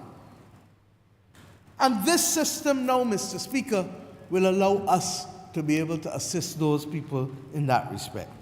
Mr. Speaker, we did not, and I believe that the board felt the same way as we do. Barbados already has one of the highest contributions in terms of the amount paid by both employer and employee. And we felt that in these economic circumstances, we could not increase the amounts required to be paid by both employer and employee or self-employed person anymore. But that we had then to look at the sustainability of the payments out and the benefits. And Mr. Speaker, I want to make this point very quickly. In almost every country in the world, and the only reason I'm not saying in every country is because I've not done the research of all 193 states. But in almost every country, there is a crisis for pension arrangements and social security arrangements. And it is largely because, sir, as with us, in the mid-20th century, judgments were made based on actual life expectancy of persons. There was a feeling that a person would invariably live 5 to 8 years after retirement. Judgments were made, and those judgments have all been found to be wanton, largely because of the exponential improvement in the quality of human life, the improvements in medical technology, the progress that has been made in the last 70 years as compared to the rest of human civilization has been extraordinary. And Mr. Speaker, I was in the meetings at Google X this year in Silicon Valley. Mr. Speaker, I saw men trialing a handheld MRI that was as broad as this Samsung phone, but probably only about 3 inches longer. You heard what I just said, Mr. Speaker? A handheld MRI. We go to meet this evening with a number of them who are visiting Barbados. It is true they came to watch cricket, and cricket finished early. And we apologize for that. But we hope it will go long tomorrow, and that the man who has up the sign on Fontebelle that says free rum when West Indies wins will end up broke tomorrow after West Indies wins. We live in eternal hope. We will rally forever. I'm told that he will then say only while stocks last. But the point I'm making to you, sir, is that the precision-based medical technologies that are emerging, the things that I saw that Barbados is trying to work with some of them on, the ability to do trials in a tray rather than using mice and other animals to test the efficacy of pharmaceuticals, the mRNA technology that helped us get out of COVID, the mRNA technology that is at the core of treatment of cancer. Mr. Speaker, believe you me, this government is betting the future in taking this decision with the National Insurance Scheme of Barbados now, because we know that the life expectancy of Bajans will go beyond 80 years very shortly and may well reach as much as 85 by the time of the end of the next decade. And Mr. Speaker, I'm saying to you that a responsible government, therefore, has to make sure that we change almost all that we do. It's not just in national insurance that we're talking this. Remember, for St. Michael South will soon bring to this chamber, hopefully before the end of this year, legislation that looks at how not just to protect the elderly, but to give opportunity and chance to the elderly. We've asked him and the member for St. Peter, the Minister of Labour, to meet and to start to focus on what jobs. People who lose their job at 55 sometimes feel we can't work again, we can't find a job again. But that phrase, global citizens Bajan roots, is not by accident. Remember, for St. Philip West, Minister of Education brought a program to this country in this year of our Lord to be able to train Barbadians. In this particular instance, it was cybersecurity. And the Student Revolving Loan Fund sponsored the program. And how many people you had? 100 and how much? You started with 140 or 150. They had some attrition for people who didn't feel they could make it. But the 110 who graduated in 4 months, do you know, Mr. Speaker, that every one of those 110 people have gotten a job at no less than 30,000 US a year? Mr. Speaker, just as NIS, it's your lifeline, is not a strap line. Global Citizens Bajan Roots is not a strap line. Remember, for the city of Bridgetown, the Honourable Member responsible for crime prevention is about to do the same thing with young people, whether in formal institutions or out on the block, with a Start-Wise program. And we're going to pilot it first with 200 people. And if that works, then we're going to ramp up to over 1,000. Mr. Speaker, we must find our work globally. So that, Mr. Speaker, our new reality must take into account that if we are doing all of these things to lengthen people's lives, then we have to equally apply our hearts to wisdom. Now, we feel that the example of 2004 was worthy of replication. And in 2004, once again, it was not something that was foisted on people just overnight. And that the gradual increase in retirement age was such that Barbadians could manage and get accustomed to it. Now, what is the most important message that we must give Bajans in here, regardless of anything else? That your lifeline is not your only line. That the NIS pension must be your foundation, but it cannot be your only income. And that from young, all like the member for the city of Bridgetown, the member for St. Michael North, the member for St. Andrew, even the ones a little older, like the member for St. Michael West Central and the member for St. Philip South, myself, the member for Christchurch West, the member for St. James Central, all of us who may not be as young as the others, have to ensure that all who we have responsibility for, including ourselves, find a way of giving yourself a little extra, whether it is an investment you make, whether it is a house you buy, whether it is a bank account that you're saving, although the rate at which interest don't come nowadays, that is not, you're better off putting your money in government paper, because you're going to get at least 3%, 4%, 5%, boss bonds. And we hope that no future government will ever have to do again what this government had to do. And even when we did it, what did we do? We ring-fenced Bajans and the savings and the savings bonds for Bajans. Mr. Speaker, the reality of the 21st century existence, in the same way we now have gig workers, in the same way that we now have things that have changed, have evolved, is that we have to have conversations with our people about what is necessary to protect their pension, and that you have a responsibility to yourself. It's only people who expect to dead young that don't plan for the future. It is an act of recklessness. And I want to appeal to all Barbadians. We are playing our part to make sure that you will have a lifeline with the National Insurance Scheme.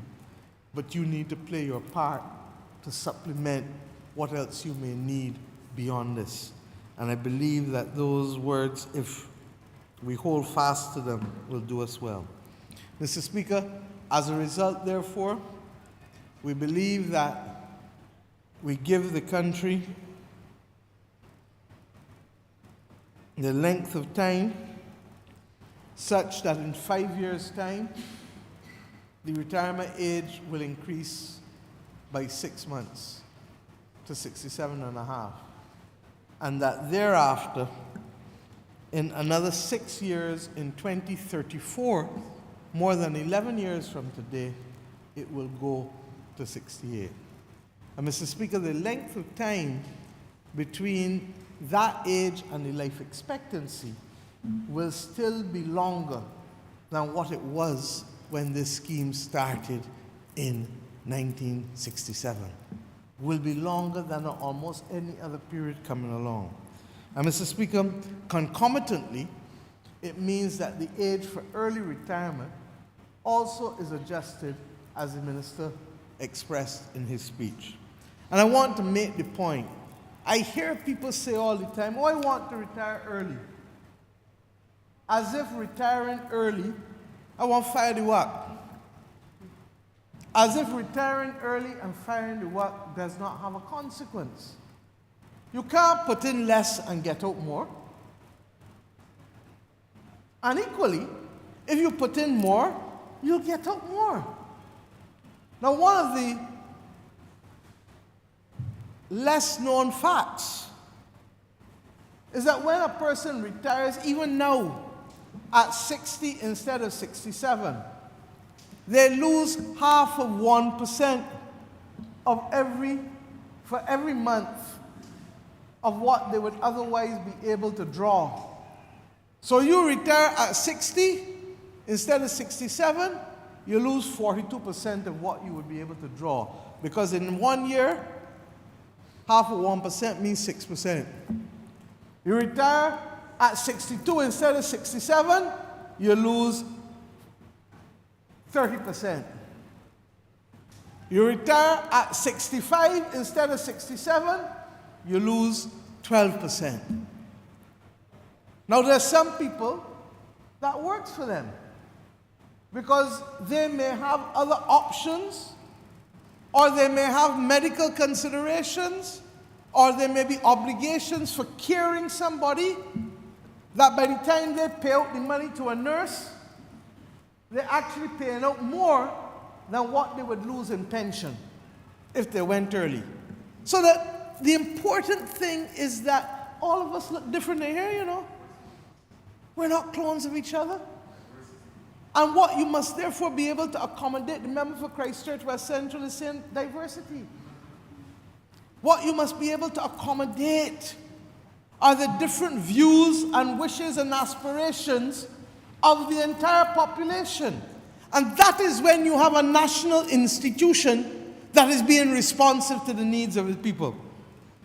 Mr. Speaker, one of the other benefits that we have committed to as a political party and as a government, and I'm happy that the progress being reported to me is such that hopefully by the beginning of next year we can be there, is the establishment of paternity benefit. Mr. Speaker, we cannot be asking for gender equity and leaving out paternity benefit. I spoke earlier this week about the discriminatory practices against women who play for West Indies cricket. And they must go. But I have therefore equally to speak to the fact that if we want our men to bond with their children, it is only fair that they be given an opportunity to do so from birth as well. And therefore this government is happy that as part of the reform measures that we have contemplated, that a new benefit, in the same way that the Tom Adams administration introduced the benefit of unemployment, which the United States of America did not have for decades, and we introduced it. You heard who I said introduced it? Tom Adams. So you know what that means, Mr. Speaker? It was introduced more than 40 years ago. We take it for granted. But this government takes pleasure in being able to meet the needs of this society and to be able to put in place a framework for the introduction of paternity benefit for men in Barbados as a part of the National Insurance Scheme. Mr. Speaker, we have reached the point where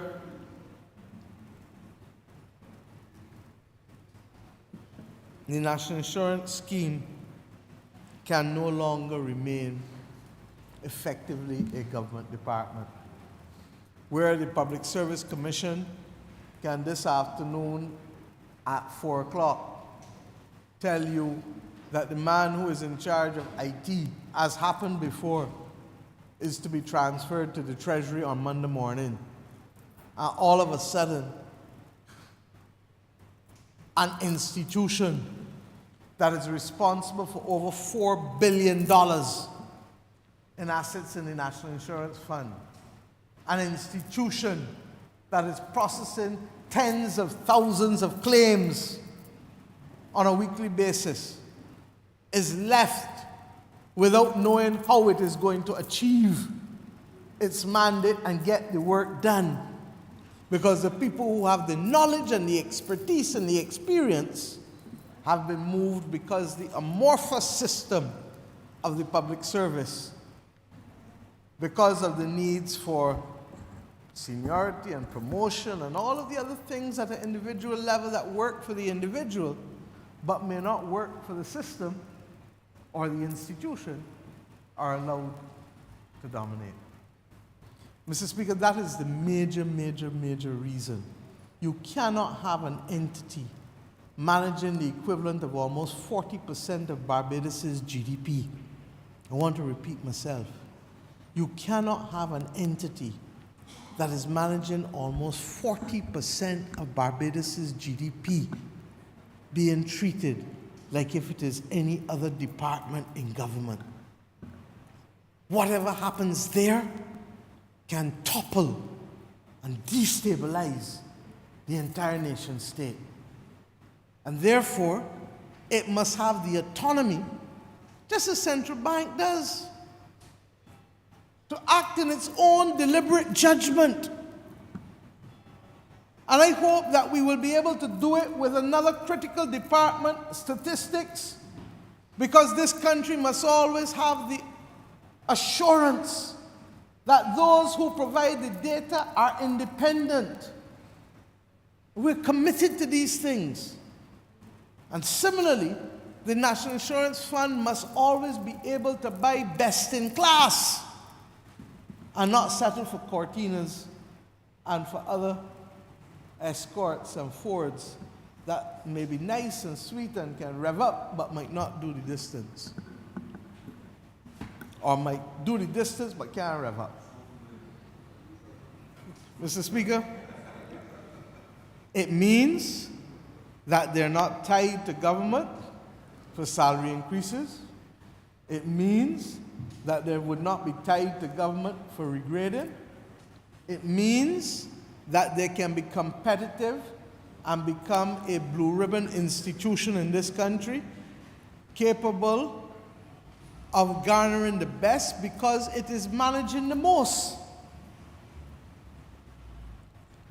And in circumstances, as I said at the beginning, where the consequences to families, to people, are immediate and catastrophic. And therefore, Mr. Speaker, I want to commend the chairman of the board and the permanent secretary in the Ministry of Labor and the minister in particular for them carrying the weight on the transition of the NIS from a department of government to an institution. I want to commend also the tripartite membership of the board for understanding that this journey is perhaps a journey taken too late, but it's still a journey necessary nevertheless. And the reality is that we need to be able to harness the best resources. Now, Mr. Speaker, this issue of the audited accounts of the NIS has been contentious for some time because of the length of time that we have not had audited accounts laid in this chamber. And Mr. Speaker, I'm not an accountant, but I chose to get to the bottom of it recently. And the reality is, sir, that the simple adoption of the International Financial Reporting Standards, otherwise known as IFRS, and the country's, both central government and NIS's choice to move to accrual accounting meant that you therefore had to take into account liabilities wherever they are and to account for them. Mr. Speaker, the IFRS, particularly with respect to the recognition of income, identification of receivables, and the determination of bad debt provision, has presented peculiar challenges for the National Insurance Scheme. And let me explain what I mean. You, Mr. Speaker, may be registered as an employer, and you initially have 3 employees down working at home with you. You then, 6 months from now, might have 7 employees working with you, but in Bridgetown. And by the time next year come around, you might have 10 employees, 7 in town, and 3 in Oistins. Now, the standards require that the NIS be able to account for all, because under the law, you are liable to pay. The problem is that in revenue collection agencies, you will never know all who owe and all who are supposed to owe. So that what we have is an accounting standard system made primarily for the private sector, being utilized by a government, quasi-government collection agency.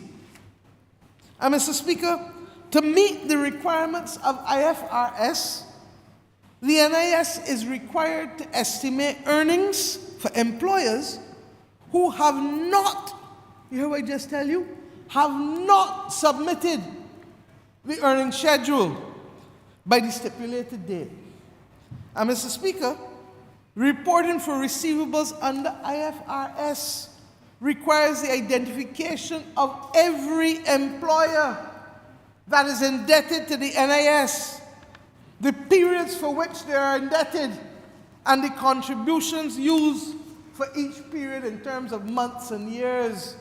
Mr. Speaker, I just gave you your circumstances. If you don't come and tell the NIS that you moved from 3 to 7 to 10, how are they going to know? And how are they going to be able to record it? And Mr. Speaker, therefore, the NIS cannot predict the earnings levels of employers weekly or monthly, and hence the ability of the organization to record the total accounts receivable in an accurate way has been compromised. And that is why the Auditor General himself will tell you that he is constrained by what those rules are. And what we have to do, therefore, is to modify either IFRS or to move to the International Public Account Standards that the central government uses in order to ensure that the accounts are not qualified in a bad way. Mr. Speaker, would you believe that virtually I am told that every social security system in the Caribbean and outside, a lot of them, have agreed only to use a modified version of IFRS? Now, Mr. Speaker, when I started to hear this thing hurt my head. Because I realized that what we should have been doing, as I said, I'm not an accountant, but what we should have been doing long time is framing what works for us. And part and parcel of when you hear me talk about the Bridgetown Initiative, it is because we have had foisted on us a one-size-fits-all prescription. that is not appropriate for the circumstances of us sometimes as a nation or for individual institutions in our country because of the nature of their operations. And Mr. Speaker, I have been advised that this matter will now be undertaken by the National Insurance Board, but in addition, the central government. When you see the Auditor General every year tell you about no reconciliation and all kinds of things, it is because when we move from cash to accrual in 2007, we knew we weren't ready to do it immediately, and we didn't, but we eventually allowed it to come in. Do you know, Mr. Speaker, that since we have been the government of this nation, that we agreed with the IMF because of the imperfection of the accrual system in Barbados, that we would use with the IMF our accounts on a cash basis? Because they too understood that you could not apply a set of rules even if the country had committed to it, that we were not ready to apply. Mr. Speaker, there is advantages to serving in certain positions. And Barbados, by virtue of hosting UNCTAD, is president of UNCTAD at this moment in time. I would have spoken to the Secretary General of UNCTAD because they have done some excellent articles in the past and studies on the extent to which small states suffer from these universal international standards. And in this particular instance, they were talking in the 2005 study on IFRS as well. And that you may have to tweak and to do many things, and even then you're still not sure whether these countries can build the capacity to meet the standards that have been established at a global level, but when they were established, did not see, feel, or hear small states such as us. Now I say all of that, Mr. Speaker, to say this, that we must put this unfortunate episode of more than a decade of accounts not being brought to the Parliament and the extension to the public behind us. And it is not, and I said it to the Auditor General, up to the thing, people will believe that there's a hanky-panky. Now I can't tell you whether there is or there isn't, but it is not because of a hanky-panky, it is because of the fact that they cannot sign off on the reconciliation for the receivables. And I just told you why. And they can't sign off in some instances on the revenue. And what also has to happen that Barbados has not been good at, and as Minister of Finance, I've given instructions for it to be changed. You can't continue claiming debt from 20 and 30 years ago that you will never collect. But every company has provision for bad debt. Banks have provision for bad debt. And while we've spoken about it, the reality is that both in central government and in state-owned enterprises, there has been a slowness, and COVID really allowed everything to get put on the back burner. But Mr. Speaker, we have given instructions, and we expect that there will be appropriate systems put in place for the provisioning of bad debt in central government.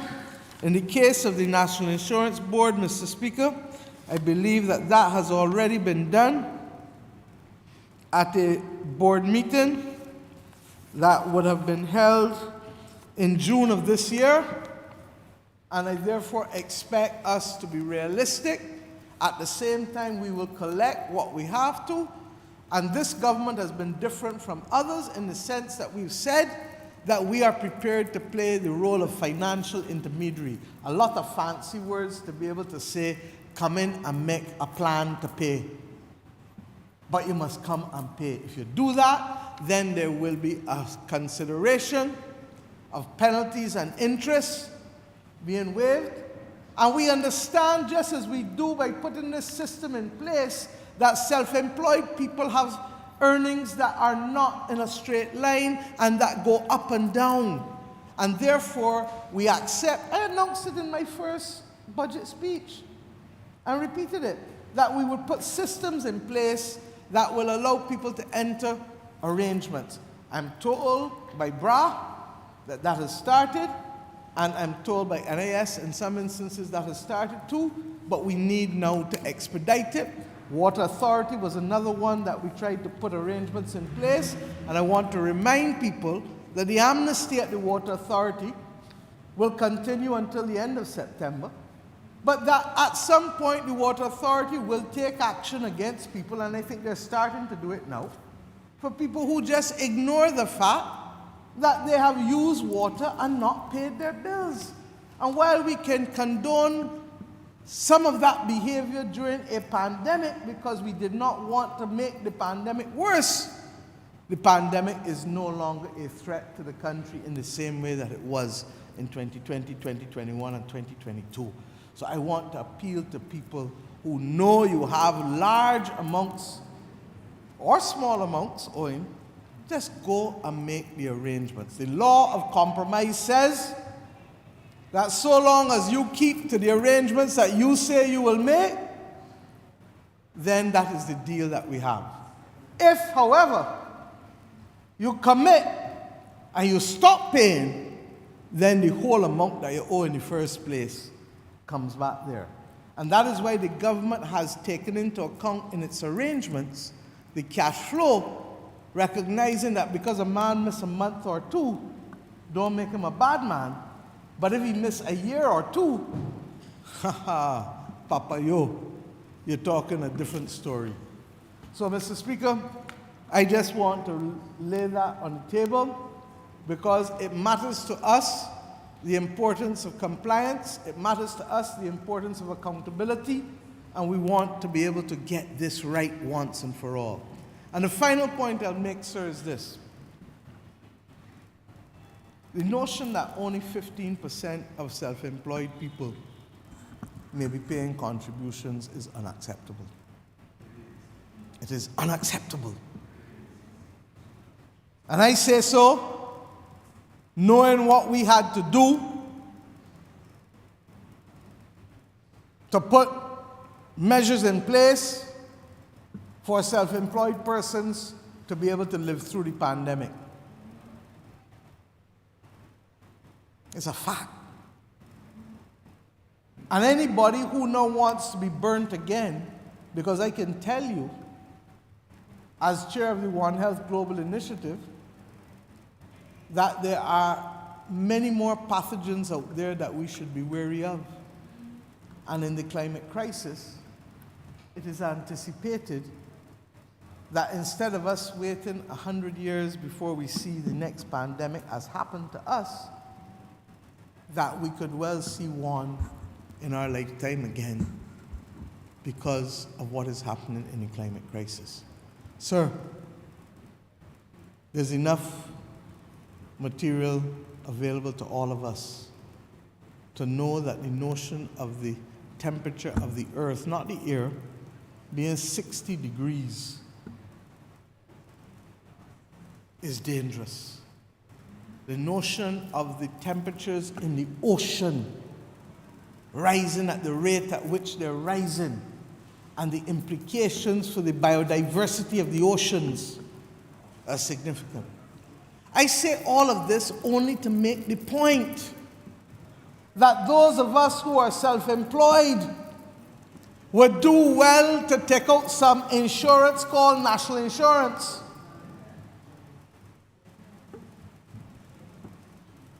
Because you're playing with fire.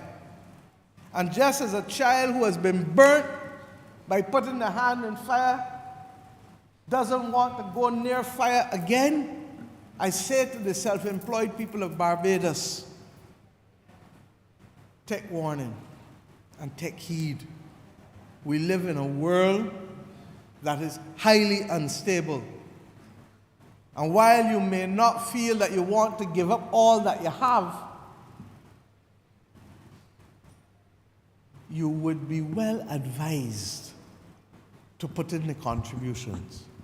The government has agreed to support the NIS in a different approach of outreach to self-employed persons.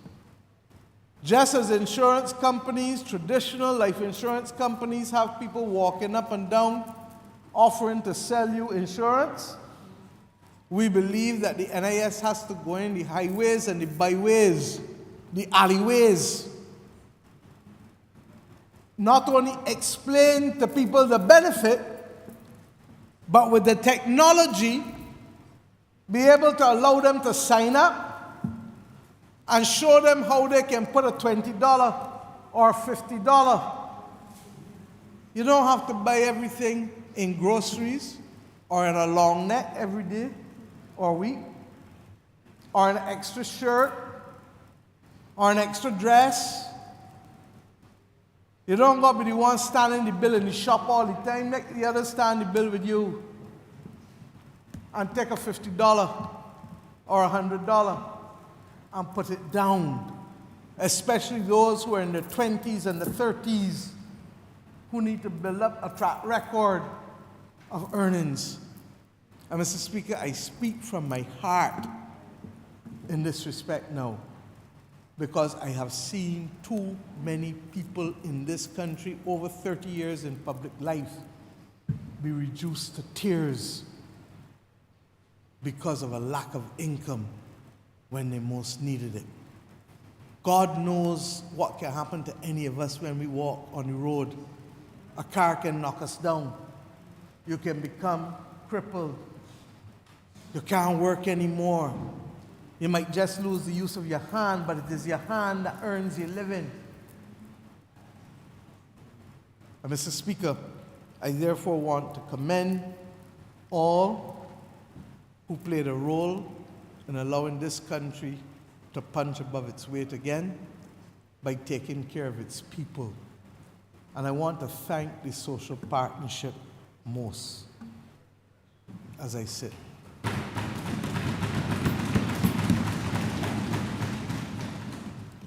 The social partnership has been around for 30 years.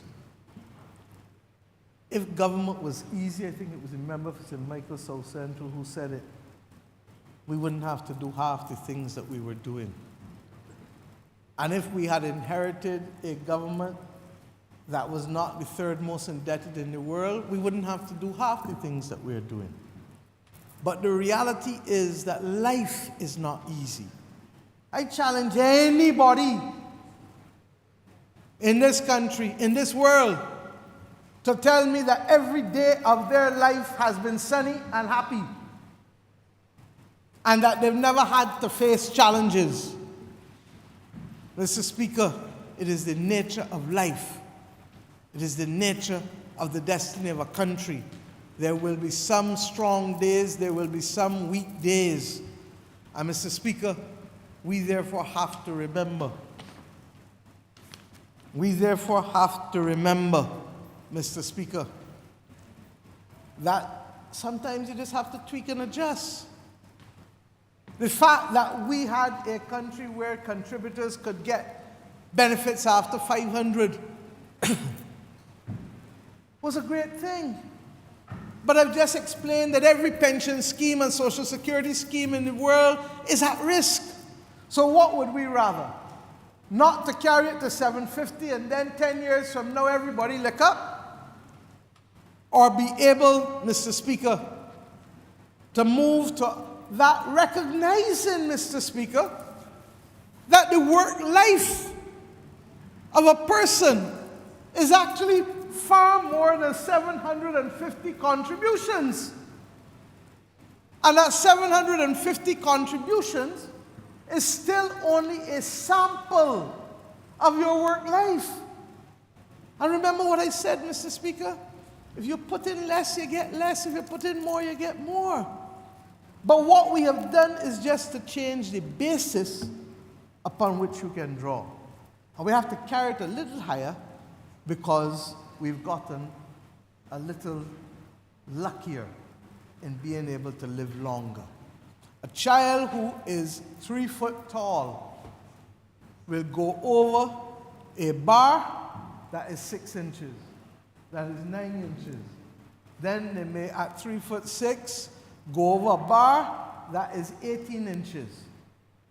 If you're really acrobatic, they might get 2 foot. But by the time that child gets to 5 foot, the bar for the child now can be as high perhaps as 3 feet. So that as you grow, as your age, your life expectancy gets longer, you will work longer, and therefore your contribution base can get higher. All we are doing, Mr. Speaker, is fixing the car to make sure it's fit for the journey. They don't break down in 10 years' time. That you don't get knocked off the train track. And Mr. Speaker, therefore, I really, really, really want to commend the social partnership for recognizing that these principles are universal, that they apply to all of us, and that in so doing, it will always be the lot, especially when you are recovering from a difficult period, to have to take some challenging decisions. But Mr. Speaker, like Buckley's, it might taste bad, but it works. And those who suffer from pneumonia as a result of a cold degenerating into that, or those who suffer from diabetes and have not controlled it and may lose a toe or a leg, will understand that the early intervention is what saves lives, and the early intervention of nations is what steadies nations and prepares them for growth. I am obliged to you, sir.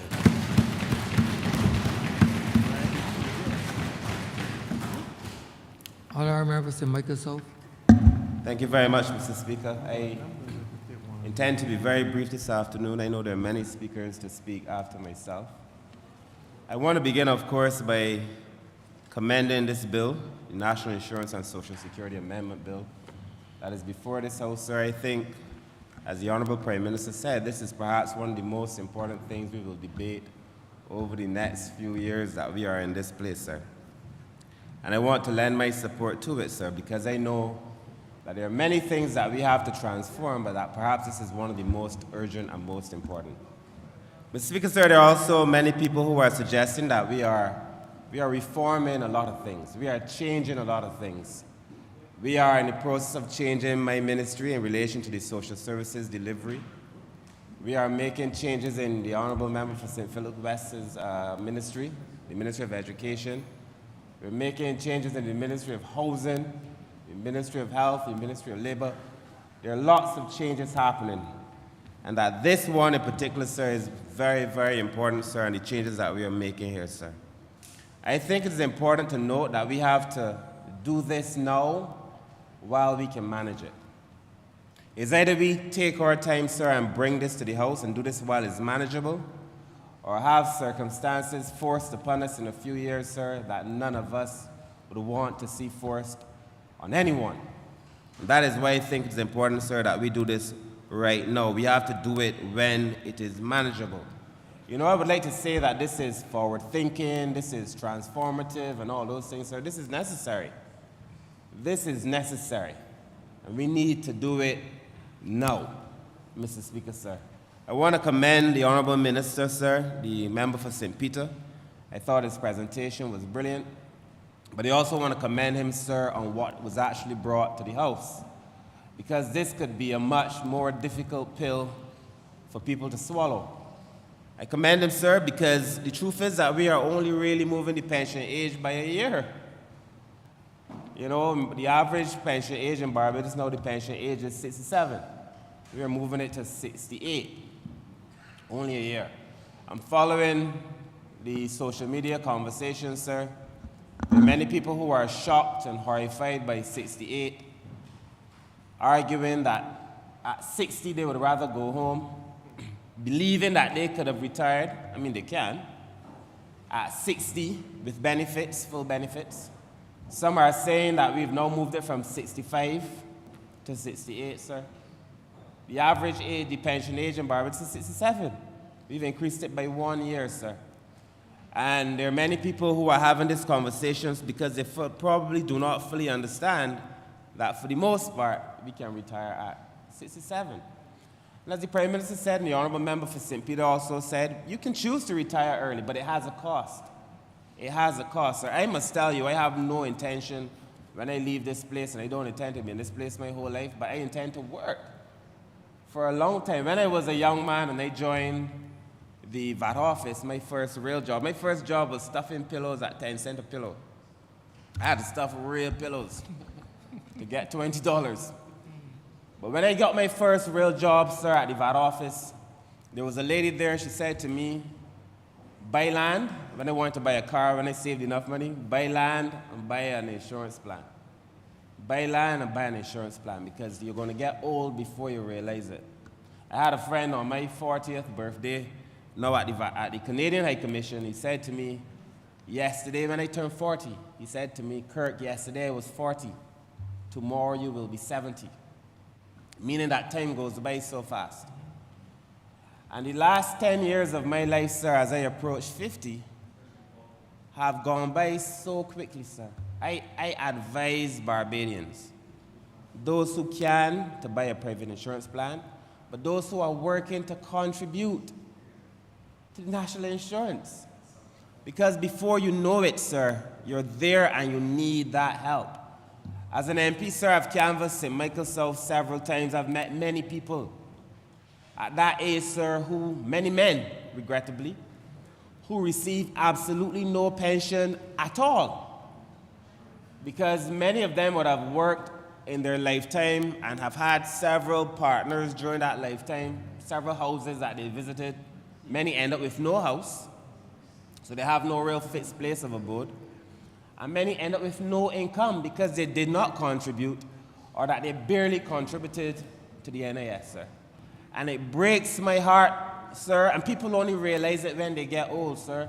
We in this Labour Party, we often say, you would heard the Prime Minister say, I've said it, that you should not find yourself reacting to something that you ought to see coming because you had enough time to plan. And I say so conscious of the fact that many of our older people will find themselves reacting to something that they ought to see coming. And I commend the Minister, sir, because he's preventing us from finding ourselves in that position. We're in the next 20 years or less, really. I heard 34 and 35. But in the next few years, if we do nothing, then we will find ourselves without an NIS that could support any of us. These are hard decisions. Sir, I used to, when they would show the 9/11, you would see people holding hands and jumping from the top floor of some tall buildings, guarantee that at the bottom of that fall is absolute and certain death. And I would ask myself, what decisions must you be faced with to make that your choice? But no rational person, sir, would choose to inflict pain on themselves or on a society. But sometimes the options, when you are at UE, the first thing they tell you, sir, you would know you taught for a long time, but when you are a teacher, do nothing is always your first option. There's always an option.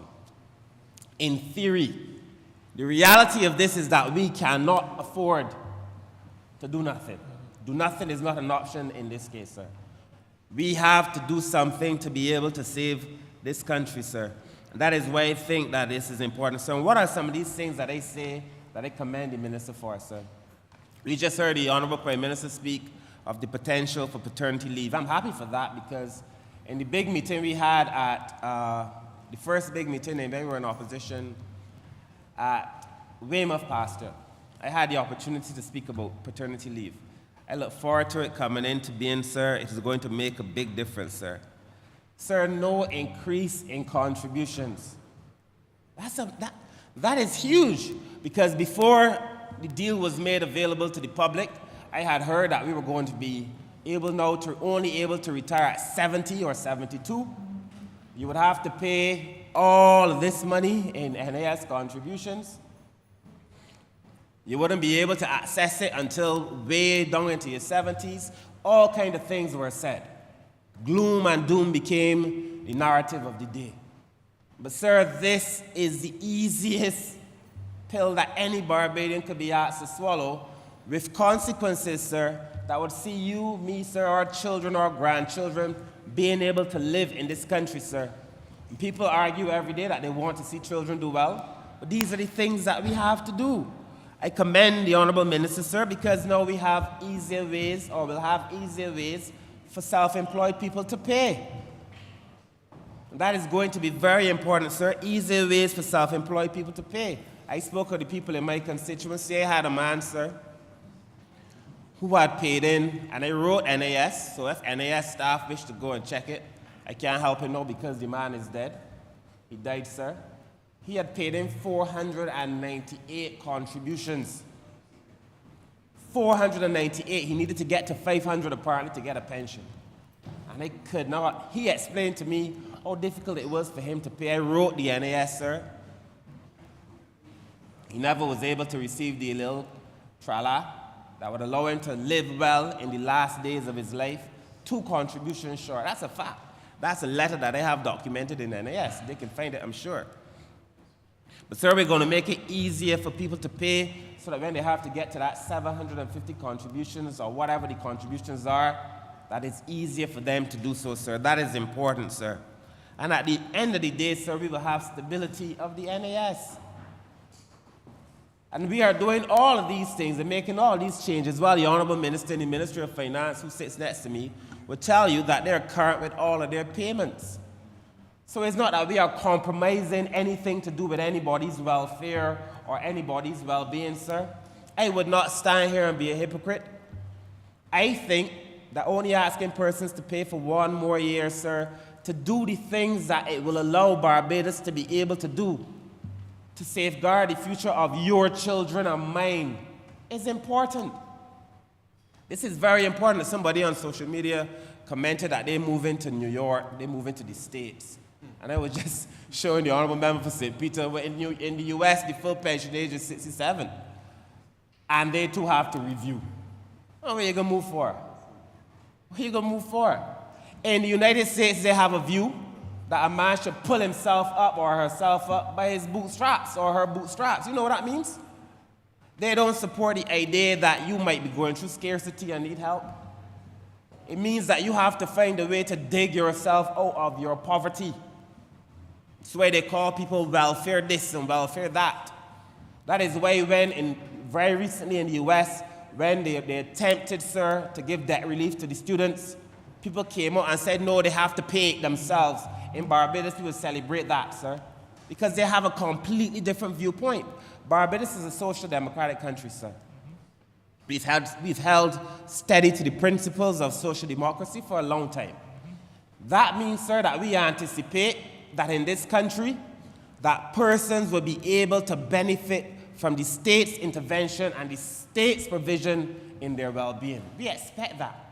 We expect, sir, and we guaranteed it when we came in, that people could get free education in this country from birth until university, sir. That is what you get in this country. We ask people just to pay a little something more, not because anybody squandered it, sir, which is not to say they didn't have some squander made here between 2008 and 2018, but that is not the main reason, sir.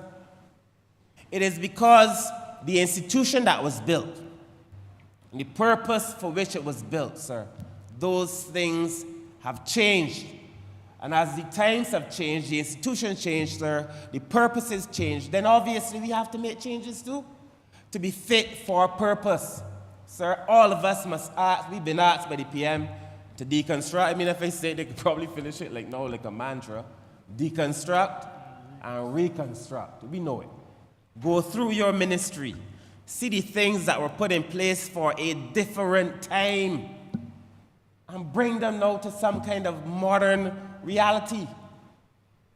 I commend the bill, sir, because I now have 2 daughters, sir, and a third young lady whom I love just the same, that I raised from a previous relationship, another conversation.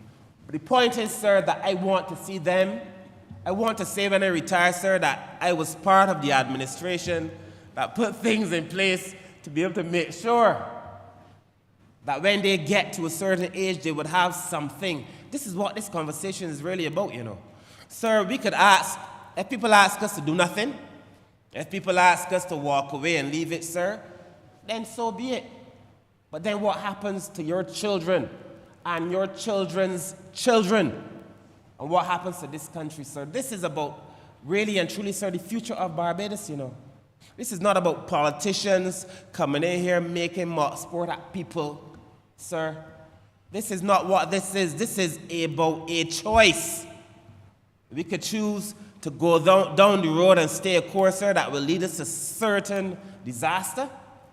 Or we could come here, sir, and make the big, bold changes. In my last contribution in this place, sir, I said, sir, many of us believe, we watch movies and we say, were we the protagonists in these films or in these stories, we would make the big decision in the end.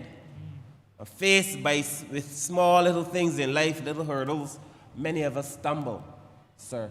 We have to make the big decisions, and we have to make the big decisions now, sir. This is the reality of our time, sir.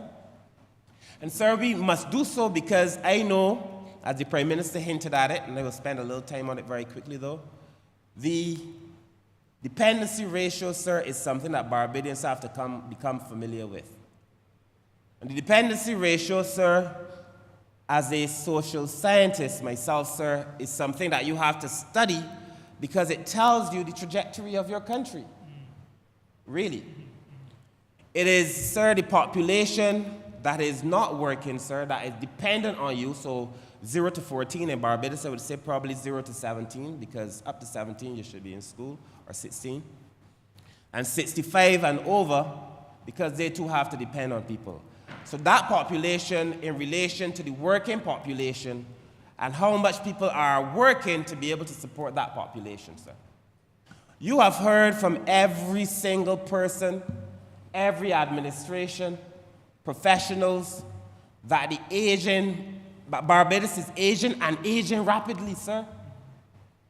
The average Barbadian is 40-something years old. We are not having children at the rate we used to have children. And Barbadians are living longer, sir, and it means, sir, that dependency ratio is going to become a problem. And it might sound like it's balancing out because we're not having children, sir, but understand we're not having a lot of children, but we're having more and more old people, and believe me, it costs about twice as much to provide for an older person as it does to provide for a child. Just go and look at the cost of the Pampers. Imagine the cost of going to the doctor, the frequency, the diseases that you're dealing with, sir, when people get older.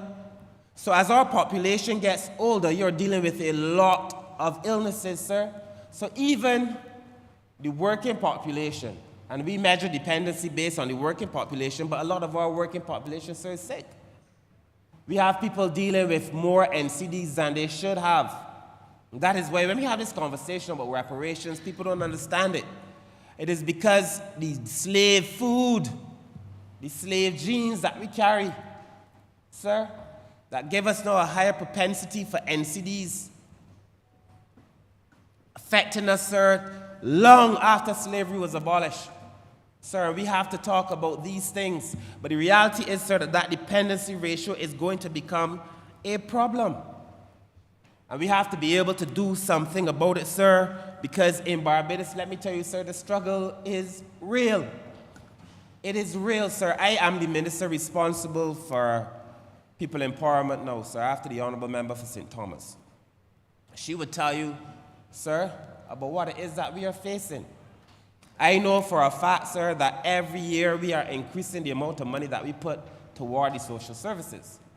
And persons who do not wish to pay increased money, because increased time toward the NAS, sir, you have to pay one way or the other.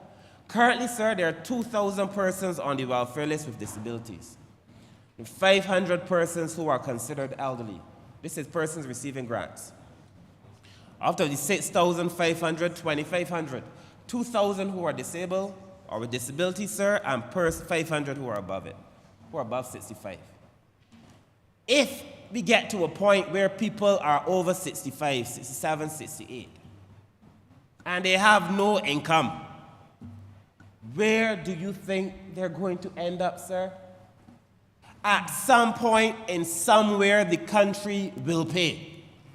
Either we manage this social problem by applying smart, common sense, deeply rooted in economics and planning and actuarial sciences and so on, solutions, or we find ourselves dealing with a mass of people going before the welfare department at 67, 68 years old, asking for financial support. The reality is, sir, that Barbados will have to pay either way. We could either choose to manage it, sir, and pay according to science and what we know is best, sir, or we will have to realize that many persons will end up before the Social Services Department, sir.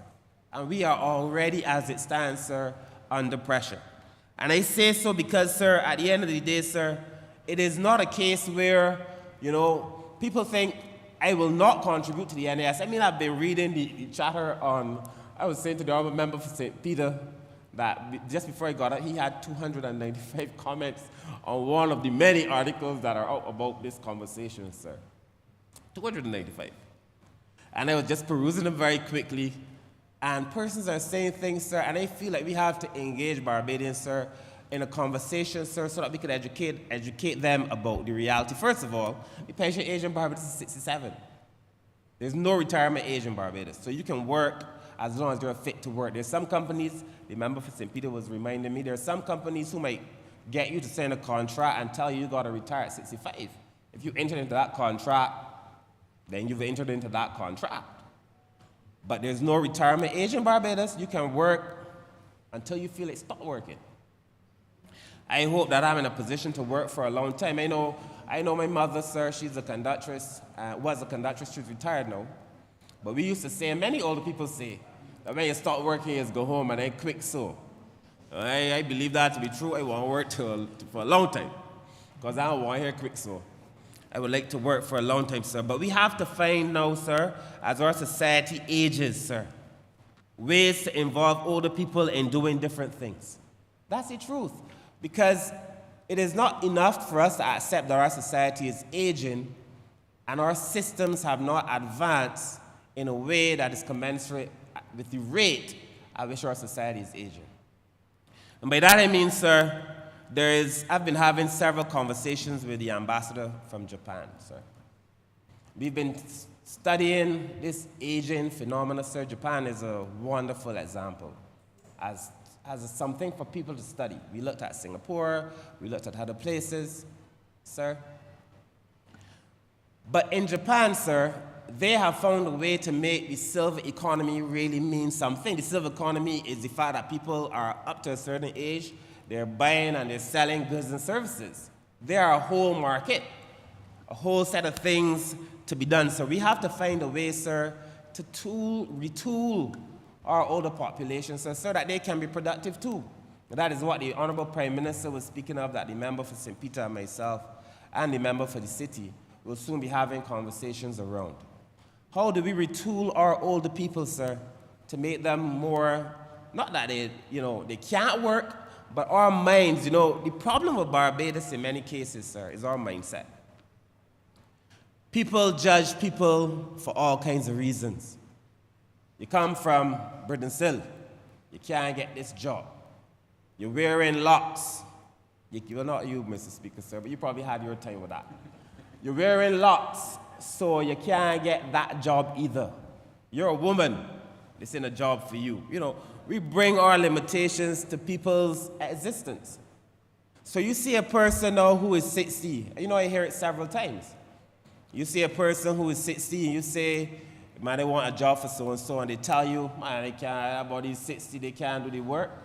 But I have just said to you that the vast majority of Barbadians, at the rate that we are going, will soon be 60. Barbados is an aged society. We can stop saying Barbados is aging. Barbados is an aged society. So it means that we have to find things for older people to be able to do and stop blocking them from having access to the resources that we make available to everybody else, sir. They tell me in Japan they have hundreds of universities for older people. I don't know if the Honourable Member for the city remembers that conversation, but hundreds of universities so people could learn new things, sir. The BARP, the Barbados Association of Retired Persons, doing everything in their power to help retool older people. We have to open new spaces for them, sir. As our population ages, I know these are conversations that we are going to have. The other thing, sir, I feel like this is a difficult conversation for Barbadians, but it is necessary. A conversation on immigration is equally going to be difficult, but it's also going to be necessary. If our people are getting older, if our working population is ill, some of them, and if we have young people, sir, where is the workforce? And if you don't have a workforce, where are you going to get your taxes? And if you don't have your taxes, how do you provide the roads and the social services and the education and the health? This is such a complicated and complex scenario. And I hope, sir, that we have the opportunity, sir. I understand that there's going to be a gut initial reaction, people feeling that the government has done something that is not to their advantage, not in their best interest. But I want to encourage Barbadians to try to appreciate that that is not the case, and that a lot of what is happening here is really in the long-term interest of this country. I say to anybody who's close to me, anybody who's close to me would tell you, that I ask them, if you're doing something now, and it does not align with where you want to be 7 years from now, why are you doing it? If this action that you're about to take or make jeopardizes your capacity to get to where you want to be in 7 years, leave it out. Surely leave it out in excess. I mean, you have a little fun sometimes, but in excess, if this does not take you where you want to go, leave it out. Where are we going to be, sir, in 7 years, in 10 years, if we do not change it, sir? And that is why I understand that people are concerned that we are making all these radical changes, sir. But the times have forced these things upon us. This is the exigency of the moment. That all of us, sir, in our various ministries have been called to make these changes because such is the demand of the time and the times in which we live, sir. But people can work longer. People can work longer, sir. Most Barbadians are living out to 78, 79, the average Barbadian, sir. It is projected, sir, that in the next few years, the average Barbadian will be living to 80, sir. We have to find a way to make sure, sir, that as people live, of course, you extend life. You don't want to extend life and then increase and extend people's morbidity, of course. You want to reduce mortality and then you don't want to increase morbidity. But, sir, you have to find a way to make sure people can live in this country. People start to assume that as soon as you hit 60, you should go home and do gardening and crochet. And, you all remember St. Thomas understands what I'm saying. People think that you have to go home and do crocheting. You look at a man now, the average Barbadian, 60 years old, they look good. They feel good, sir. There's a philosopher who was talking, sir, he was talking about the average French woman who at 77 looks like she's 60. He has to come to Barbados and see our average women looking at 77 like they're 50. Because Barbadians still look good. You will see, sir, over the next few days, and certainly a Monday not too far from now, how good Barbadians still look, sir. But the reality is, sir, that this increase of a year, sir, we're not asking Barbadians to pay for 10 more years. We're not asking them to pay more money every term, every month, every week. Just a year, sir. And the reality is that most Barbadians, when we look at the way life is extended, will live that year. Will live that year. Many Barbadians too, sir. When you go, and as I have done, when you go and speak to many retired persons, sir, they're actually asking you for a chance to come back and work. The Honourable Member for St. Thomas has a program that we should be bringing to Cabinet soon in relation to older men who want to go to schools on morning and help the younger men, the young boys, and mentor them and talk to them. And it's a mentorship initiative. Older men eager to get out and do something. People want to do something, sir. The Honourable Member for St. James North, when he speaks, I'm sure he will speak about persons with disabilities. There are issues there, sir. It came up at all of our meetings. Persons with disabilities do not feel they're getting a fair deal from the NAS. The Honourable Member for St. Thomas understands this. We share the concerns. I will let the Honourable Member for St. James North get into it, but sir, it is something that we have to address. It is something that we have to address, sir. Many persons with disabilities, sir, feel that the NAS is not really their lifeline. We have to find a way, sir, to make sure that it is. You know, in a system like Barbados that is built supposedly on meritocracy, sir, there are some inbuilt biases that come back to haunt people.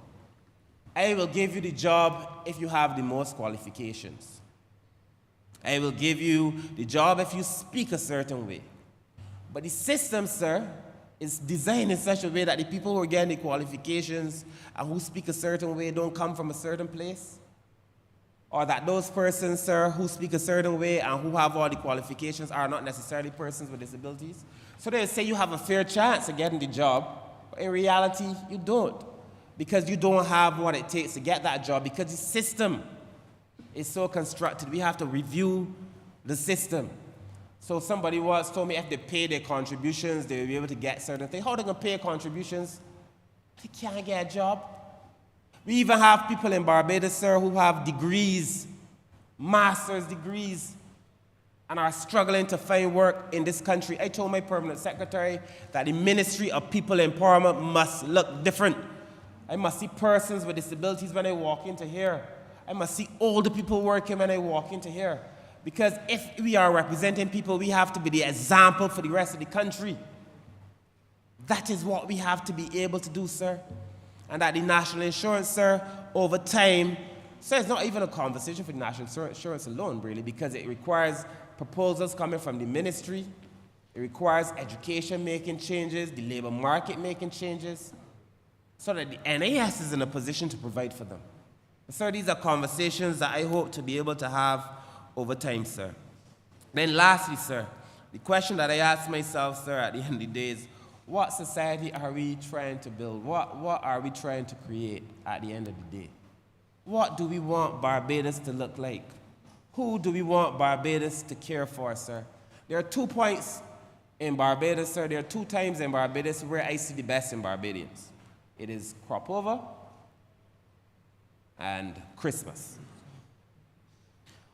Around crop over time, particularly on Kaduma, and I'm not talking about the 30 hooligans who are going to come and jump in the van and break down fences. I still screw about that because it's stopping people from having a good time and releasing some pressure.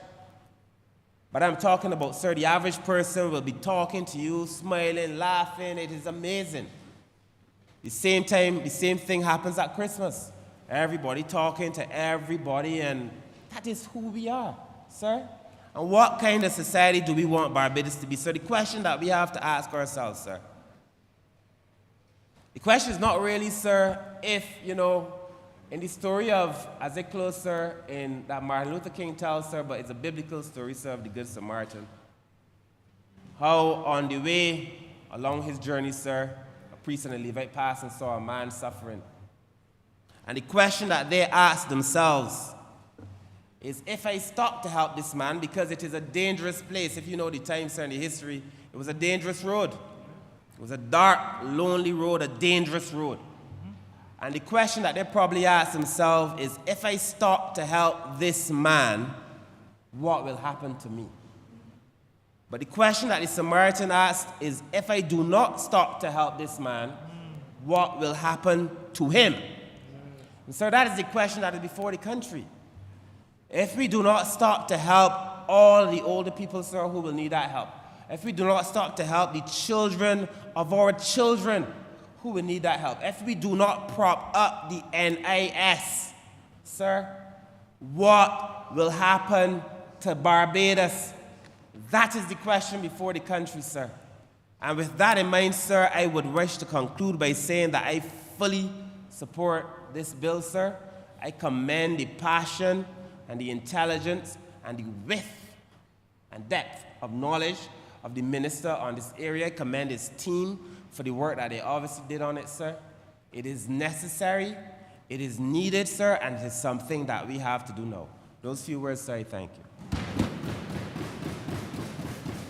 Honourable Member for St. George North.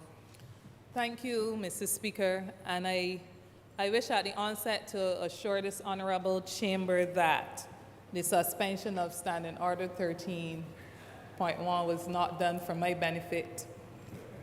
The Minister of Labor. Honourable member, you lost me somewhere. No, to extend, to give extensions to speak extensively past the 30-minute provision. You said it was not for your benefit. It's not for my personal benefit. Meaning I that don't you intend to use it. You see, I don't intend to you use say it. that, but you have this, extended my time. Honourable member, I'm speaking. One must speak without equivocation. But what you just said was equivocal. So you Yeah. ought not to, because Yeah. that can be interpreted differently.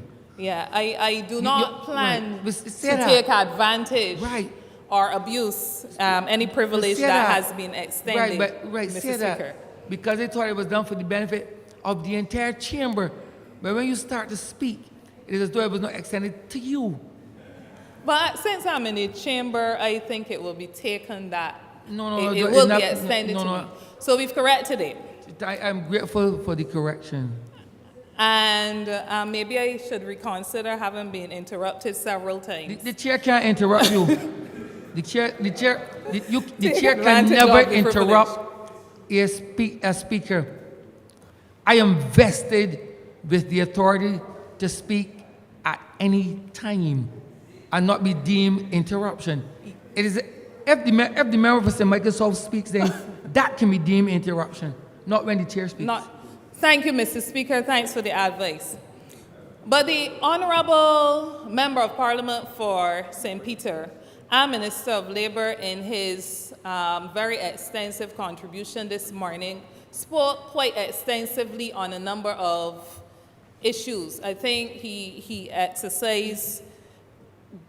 took great time to ensure that anyone who is following the debate really could understand what is being done. I would wish to make a few observations, however, around some of the factors that he indicated in his submission that the amendments before us consider. He spoke about demographics, the factor of demographics, and of course the birth rate and death rate and so on.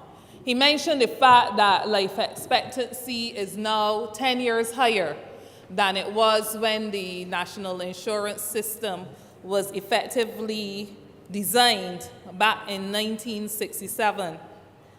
He also made reference to the reduction in the contribution base, the number of people that are actually contributing into the system, and tied that into, I thought very skillfully, to the growing informal sector. And of course, there was the governance factor. And I plan to focus on the last three of those in my contribution, where I hope that I'll be able to make the point that the amendments proposed, all being well-intentioned, will fall only on stony ground if we do not rein in some bad practices that lead to law and policy, or cause law and policy to be observed mainly in the breach. Mr. Speaker, if these changes are to take effect, if these changes are to achieve all that the Honourable Member has indicated so eloquently, if these changes are to deliver on everything that has been stated as an objective, it is very important that the system must rebuild trust. And what do I mean? We have embarked on ensuring that across all levels of this society,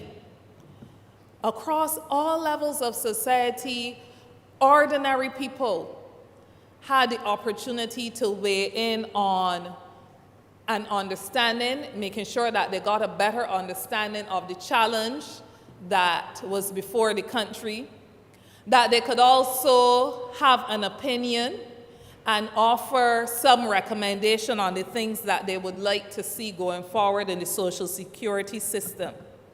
But what also happened, what also emerged during the very extensive consultations that took place across the country, was that some commentators used the discussions to trigger panic among our people.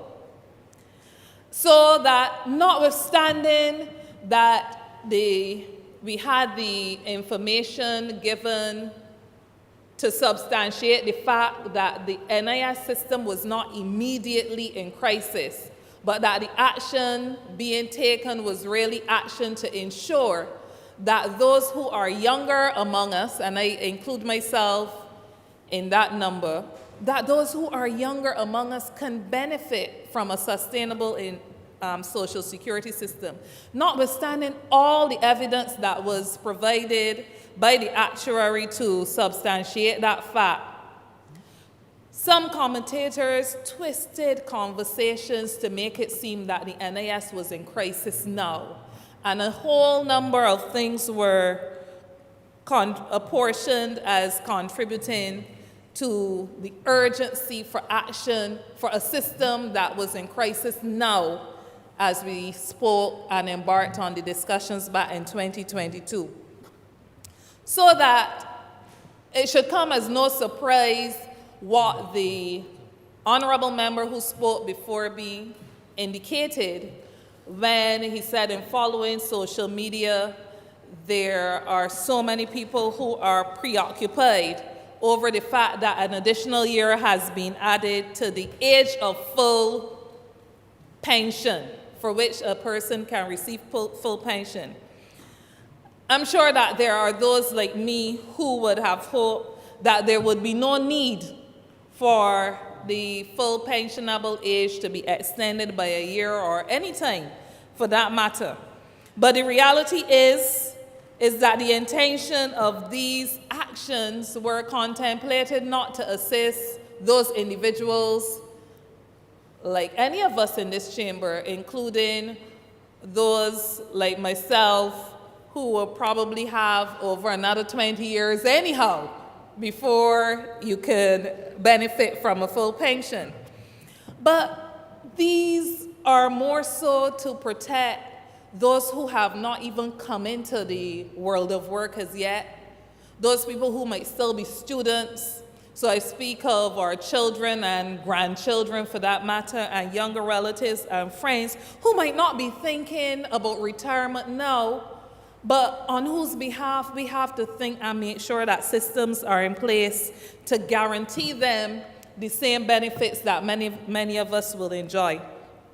So, Mr. Speaker, against this backdrop, I am able very comfortably to support the gradual extension strategy to increase the pensionable age by 1 year by the year 2034.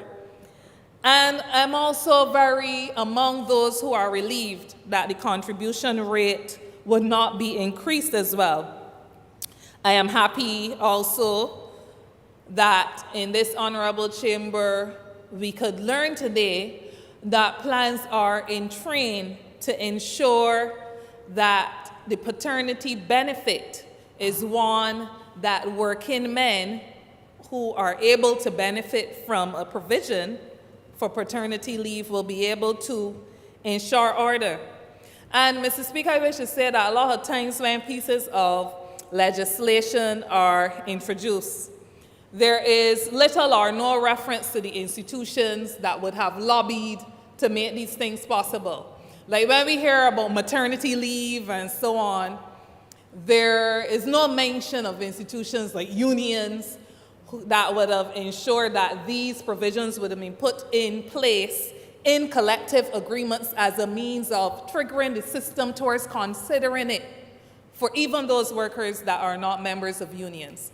So it should come as no surprise to me or others that when we mention the paternity leave, there would be no mention of the very useful work that I know the largest union in this country has done over the years to ensure that within collective agreements, paternity leave exists to the extent that the social partnership, it has become so normal to see it, that the subcommittee of the social partnership that met from as far back as 2018 was able to see this as something that was urgent and necessary. Ministers and governments are known to speak in terms of what the government does and not what advocacy groups do. So, Mr. Speaker, to give effect to the positives contemplated, I would wish to have us consider 3 areas that I've chosen to zero in on. The first of these is the employment relationship. The employment relationship.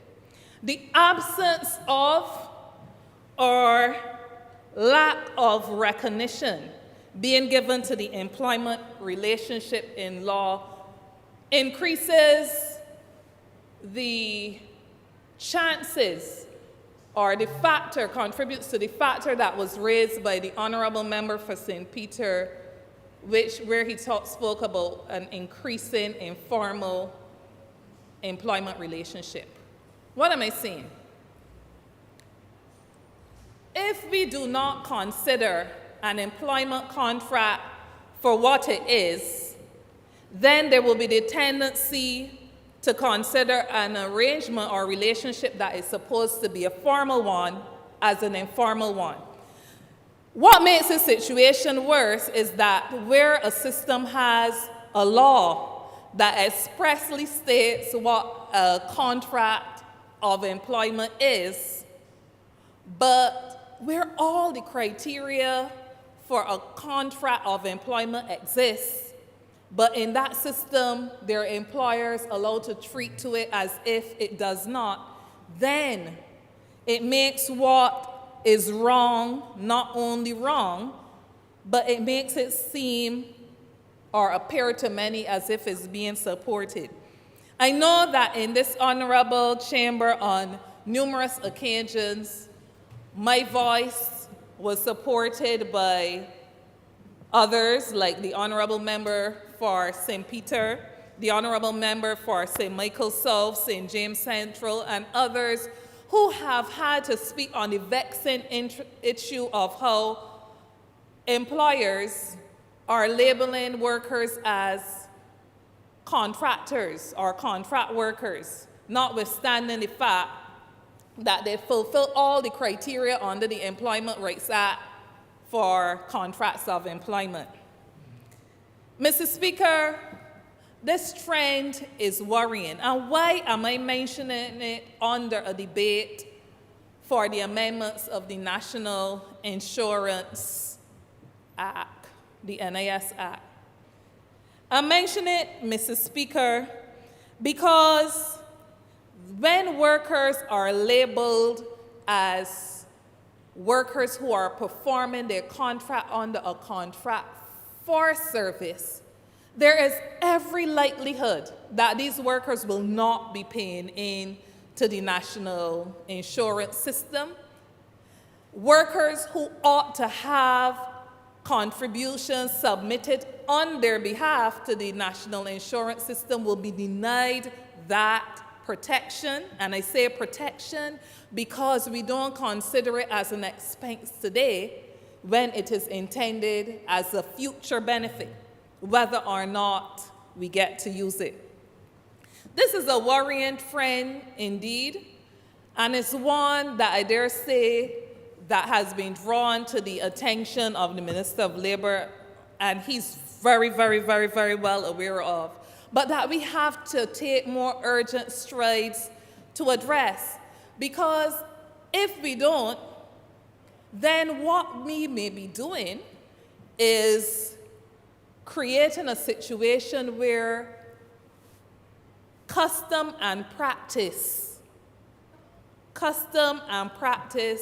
disadvantages people in the system. Because if we make provision, for instance, for self-employed people, and these workers are not workers who should be in formal employment, are not being paid for, contributions are not being submitted on their behalf, and they're not contributing as self-employed people, but they're being told, because there's provision now on their amendments, that self-employed people can catch up and so on.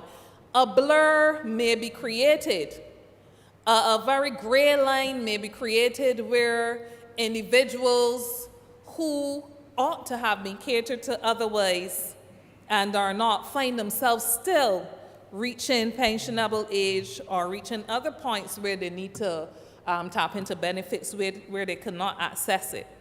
I think that as we introduce these changes, we need to take urgent steps in other areas to ensure that employers, where they are in breach, that these employers are corrected. And when I say corrected, I mean penalize. The Employment Rights Act and other areas makes provision for remedies where breaches occur. I say this very well aware that it is not only in the private sector that we may find these breaches, but I raise it too against the assurance to any worker out there in the public sector that where I certainly am aware of it, and I know where this government is aware that we are in breach, that active steps will have to be taken to correct it.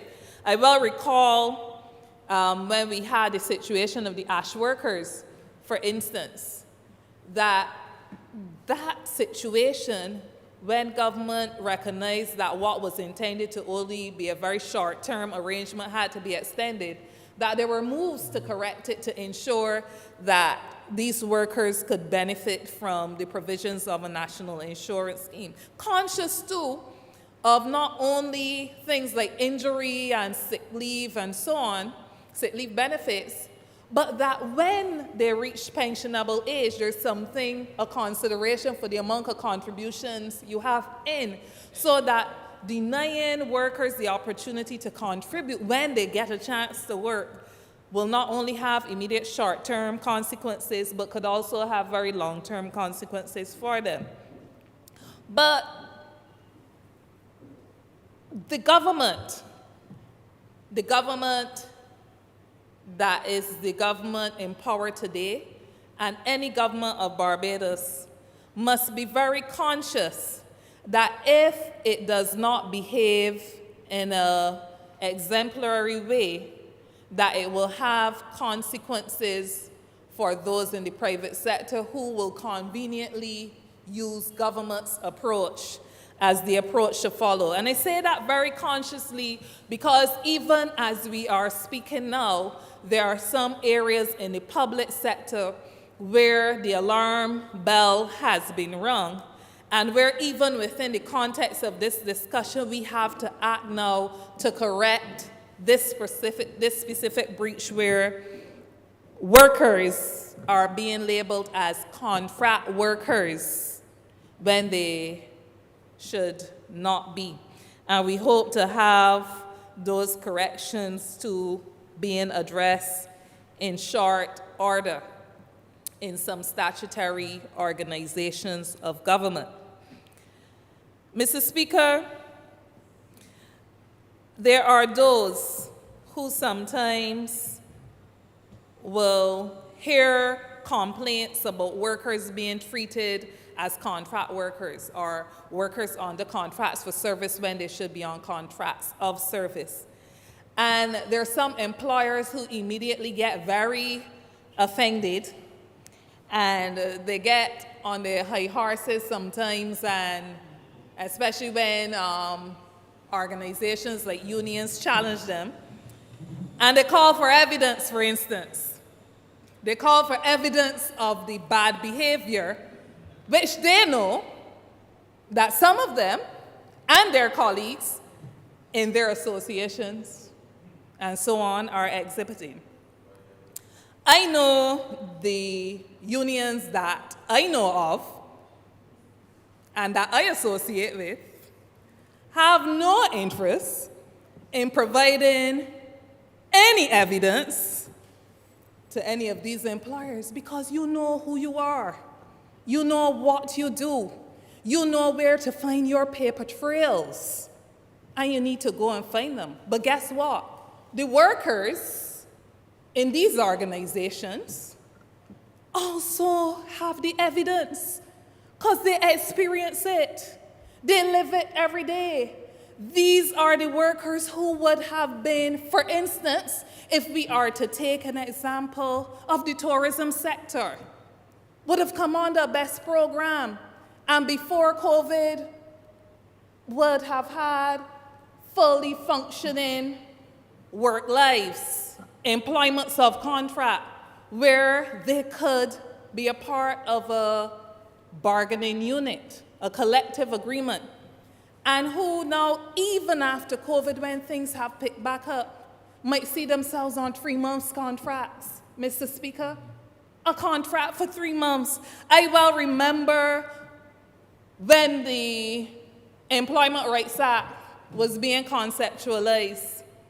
One of the things that was a foremost concern of workers and their representatives as the provisions for a bill were being contemplated was this whole issue of contracts, and to ensure that where companies knew well that they needed positions, and where companies would be putting people on 6 months and 1 year contracts and repeating them year on year, 2 years, 3 years, 4 years, that system had to stop. Because it isn't a case that you have a special project going on. It isn't a case that you don't know that you need a receptionist, or that you need a front desk clerk, or that you need a laborer. That's not the case. You know that you need these functions, but because it's convenient not to grant workers security that would provide for them, even as it relates to the social security that these amendments seek to address.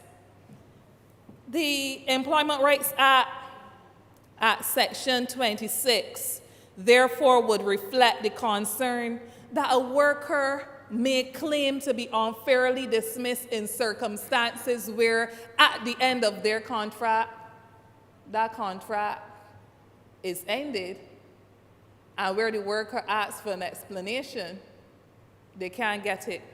Now, that falls short of what the workers and their representatives would have wanted, because they would have preferred that a worker shouldn't even have to ask for an explanation. It should be provided, so that it would force an employer to say, because this function is no longer needed. But where an employer is not forced to say that or to answer to that question, they can end a contract at 12 months and bring in somebody else under the same contract. Nothing to do with performance.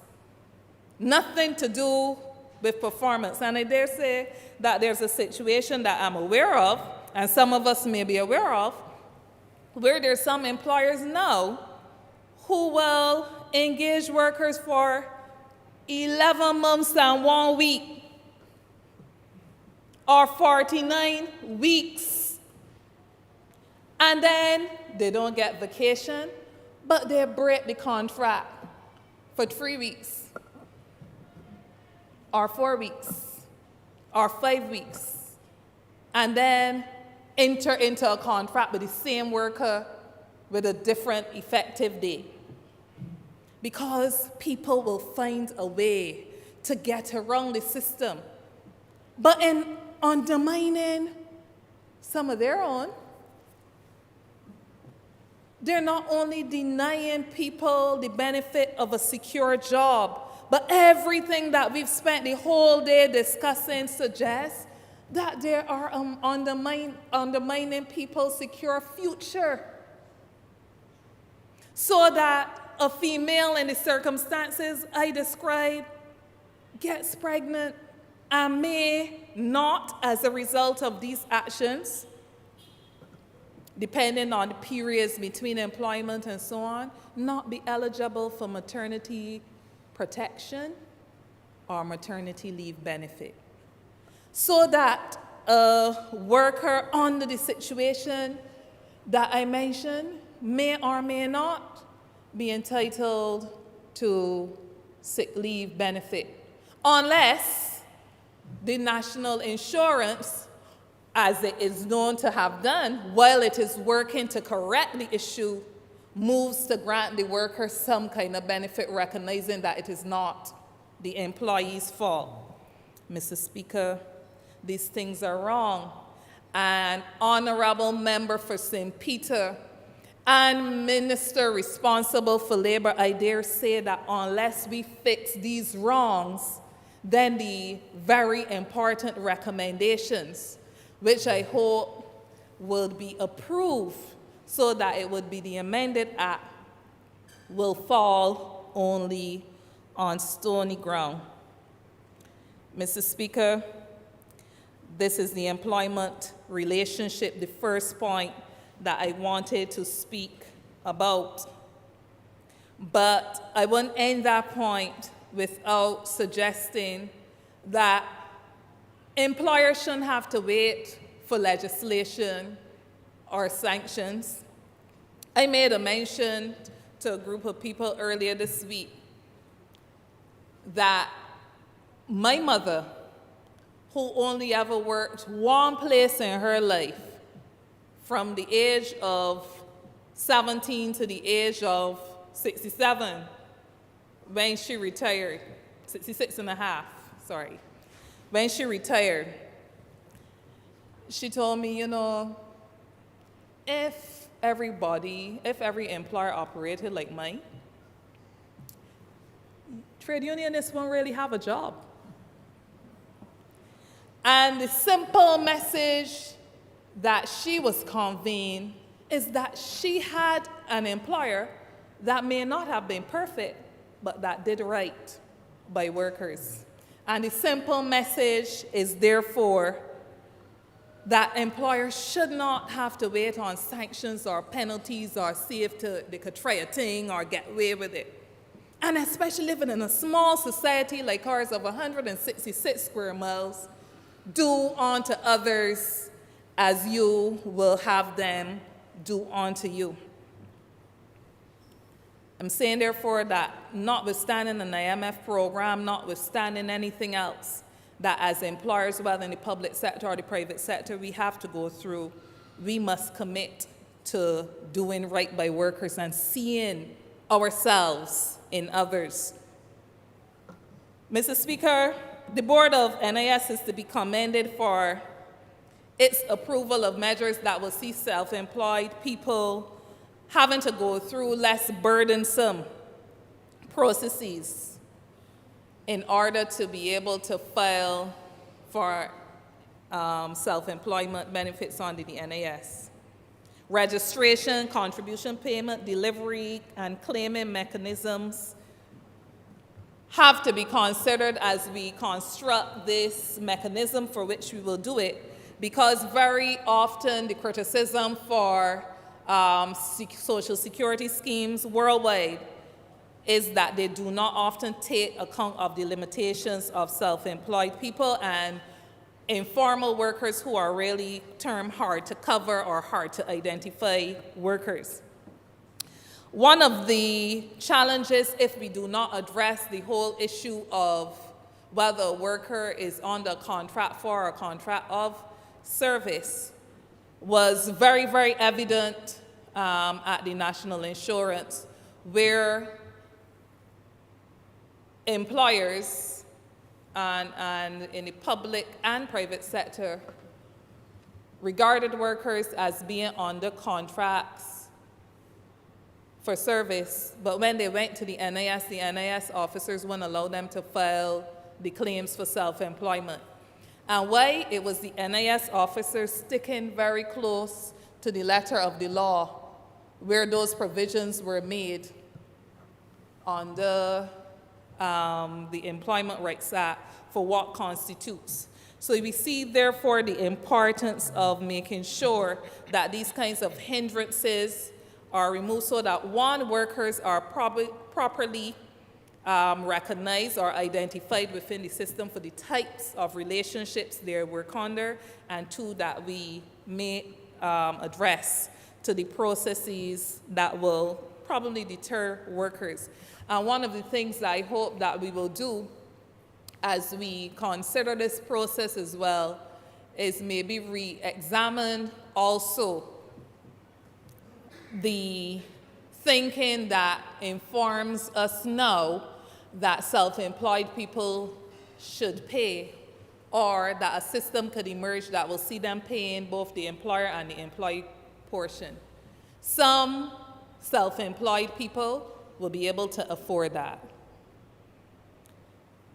If you think about the self-employed in the informal sector, like your hairdressers, some will, others simply will not be able to. If you think about the hot dog vendor, might not be able to. So I think that we may still have to do some more work when we actually get to rolling out that system to ensure that affordability informs the ultimate solution that we derive as well. So I mentioned the first one was the employment relationship. Secondly, I wish to draw attention to the fact that there's need for us to strengthen awareness and access to information. I am very aware, very certain that the National Insurance plans to promote information sharing and elevating awareness regarding the usefulness of Social Security and the administration of Social Security within Barbados.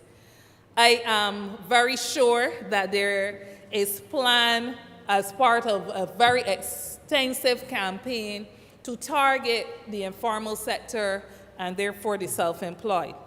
However, I would like to suggest that it should not be left only for the National Insurance, but that across all levels of stakeholders and interested people, that there would be the need to undertake efforts to raise awareness and educate our workers and employers, including, as I said previously, by ensuring easy access to information about the importance of social protection and the conditions and rules that are available to them. I heard the Honourable Member for St. Michael Northeast make mention of the fact that employees can often fall through the cracks if employers do not declare that they have an employment contract with them. When the point was made that you may have 5 employees today and 17 tomorrow, and if you don't declare these. But I take this opportunity to say to workers of Barbados that they also have a personal responsibility to ensure that their contributions are being paid in, and that's why the NIS over the last few years as well instituted a process that you didn't have to walk in and ask. You register on the system, log into your portal, see what's going on, so that if there's anything that raises a red flag, then you can go in and check that out. That's not to say that we don't have to fix the honesty issues that there are with employers declaring workers, but also encourages workers to take the responsibility to ensure that their lifeline is secured. The third and final area I would wish to speak to is amplifying governance. On the subject of good governance, the Minister of Labour spoke of the active involvement of all stakeholders, including workers and employers' organizations on the board of the National Insurance. He also spoke of the very extensive consultations that were had in contemplating the changes before us. But key to providing the governance structure and key to ensuring the restoration of trust that I spoke to earlier in the system would be the application of the system of inspection. So I'm happy to hear about the plans to make improvements to the inspectors and so on, and I believe that that would be in terms of the numbers and so on of inspectors. But where inspectors do what they are supposed to do, i.e., go into companies, verify that employers are paying the requisite, making the requisite levels of contributions and so on, we must ensure that there is no interference at any levels. I'm sure that it is evident to all from the amendments before us that there could be no contemplation on the part of this administration to undermine the very amendments that are before us. But over the years, governmental interference has undermined the sustainability of the NIS. See honorable members looking at me like, what are you talking about? So I will explain. There are companies in Barbados who are known, the inspectors have identified and so on, who are known not to be in compliance with the national insurance system. Employers in Barbados, they don't pay in their portion of the NIS contribution, but worse still, they don't pay in the worker portion. No, the worker portion is not theirs. It is deducted from the worker's salary for the worker to be paid in to the national insurance. Scandalous enough that they don't make their own payments, but then they take from the very workers, the very poor people, and don't send in. And the worker goes now because they ring the foot in a ditch on the employer's property and wishes to claim injury leave, and they go into NIS.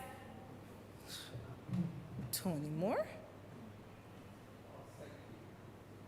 Well, you haven't made a contribution since 2004? Because that worker may not have had, and that's why I speak about the personal responsibility for workers too, because everybody that you associate with or you have to associate with will not do the right thing on your behalf. And I urge workers again to check it out. Don't wait until it is too late or it becomes critical. So they don't pay in, but guess what? Some of these employers then will come to the Ministry of Finance, no doubt, and appeal to the Minister and the Ministry of Finance and the Director of Finance and Economic Affairs to give them a blay. You don't get your workers a blay. You don't give them the opportunity to benefit from the provisions that have been carefully provided for under a mature system dating back to 1967, but you want to blay. Some employers owe as much as $80 million.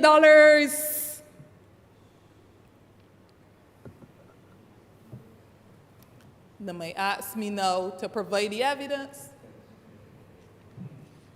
Wrong bird. I ain't gonna provide it. But they know who they are. They know who they are. I dare say that yes, a consideration in fixing the demographic challenge is more people coming in. But we can't bring in more people on top of bad practices where we have been allowing unscrupulous people to get away with murder. You go into their work, you go into their business places, and you have no evidence that the company is not thriving, customers galore, long waiting lines, but them in paying into the NIS. And this is something that has been allowed to obtain from administration to administration, and that is why, Mr. Speaker, I also welcome the changes that are being proposed to change the structure of the NIS so it doesn't fall into government, but that the board really has more flexibility to deal with these situations. And I will challenge this government that I'm a part of, that any of them Because once I know they come for blood, and I know that they're not honoring their commitments, this government can't say it doesn't know, because I will make it know. And I will challenge this government, therefore, to make sure that it does not join hands with people who are not doing right by workers. So yes, the amplification of the system of inspection, the improvements to the inspectorate of both the National Insurance and the Labor Department, because these two bodies must work hand in hand. We have to establish the rules, for instance, for different types of employment, how you are going to go into private homes, for instance, where employees are domestic employees, and ensure that the system is functioning as it ought to. Mr. Speaker, it is therefore important to ensure that for all of these things, to make sure that we keep faith with all of the good things that we are putting on the books, that there is adequate financial resources for a rigorous inspection process. And I say rigorous because I've had cause, not during this year's estimates discussions, but certainly during the last one, to raise the fact that we can't be serious about the laws, the many laws that we are rolling out, if we are not serious about enforcement. And if we are serious about enforcement, we can't expect a handful of people to do it. So we must look seriously at improving the resources that will be able, therefore, to give effect to many of the good plans that we have and that we discuss in this chamber week on week. So yes, a response may be to bring more people into the system, but what is absolutely necessary is what we can fix now, those things that we can fix today. Mr. Speaker, I'm concerned too about the fact that a number of people have been able to benefit over the years once they had 500 contributions in to receive a pension. But the very fact that we have so many people that will fall short and will only get that lump sum payment that you get when you fall short for the contributions you put in, at least our system provides for you to get it back, thankfully. Some systems, some people won't get back a cent. You're just here, you don't qualify.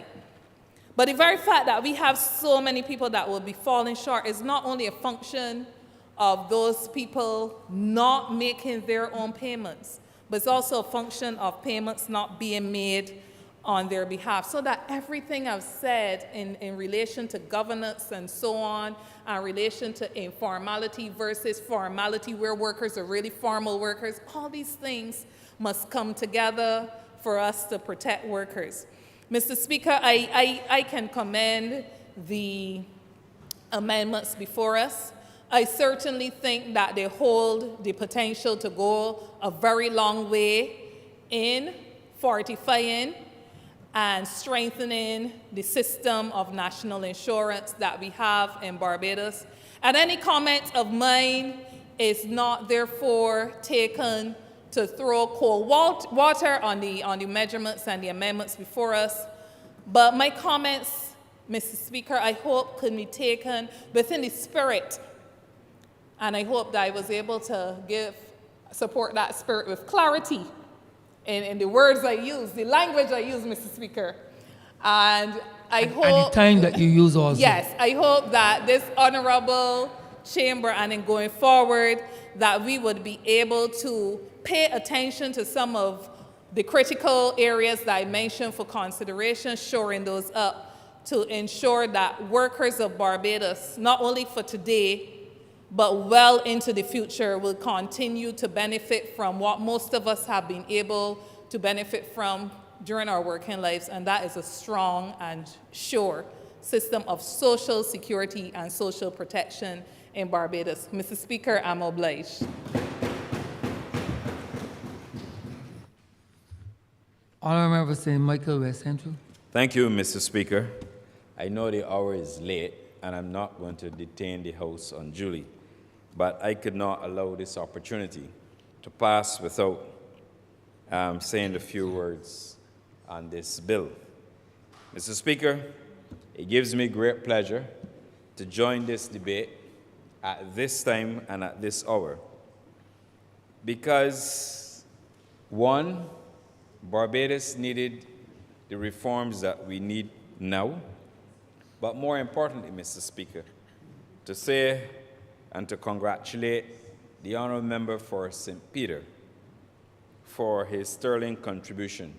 Mr. Speaker, he did very well in presenting the case in his ministerial statement. He spoke to the issues as he should be able to, Mr. Speaker, because we both serve, that is the Honourable Member for St. Peter, we both served on the board of the National Insurance Scheme prior to 2018, prior to the change of government.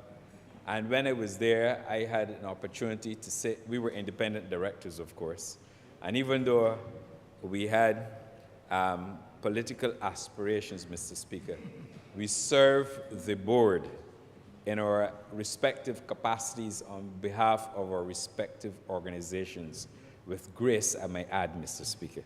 So that it didn't surprise me at all when I listened to the Honourable Member for St. Peter in his presentation, as he's well known for. He's therefore well prepared to speak on matters relating to national insurance and with the confidence, Mr. Speaker, associated with the subject matter. Mr. Speaker, in 2018,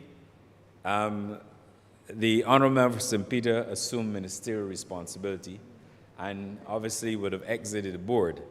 I remained, Mr. Speaker, but not as a member at the time, but as chairman.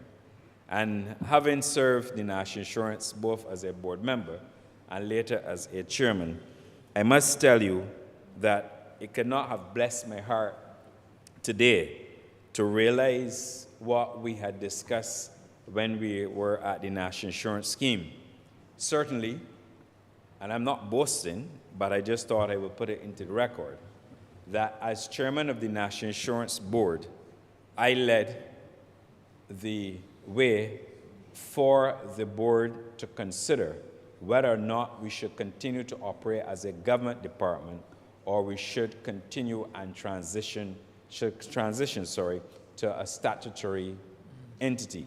Mr. Speaker, and of course the member for St. George North is an eyewitness to this because she was present when the decision was taken. And Mr. Speaker, might I add that when the decision was taken, it was a unanimous decision to show the level of responsibility and maturity of the members who serve with us on the National Insurance Board at the time. And Mr. Speaker, there were several initiatives, including the transition to a statutory board that we took. There were a number of other initiatives that were undertaken within the period we served to better the National Insurance Department. I am not going to, Mr. Speaker, on this late evening, spell out the issues and to spell out the initiatives that we undertook. Suffice to say that there are critical issues revolving around an effective functioning and efficient functioning of a national insurance scheme. And that the question that we have to ask ourselves, why was it necessary for us to transition to a statutory board? You would have heard some, Mr. Speaker, today, and I will also add, but very briefly, we had a situation where you be at National Insurance Board because the employees obviously were controlled and directed by the Ministry of the Public Service through the Personnel Administration Division or People Resourcing Department. And you would walk in, and then tomorrow you have a senior officer who might be directing your IT or directing your investment unit or a finance person being redirected to another ministry. Well, Mr. Speaker, that can't be good. for any business, certainly a business like the National Insurance with billions of dollars in investment. The second issue is that when you require staff of a certain caliber, you would have to go through the public service. Now, of course, if you have somebody who wants to perform at a higher level and you decided that you want to go and get a competitor, secure maybe an employee from one of your competitors, you also are faced with the issue of the level of remuneration for the post, Mr. Speaker. Mr. Speaker, you also had a governance structure tied in to a reporting requirement to ministry. Not that that is wrong, but Mr. Speaker, you have to be very flexible in this arrangement. And therefore, what the bill as we have today before us would allow, as we transition the national insurance to become even more flexible, not only in its decision making, but, Mr. Speaker, become very flexible in other areas. Mr. Speaker, you have to give a fund the opportunity to be very flexible, obviously with the attendant governance protocols. You have to make the National Insurance and allow, Mr. Speaker, the National Insurance Board to have greater autonomy.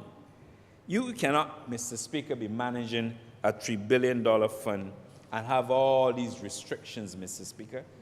Not all these restrictions. What is important is to have a governance structure that responds in a very flexible way, not only to the investment decisions, but also to the managerial decisions. Now let me, at this point, Mr. Speaker, salute and thank the workers at the National Insurance Scheme. I have seen them having to work, Mr. Speaker, when I was chairman, during the COVID period, when they had to generate unemployment benefits checks for thousands of Barbadian workers who didn't know when they were going to get a payday, Mr. Speaker. I saw it firsthand, and I really want to use this occasion, because this will be the first occasion since I left the institution, to publicly thank them for all the work that they did during the COVID to realize the execution of the unemployment benefits to the workers. But, Mr. Speaker, I also want to single out the investment unit of the National Insurance Scheme. Mr. Speaker, I believe that the National Insurance has one of the best kept secrets in the world, but that the investment unit is responsible for safeguarding the investments within the National Insurance Fund. And, Mr. Speaker, the people who work within that unit, they're not paid when compared to some private sector agencies as handsomely as they would wish to be paid. They don't have any bonus incentives to compare with certain people in the private sector that will allow them, if they had achieved a greater rate of return than the prior year, that they will get assured, Mr. Speaker. But that these are men and women within the investment unit who went to work, and they still go to work every day, and sometimes on their day off as well, monitoring the external markets, Mr. Speaker, to ensure that the investments in the external markets are not going south, Mr. Speaker. In other words, not going, I call it, that's why I have to be mindful of my corporate language, but that they're not going in the wrong direction, Mr. Speaker. These are people, Mr. Speaker, that have to prepare, and the Honourable Member for St. Peter knows this, that they have to prepare comprehensive investment analyses to present to the investment committee of the board. And I must tell you, for the period that I served on the board of the National Insurance, and I also had the opportunity to sit on the investment committee as well before I became a chairman. And I can tell you, not only were they very comprehensive, but they led you to the right conclusions, Mr. Speaker. And that every investment opportunity, in fact, most of them, not every, most of the investment decisions led to a very good conclusion and a good rate of return for the National Insurance Scheme. Mr. Speaker, they also have the responsibility from monitoring the regional and the international market as well as domestic market. Because what a lot of people don't know, Mr. Speaker, is that the National Insurance Fund, that they have a wonderful but healthy investments in overseas, including the Caribbean. The National Insurance Scheme is responsible for investing in several Caribbean countries, Mr. Speaker, and perhaps Barbadians don't know this. They also invest heavily in the United States and elsewhere. But they invest to get returns for the investment fund. And as a result of the very sound investment policy that the National Insurance Board continues to follow, that has caused Barbadians and caused the National Insurance Fund to be as rich as it is today, Mr. Speaker. Mr. Speaker, it is due to that investments unit due diligence that we continue to have a very solid investment platform in Barbados. And that's why I said, Mr. Speaker, that the National Insurance investment team, perhaps this is the best kept secret in Barbados. And why do I say, Mr. Speaker, that it is the best kept secret?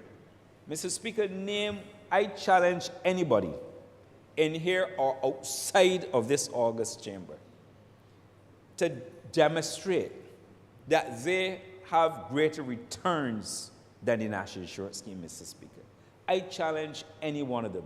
And I don't believe that has changed since I left there, Mr. Speaker, because the investments continue to be safe. But the rate of return, Mr. Speaker, that the National Insurance Scheme and the fund, Mr. Speaker, earns for Barbados and Barbadians is unmatched in Barbados, and I say so because I know what I'm talking about, Mr. Speaker. And the other issue, Mr. Speaker, is that you've had some local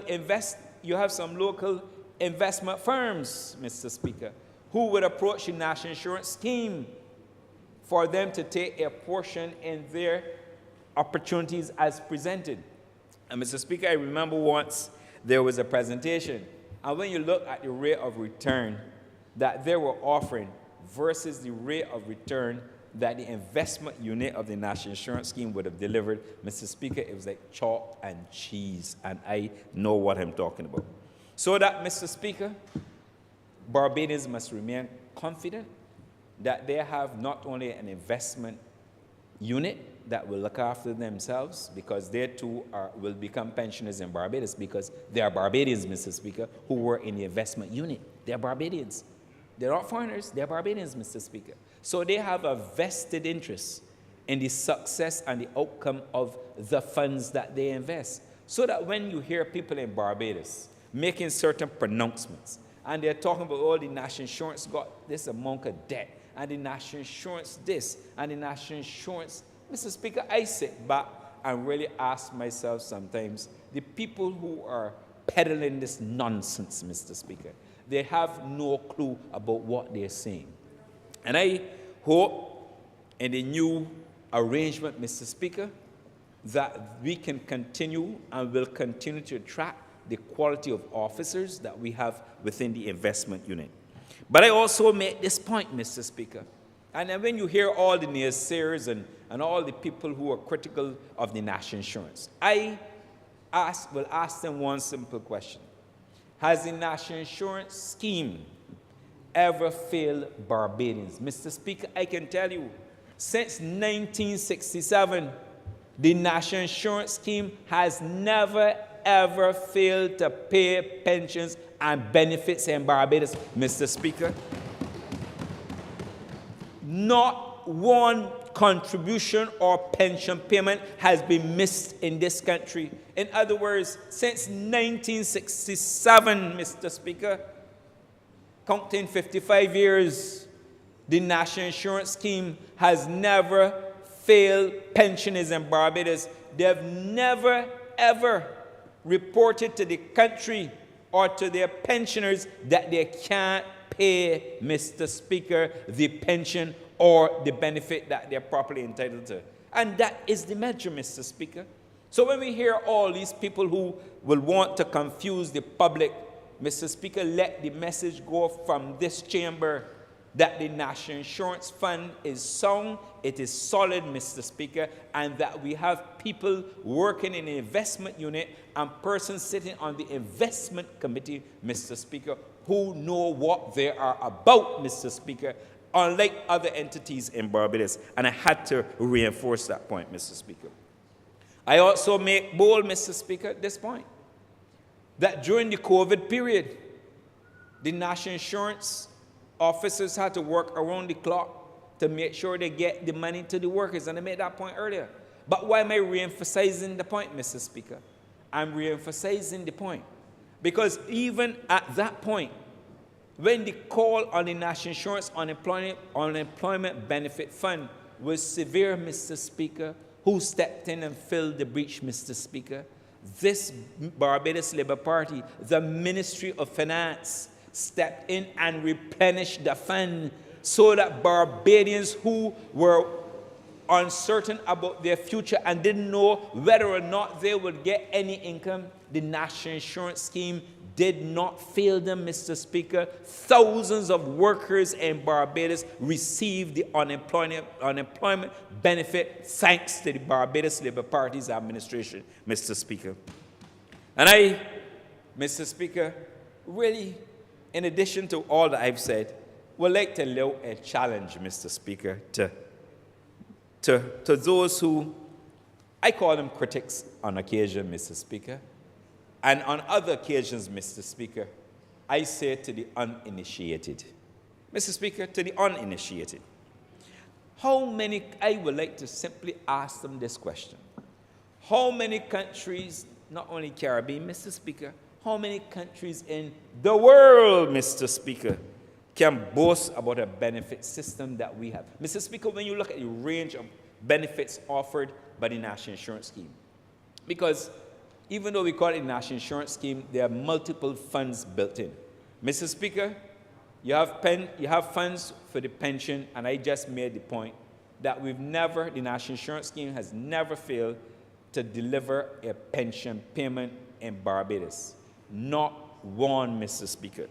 Mr. Speaker, but name a fund, even in the Caribbean, Mr. Speaker, it is not widely known that you have Caribbean countries that don't have an unemployment benefit fund. Mr. Speaker, we are fortunate in Barbados to have an unemployment benefit fund, Mr. Speaker. When you look at it, severance fund, Mr. Speaker, might I add that the workers in Barbados do not pay into the severance payment fund. It is the employers, Mr. Speaker, who contribute to the severance fund. But we have a severance fund here. And we have a severance fund to protect workers just in case, Mr. Speaker, that an employer cannot honor his or her obligation, that the workers will never be disadvantaged, and we have that. Mr. Speaker, we have survivors' benefits. So that, as happened to me, Mr. Speaker, if your mother should leave you at a very young age, and I was a beneficiary of it too because my mother paid national insurance, that your guardian can get a survivor's benefit.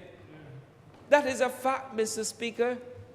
That is what obtains in Barbados for Barbadians. Mr. Speaker, we also have disability benefits. Disability benefits. But equally, Mr. Speaker, we also have a benefit that few can contrast and compare. Mr. Speaker, we refer to it as the Employment Injury Benefit Scheme. So that if you are at work, Mr. Speaker, and you are injured on the job, you will not only get 90% of your average insurable earnings, Mr. Speaker, but you too will be reimbursed or shall be reimbursed for all the medical expenses associated with your injury on the job, Mr. Speaker. And I'm not going to go through the range of benefits. And we heard the honourable member today making the point about what is to happen with paternity benefits. We have maternity benefits, Mr. Speaker. And the maternity benefits are paid to Barbadian women, right? whenever, of course, they give birth to a child. And that is on record.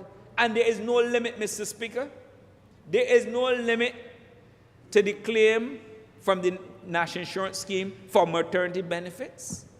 That is the beauty about our system, Mr. Speaker. And you know, Mr. Speaker, this is something that is not, the point I'm going to make is not widely known.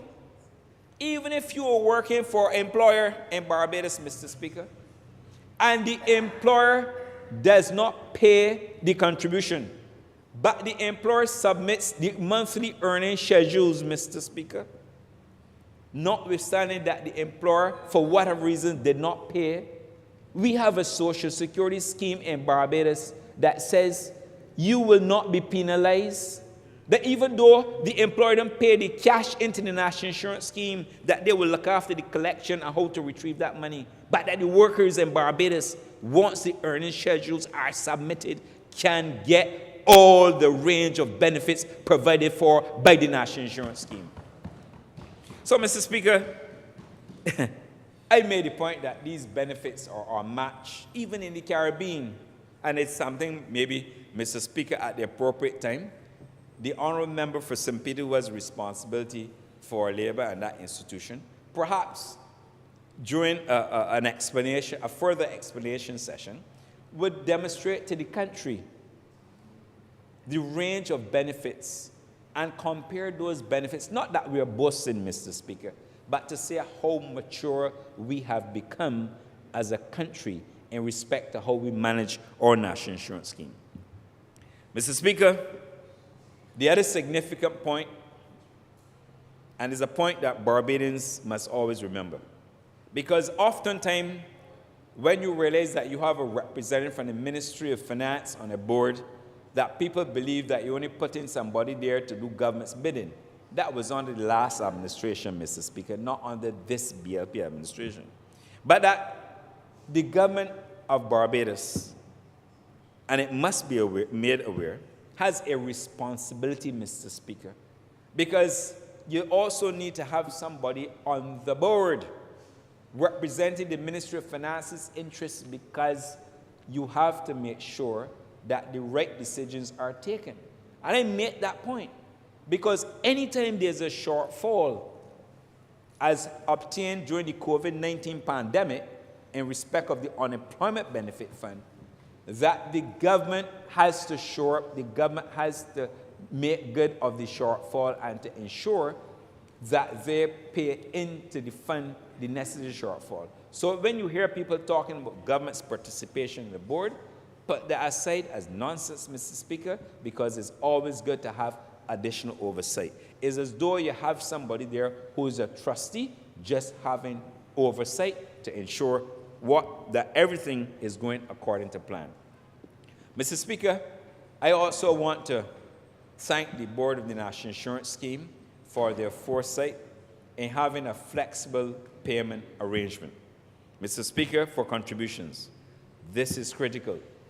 We've heard several examples, including the example of maybe cited in here about taxi operators and other seasonal workers who during the season they will have an opportunity to earn some money and they will have an opportunity to pay into the National Insurance Scheme, so that when it becomes, when we enter that period where perhaps cash is not as liquid as it ought to be, they will have an opportunity not to pay into the fund, but they can pay in advance. I commend the Minister for bringing that. That flexible payment arrangement is absolutely necessary, and I believe it will go a very long way in addressing especially the plight of small, self-employed persons who otherwise would have to complete. The burden of not having to complete all these schedules, Mr. Speaker, that is good for a business when you have an entire accounting department, entire accounting apparatus that can support it. But when you are a self-employed person, when you are hustling for the dollar and you want to make sure you get every dollar, you don't have the time sometimes to sit down, and you certainly may not want to go and pay anybody every month to complete the schedules. And I'm so pleased that this is now being realized, because you can pretty much activate payment with your national insurance number, and obviously, as the minister would have announced, you can pay it through multiple platforms. Mr. Speaker, I want to encourage the workers of Barbados to continue to have faith in the national insurance scheme. I want them as well to continue to check on their contributions. The last speaker made reference to this.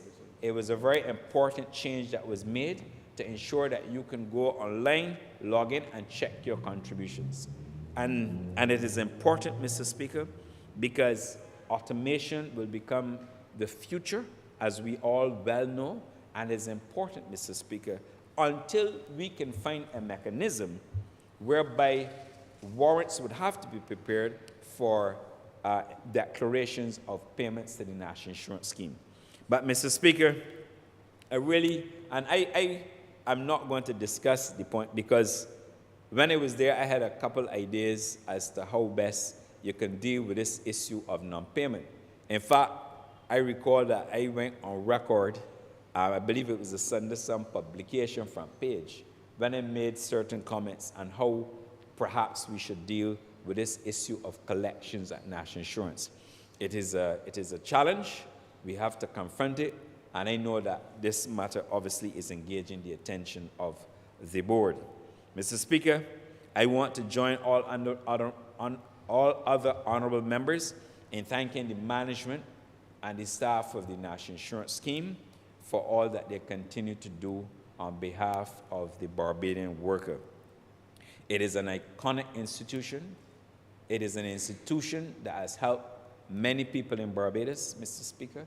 It's an institution, Mr. Speaker, that even through at the point in time when we have to pass, Mr. Speaker, that your family or whoever is undertaking the burial arrangements, Mr. Speaker, can get a funeral grant from the scheme. It shows not only the range of benefits, Mr. Speaker, but it also takes into consideration those workers who have worked hard, and at the moment when they have to pass and move on and transition elsewhere, that their families too can get a contribution. And Mr. Speaker, I know well, because like you, Mr. Speaker, we represent St. Michael constituencies. And you know, in St. Michael constituencies, you get a little more pressure than you get in the rural areas, Mr. Speaker. And oftentimes, we also have to help people in a number of fundamental ways. But that the funeral grant, Mr. Speaker, has allowed a lot of people, especially in our areas, Mr. Speaker, to benefit largely from a program that will help people at the point where they transition. I really want to say to the members of the board and supporting staff, and particularly to the chairman. I had the honor of working with the chairman at the board when I was the chairman and he was the director, and I was happy that he succeeded me as chairman. There are a number of professionals there who continue to go to work and work hard, and for that we have to be grateful. But I really want to assure Barbadians, and this is not because I'm a politician, because I'm on this side, Mr. Speaker, but to assure Barbadians, the National Insurance Fund is safe, Mr. Speaker, and it is sound. And that is why I went to great lengths to explain the fact that you have an investment unit led by Barbadian workers, Mr. Speaker, who look after the investments and the returns associated. And that is why I also made a very important point and particularly challenge, Mr. Speaker, that if anybody were to try to suggest anything other than the national insurance was a very successful scheme, Mr. Speaker, I challenged them to name another investment company in Barbados who can drive and deliver more returns than the national insurance scheme. So on that note, Mr. Speaker, I promise I would not delay the House unduly, but I felt it was necessary as a former chairman to join in the debate, as somebody who I believe had a vision to suggest that we had to go the route of a transition. I'm very pleased to see that that has been executed by the Honourable Member for St. Peter, and I really want to thank him for his sterling leadership, not only to this debate, to the National Insurance Scheme, but also his sterling contribution earlier this morning. Mr. Speaker, this is the second ministerial statement and debate that we have had within a week. It shows that, Mr. Speaker, our government is hard at work, working on behalf of everybody in Barbados. But this debate, Mr. Speaker, is one that speaks, Mr. Speaker, to the heart of Barbados. The fact that we are here today to make meaningful changes to ensure the sustainability of the National Insurance Fund, which remains, Mr. Speaker, the lifeline of all Barbadians. And to you, Mr. Speaker, I'm obliged. Honourable Member for St. Michael North. Thank you, Mr. Speaker, and I want to thank you for the opportunity to rise and to make a contribution in what I think is one of the most important and critical debates that we will have in this House for some time to come, as we look at the amendments to our national insurance and social security mechanism here in Barbados. And I think I will start off where my good friend, the Honourable Member for St. Michael West Central, would have ended off by first congratulating and applauding Mr. Speaker, the Honourable Member for St. Peter, the Minister of Labour, and his team from the NIS board and the management, and all those who have played a critical role in bringing these amendments to the fore today. And not only the amendments, but those who have been working assiduously over many, many months to be able to do the analyses and to do the legwork that would have been able to feed into the recommendations for amendments to this very seminal and critical piece of legislation. And Mr. Speaker, sir, we know that the National Insurance Scheme is one of these legacy initiatives, programs, institutions that Barbadians have become very familiar with. It has become almost a part of the DNA of what it is to be a Barbadian. And I like to be a part of these types of debates, Mr. Speaker, because I think they represent the happy marriage and convergence of the past, the present, and the future of our country. And of course, when we think about social security schemes across the world, they provide a social safety net for the members and citizenry of that specific country, even as our national insurance scheme does here in Barbados. It reminds me, Mr. Speaker, of even our national ID, something that has been such a feature of our society, even dating back before 1979, but 1979 when we would have issued the blue ID card that we are now very familiar with and that we are in the process of replacing. And that represents the past, much like the NIS scheme in 1967, through to now, the present, when we are seeking to make those changes. And I look ahead, Mr. Speaker, to a Barbados where we will have, in due course, we will have a mobile ID, a digital ID that would allow our people to be able to remotely authenticate their identity no matter where they may be physically in our country. And even as we have had to make that type of change to our identity system, we have seen it necessary now to make what I call critical changes and amendments to safeguard the stability of what is one of the underlying safety nets of our people, our national insurance scheme. But, Mr. Speaker, as I sat here during the course of the day listening to my various colleagues speaking in this debate, and then I had occasion to review some of the comments online, etc., and to see what the people of Barbados have been saying relative to the announced and proposed changes to safeguard this scheme of ours. And it started to make me reflect, Mr. Speaker, on where we really are as a people and as a country. It seems like there are a lot of persons out there who think that the changes as proposed, and in particular, the one where we are extending the pensionable age by 1 year, it seems as if that proposed change has been met with significant negative response from the people of Barbados. And I have to ask myself why. I really have to to analyze this situation, and I put myself in the position of every other citizen of Barbados, not as an MP, not as a politician, not as a minister, but really as the average citizen in Barbados. And I ask myself the question, why? Now, Mr. Speaker, is this the same national insurance scheme that during the pandemic had over 40,000 claims upon it of persons who would have been unemployed due to COVID-19, Mr. Speaker, sir? Is this the same national insurance scheme that would have been used to administer a business interruption initiative, Mr. Speaker, sir? Is this the same national insurance scheme that right now pays out on a daily basis maternity leave, sickness benefits, funeral grants?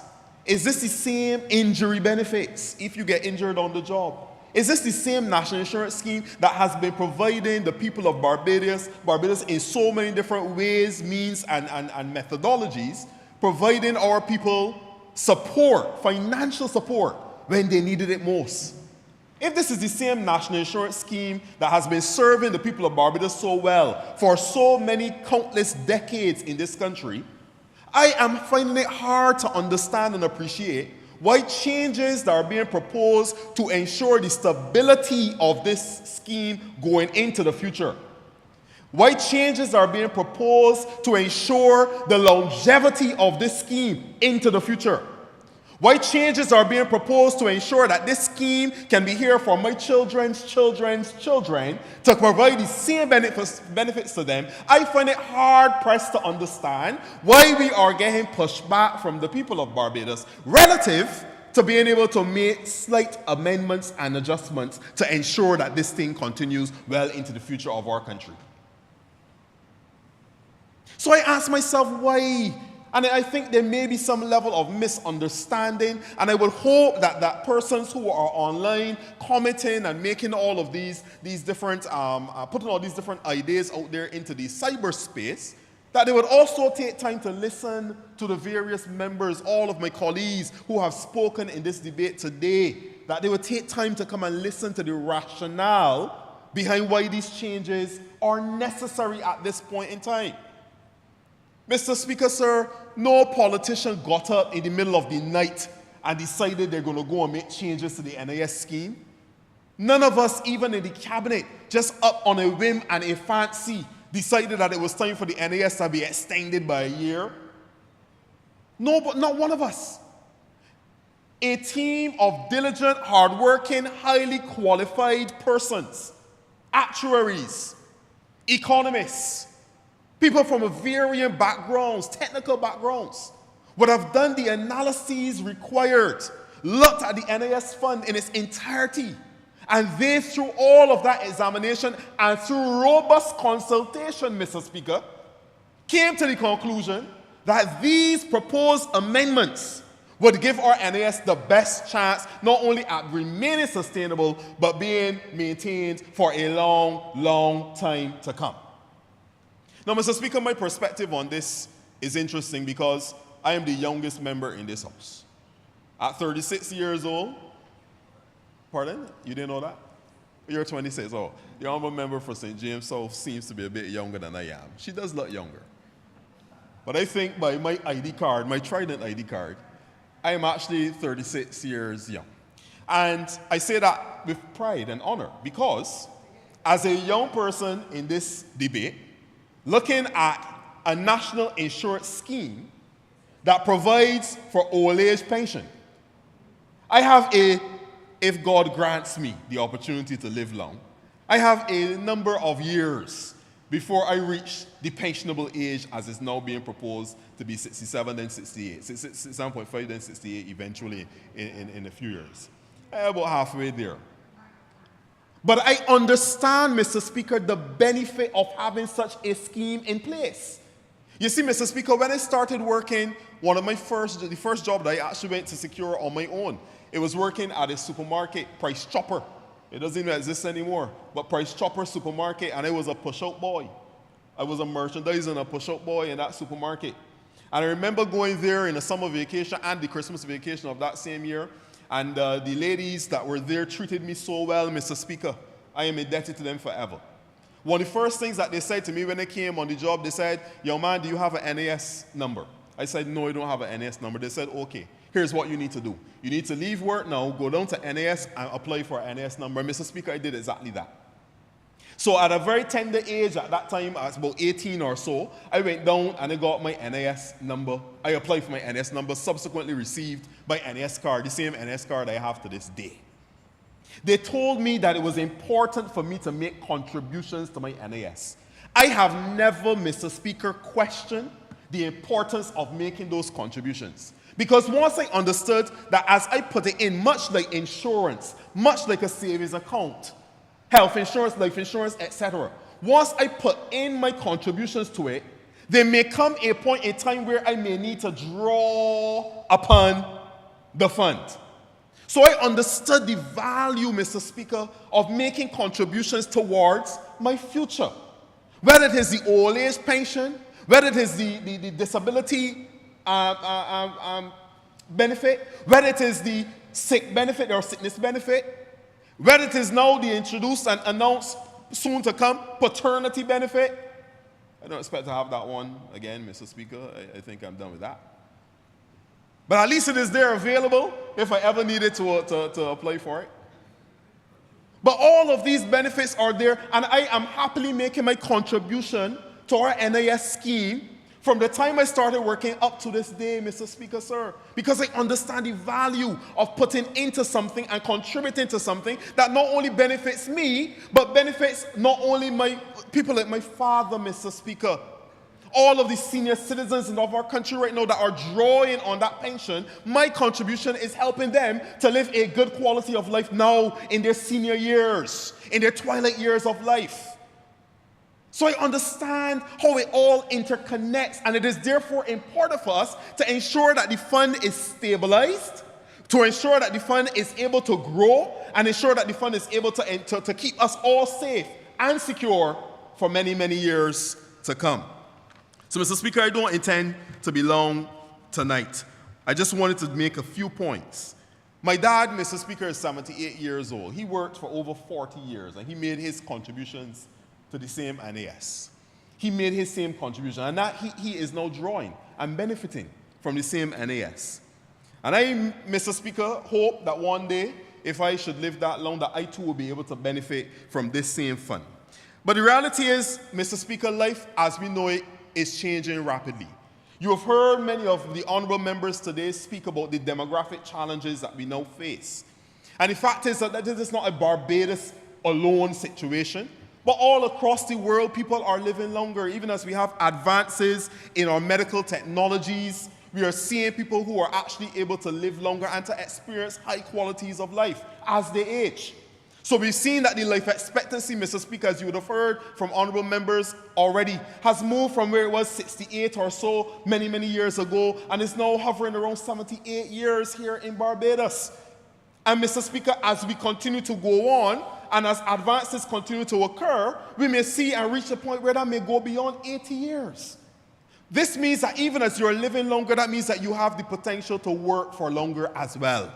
So when we make this slight adjustment in terms of the pensionable age, we are not a slight in terms of just 1 year at the end of the day. And what I really appreciate about the way that we are approaching this adjustment is that we're doing it in a phased manner, Mr. Speaker. So we're not saying that all in one fell swoop, come X date, you're going to have to reach 68. But we're saying that with in a phased way, I think it's by 2031, 2028, the first adjustment is 67.5. And then by 2031, the next adjustment is 68, Mr. Speaker. So we're doing it in a phased manner that would allow for people then to be able to put themselves in order. So we know, Mr. Speaker, that with all of these demographic challenges that we've been experiencing across the world, that there needed to be some intervention. We have a situation where because there's a growing base of persons receiving the benefits of the NAS fund, but yet we have a shrinking number of people who are contributing thereto, we have a situation where an intervention had to be made. And these interventions and these proposed amendments are going to give us, based on what the experts have said, based on what the technical persons have said, they will give us the opportunity to ensure that the fund continues to be viable going forward well into the future. Not only the near future, but in the distant future as well. And I say all that also to say, Mr. Speaker, and to reiterate the point, the NIS is not currently in any crisis. I read in some of the comments where people said, we don't do all the money at NIS. Mr. Speaker, you have heard many times today, the fund is managing over $4 billion in assets. The fund is strong, it is robust, it is stable. It is very stable as of now. What we are seeking to do is to ensure its stability going into the future. Because as we look at it, and there are people, actuaries are trained in the sense of looking ahead, not 1 year, not 2 years, not 3 years, Mr. Speaker, but 20 years and 40 years and 50 years down the line. And they do their modeling and their forecasting and their projections. And when they did that, at the current trends, the demographic challenges being noted, they recognize that we will have a severe challenge in a very few years. Mr. Speaker, by 2034, we would have had a significant challenge, and as I think I heard the Honourable Member for St. Michael North East, the Prime Minister, said, we would have had a date with destiny. We would have encountered a significant challenge if we had continued on that same trajectory. But we are making these changes to ensure that we do not encounter significant challenges. Another proposed change, Mr. Speaker, is to the number of contributions that are required for us to be eligible for a contributory pension. Mr. Speaker, it was set at a period of 10 years of working before. We are now proposing that it will be moved to 15 years of work or 750 weeks of contributions for us to be able to qualify for, be eligible for a contributory pension. Once again, Mr. Speaker, given the fact that people are living longer, given the fact that people are still coming into the workforce at 18 and 19 and 20 and 21, 15 years is not a big ask for the average citizen, Mr. Speaker. I've been working for over 15 years now. I never would have thought, but I've been working for over 15 years now. So I've already reached the threshold for eligibility for my NIS pension whenever that time will come, if God should allow. So when you think about it in the context and the reality, and I think our people need to do that and stop, and instead of getting caught up in what may be at the surface, a sensational response, that we need to really listen and stop and take note of what is really being proposed here. Yes, it is moving from 10 years to 15 years, but in reality, majority of us in this house have already reached that 15-year threshold. And the majority of our citizens, as long as they continue to work, they will reach that 750 weeks or 15-year threshold as well, Mr. Speaker. But I'm also happy that we're also proposing a more regularized pension adjustment system.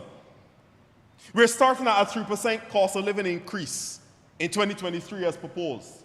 And I believe, Mr. Speaker, is going in increments of 1.5% in annual increases going forward thereafter, as long as the average over 3 years, the 3-year average of inflation does not go above 3%.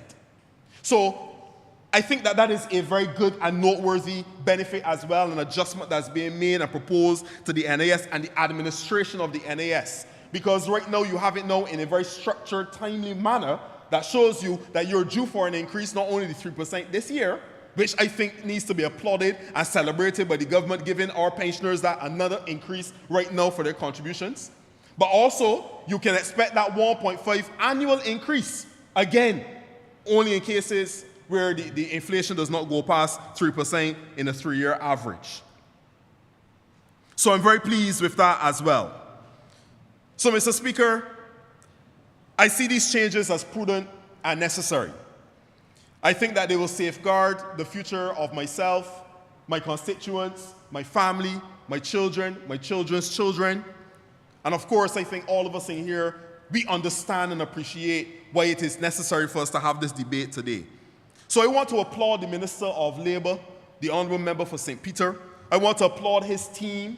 I want to applaud all that have had any say or contribution in getting us to this stage where we can make these decisions. And it was said that these are not always comfortable or convenient decisions to make.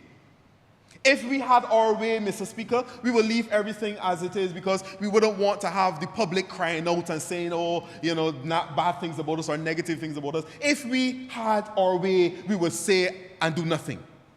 But, Mr. Speaker, that is not why we were elected to serve the people of Barbados. We were elected and put in these positions so we can make hard decisions when necessary in the best interest of the people of Barbados. That's why we were here. That's why all of us have come to serve. That's why all of us have come to public life, to make the decisions that are necessary to safeguard not only Barbados of 2023, but Barbados of 3033, Barbados of 2053. There may be a Barbados of 5033 too, God willing. So we're here to secure the future of our country, and that's why we take this job very seriously, and all of us come to work every single day to move the needle just a bit forward, more forward every single day in the interest of the people of Barbados, Mr. Speaker, sir. I want to, in closing, encourage all Barbadians. Make your contributions to the NAS. I remember the jingle coming up as a young lad, even to this day, is still played. It's more than a contribution. It's your lifeline. And for many people in Barbados, Mr. Speaker, sir, the NAS has been a lifeline for them. I just this morning happened to pass one of the post offices. And as usual, around this time of the month and around this time, you will see lines and lines of people going. People go, people depend on the assistance that comes through the NAS scheme in its many different formats and modalities. I want to encourage our self-employed people who now have been given the assurance that we're making it easier for them to participate and to contribute to the NAS scheme. No more forms, no more schedules, no more due dates. You don't have flexibility. You can make any contribution, anytime, however you feel like, and you can use the online modalities to do it as well. All the various bill payment services you can utilize to make your contributions to the NAS. So we're trying to make it easier because, of course, if it is difficult, you may find a reason to say, I can't do it. But we're now removing those difficulties. We're removing any hindrances or blockades so that more of our informal sector, more of our self-employed people can contribute to the scheme as well. So I'm encouraging not only self-employed, but the employed. Check and make sure that your contributions are being made. Make the contributions if you can. If you have to do it yourself as a self-employed person, make those contributions. Because the fund, even with these changes that we're making, it will continue to need the contributions of the people of Barbados. So, Mr. Speaker, with that, I implore all of the people of Barbados, let us have a reasonable conversation about this in the coming weeks. I would encourage everyone to think through this process, to look at the amendments that are being proposed, read them through for themselves. Don't just take the word of others on it, but read them through for yourself. Think about them logically. And I believe that the majority of our people will come to a place where they appreciate that what we're doing here today is in the best interest of all of us as citizens of Barbados. And with that, Mr. Speaker, I'm obliged to you. Honourable Member for Bridgetown. Thank you very much, Mr. Speaker. Let me just get to it by thanking you for the opportunity to speak at this time. I just want to lend my voice to this extremely important bill in relation to the National Insurance and Social Security of Barbados. And as many of my colleagues said today, they reiterated the slogan, this is more than a contribution, this is your lifeline. And I want to make my contribution to this lifeline in this debate, sir. When I think about the lifeline, when I think about the amendment, I want Barbadians to understand the significance of this particular debate.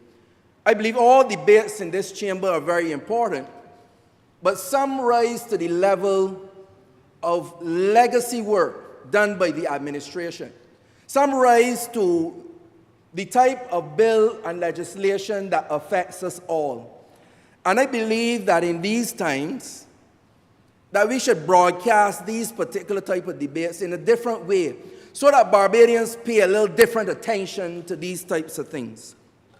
Now, these amendments, these changes as you heard from many of my colleagues, they do not take effect next week or next month. A lot of them speak to a future, but I want Barbadians to understand that the impact of this can be next week or next month, as proven by the pandemic. So I had the privilege, the difficulty, but the privilege of managing the Adopt Our Families program in a certain aspect under the Household Mitigation Unit, sir. And a lot of people came to understand the importance of having such a social security net. Over 20-something thousand claims within a short period of time. And if they did not have this sort of scheme, or the privilege to be able to call upon a scheme, many of them may not have been able to get a meal when the day comes. Many of them may not have been able to survive that very difficult period, particularly at the beginning of the pandemic, sir. And that is why I want to lend my voice to this. Many of my colleagues have outlined to the public in a very, very clear fashion what are the changes to come. The number of contributions, the year, the age, I will not repeat, sir. I will encourage all Barbadians hearing my voice to go on YouTube and listen back to the many contributions, but particularly the contribution of the member for St. Peter, who would have put it in context in the most comprehensive way. I would encourage Barbadians hearing my voice to read the report on population. Do not take our word for it. Go back and listen, but go back and read. And that is why I lend my voice to underscore just a few points so that we can elevate some of the points made in this chamber today, sir, for Barbadians that I feel are very important. Sir, I want to lend my voice to urge persons to get the information and to get involved. That is the first point. The second thing I want to ask them to read and research. Don't just read the headlines. Read all the lines. Read the bottom line. Read the fine print. Read everything. Because sometimes we read just the opening saga and we run off and we don't have the context. Sir, the debates were long. The speeches were lengthy. But get the link and play it in the car in traffic then. Play it while in the bath. Because this is important. The contributions of the National Insurance Scheme and our Social Security affects us all, whether directly or indirectly. Sir, when I saw the pandemic and I got the many calls for assistance, I knew that I always knew this scheme was important. But that is when I realized that this is not just a scheme. These are not just contributions. This is the actual lifeline of many, many Barbadians. Sir, we brag of a 98% literacy rate, so I'm asking, I'm begging, I'm pleading that we use it. Read. I know over the last 5 years, and the Minister of Education can correct me if I'm wrong, we invested about $1 billion in schooling and education in this country. And I say invested because at the end of the day, there must be a return on that investment. And what is the return, sir? The return is an educated populace, an educated people of Barbados, to ensure a high standard of living. When you look at index after index across the globe, you will see that Barbados is in the top 10, and the top 5, and the top 3 in relation to quality of life. Now, on the other hand, we have many people who suffer day to day and the bread and butter issues. So it's not to say that we live in a paradise and we live in a community where everybody's fridge is full and everybody can go to the gas station or everybody can afford bus fare for work, because that is not the case. I know through the Ministry of People Empowerment, and I know through my canvassing, and I know through my day-to-day life in public life, that there are many people who out there are struggling to make ends meet. But I know overall, the situation collectively in this society and this country, that for the most part, we live in a peaceful society We live in a society where we have access to things, though not perfect, access is available. So for instance, I am reading online about people who are upset about the length of time in A&E, for instance.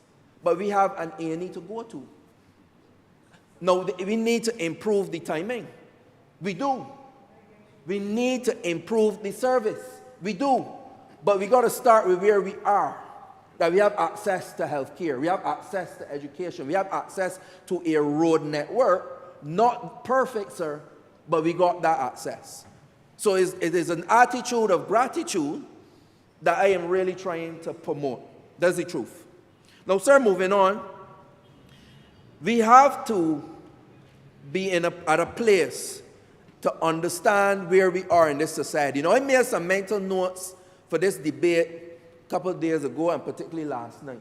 But I rewrote and edited those mental notes after one or two events that I attended today with some young people. Some young people who are crying out saying, I am glad for this particular session because all my life I had no one to turn to. That touched me in a particular way. But the one that really rewrote and edited my speech for this particular bill was when I attended the Safe Zone session with 18 young men from different schools, backgrounds from schools from the most prestigious to the less prestigious schools in this country, different communities, different economic backgrounds. And what they were learning there, sir, is financial literacy, financial empowerment, wealth creation. So when we in here talking about retirement age of 67, they are being taught how to retire at 45. So we're going to move the discussion, sir, up a notch and ask ourselves, what can our young people do? What can our people generally do to be able to create wealth that we're not sucking salt at 67 and hoping for earlier retirement age? What type of private pension plans can we add to the system? What are the things that people can do to truly empower themselves so that if a pandemic comes again, whoever is running the household mitigation unit don't have to field over 18,500 calls from Barbadians? That Barbadians have savings in the bank. That Barbadians have investment in mass. That large middle class that we have become known for globally is strong and so large that the upper middle class is even large too as well, and that we do not have that working class and that poor class so big that the NIS will have to be revitalized again. We have to be doing another amendment very soon. Those are the sort of questions and those are the sort of policy proposals that I want to contribute to, sir. That retirement must not be only about old age retirement. Let us get real. But sir, one of the things I want to say to Barbadians, I want to underscore. Member for St. Peter mentioned this, and I want to underscore it. I want Barbadians not to miss the point. I have the privilege, sir, of being part and privy of the discussions. I was in the room, sir. And one of the things that I'm very happy and I am proud about, and I want Barbadians to feel proud about, is that when these discussions were going on, not once, sir, not once, cross my heart what today, did I hear anything about votes? Did I hear any kind of politicking? Sir, you know the sort of phraseology that went on in these discussions? What is in the best interest for Barbados? What is in the best interest of future generations? That is the sort of talk that I heard, sir. That is the sort of sentiment that went into the recommendations and the acceptance of those recommendations. And I feel very proud to be part of an administration that thinks and operates at that level, sir. Now, sir, albeit said of this responsible government, I underscore what the minister said as well in terms of the fact that we have an administration making the hard decisions. Now, I am not one to get too involved with the comments. I think it was Barack Obama back in 2010. He said, don't read the comments for your mental health, right? Now, I like to still engage in it because you have to feel the pulse of the people. But I'd like to do that better by walking and talking to my constituents. Because when people get behind the screen, sir, something happens. I don't know what it is. I ain't a psychologist, but something happens, sir. And the fact of the matter is that internationally, we have an issue with population. Internationally, a lot of governments kick the can down the road so that the next fella go and make the hard decisions. But what this administration have been doing time after time after time again is making those decisions, governing for the future. Because while people are upset to hear, okay, this move from here to there, this tweet here may affect this person. What I want my Barbadians to understand is that these tweets are to ensure that we have an NIS and benefits for people for 10, 20 down the road. Because we heard that the alarm bells and our difficulty will run into just 2034. No, sir, that may sound far from here, but that's about 9 years, sir. And the administration take it upon themselves to take some blows to do the right thing. Not the popular thing, but the right thing, sir. And that is something I want Barbadians to understand. Not just those who support the administration, but those who support the country. Now, sir, one of the other things that I feel very happy about is the fact that there was a lot of consultation. Now, this thing about consultation, sir, is something that we have to be very careful about. Because when we have these town hall meetings, there's a set of people that turn up to those. We did the surveys, we do the suggestion boxes, but then when you look at the comments today, sir, already, there are a lot of people who did not contribute to the consultations. And what I am saying to Barbadians is that do not complain after the ink has dried. I want Barbadians to get involved in the decision-making process. This is a listening government. This is a government that is very connected to the wishes of the people. You see it in the rubbing shoulders, you see it in the Paris Speaks, you see it in the reasoning sessions. This is a government that not every 5 years they come in knocking on our door. Every week and every month, we're going out there and we want to hear and we want to create policies and programs based on the wishes of the people who has put us here, sir. And that is the mission. And that is what is happening. So when you see town halls, don't say, man, that's boring, I'm going to that, I'm interested in that. And then when the legislation and the policy come, you upset. We want to hear you in the beginning, in the middle, and not just at the end. And I'm asking all Barbadians that can hear my voice. Look, not just the ones that can hear my voice. I want who can hear me now to tell a friend, to tell a friend, to tell a brother, to tell a cousin, to tell an ex-girlfriend, that when the government had these exercises, please, please, please participate. Now, in summary and in closing, sir, I want to tell Barbadians that I had this thing called an actuarial review. And what this is that the professionals that understand projections and population and contributions and payout do some calculations. And they recognize that we have a population issue. The births are down and the deaths are up. The deaths exceed the births. More people dying than people borning. That can give a problem with numbers. That's all that is. So actuarial review, that's what it is. We got some problems, right?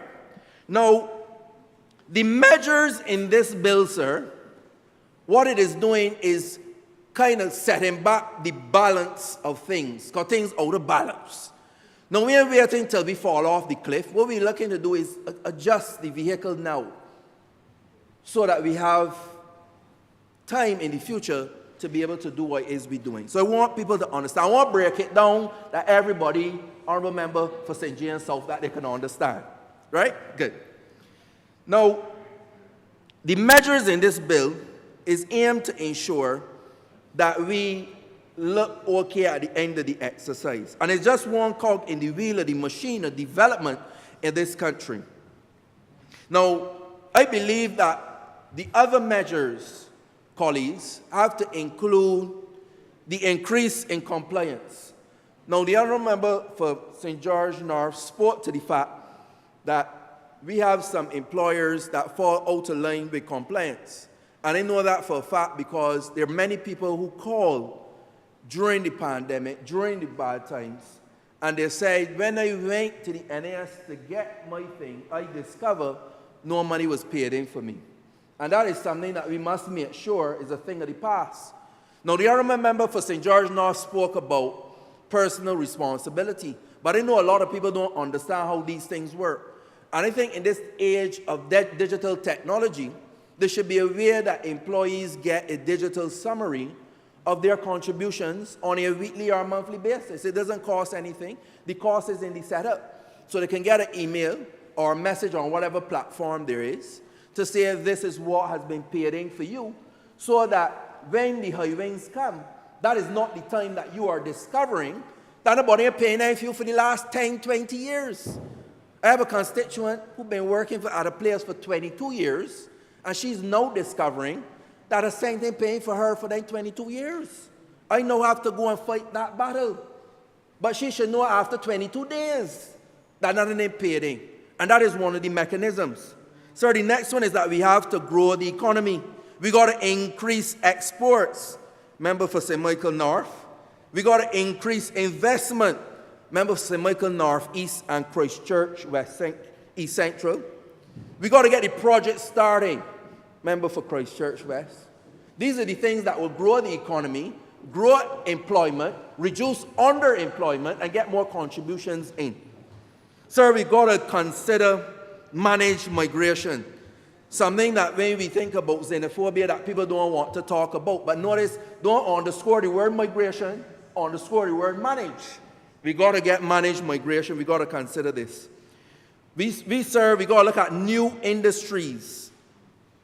We got to look at the increased contributions. Better level of jobs mean more contributions, mean more money, more dinero. Sir, we also have to look at, we may have to consider our nocturnal activities. What do young people call Netflix and chill?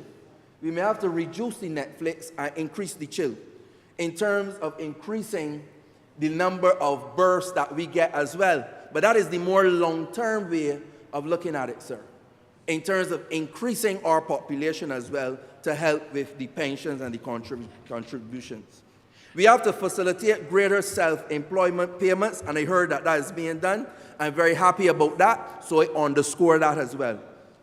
Private pension plans is something that we have to look at as well. I think that self-employed persons can see this as a nationally subsidized pension plan, and therefore it could contribute to it. And there's nothing taken away from you contributing to a separate one if you want to help to subsidize the expenses of the future.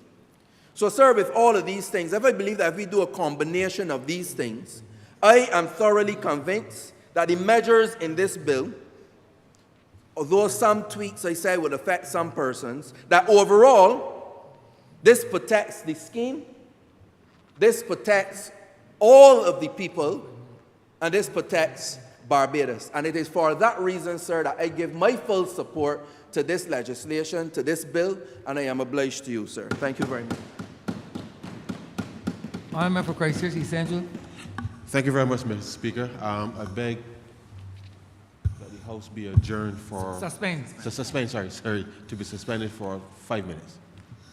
Question that this honourable chairman be suspended for 5 minutes. All the honourable members in favor, please say aye. Aye. Those against, please say no. We think the ayes have it. This honourable chairman stands suspended for 5 minutes.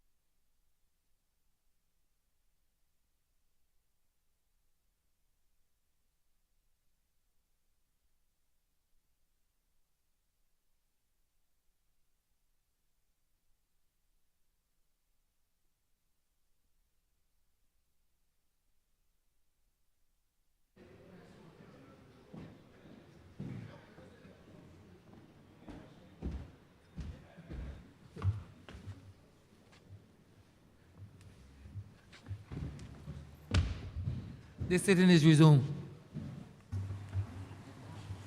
Honourable Member for Christ Church East Central. Thank you so very much, Mr. Speaker. And I first want to congratulate the Honourable Member for St. Peter for a very robust and comprehensive presentation today on the national insurance. And naturally, sir, it is something that strategically for this country is absolutely important. Now, as you are aware, sir, this really is a cognate debate, and I'm going to take an opportunity just to go through a few aspects of the second bill. But before I do that, sir, let me say that the discussion around national insurance as a strategic asset, sir, for this country is important for Barbadians to understand that it is not just a function of demography, meaning, sir, the age cohort or profile of the population. And those things equally, sir, are important. But once you're talking about social security, sir, and I've said in this chamber already, as an economist, we are often concerned, sir, with the concept of overlapping generations. So we live in a house, sir, with your great-grandmother, your grandmother, your mother, you're the children, sir. And therefore, the interest of the household, sir, the welfare of the household is important to understand how, not just how wealth is transferred from one generation to the next, sir, but equally, sir, how the development of the household impacts, sir, the development of the country.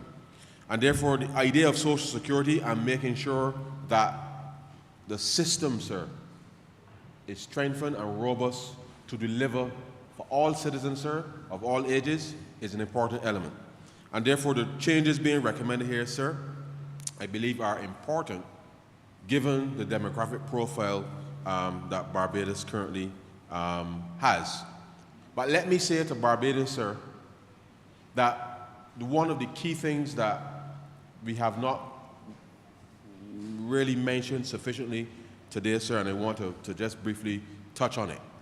Because whilst we are talking on different subjects, sir, education one week, sir, health the next week, social security the next week, sir, crime prevention the next week, sir, welfare in terms of the reform of the social security system, the social services system, sir, all of these things, sir, are interrelated. Absolutely interrelated, sir. And I want to spend just a few minutes, sir, just a couple of minutes, on why we need to ensure that for the strength of the social security, that we need to get education reform absolutely, absolutely, absolutely right, sir. Because having made significant investments over the years in education, sir,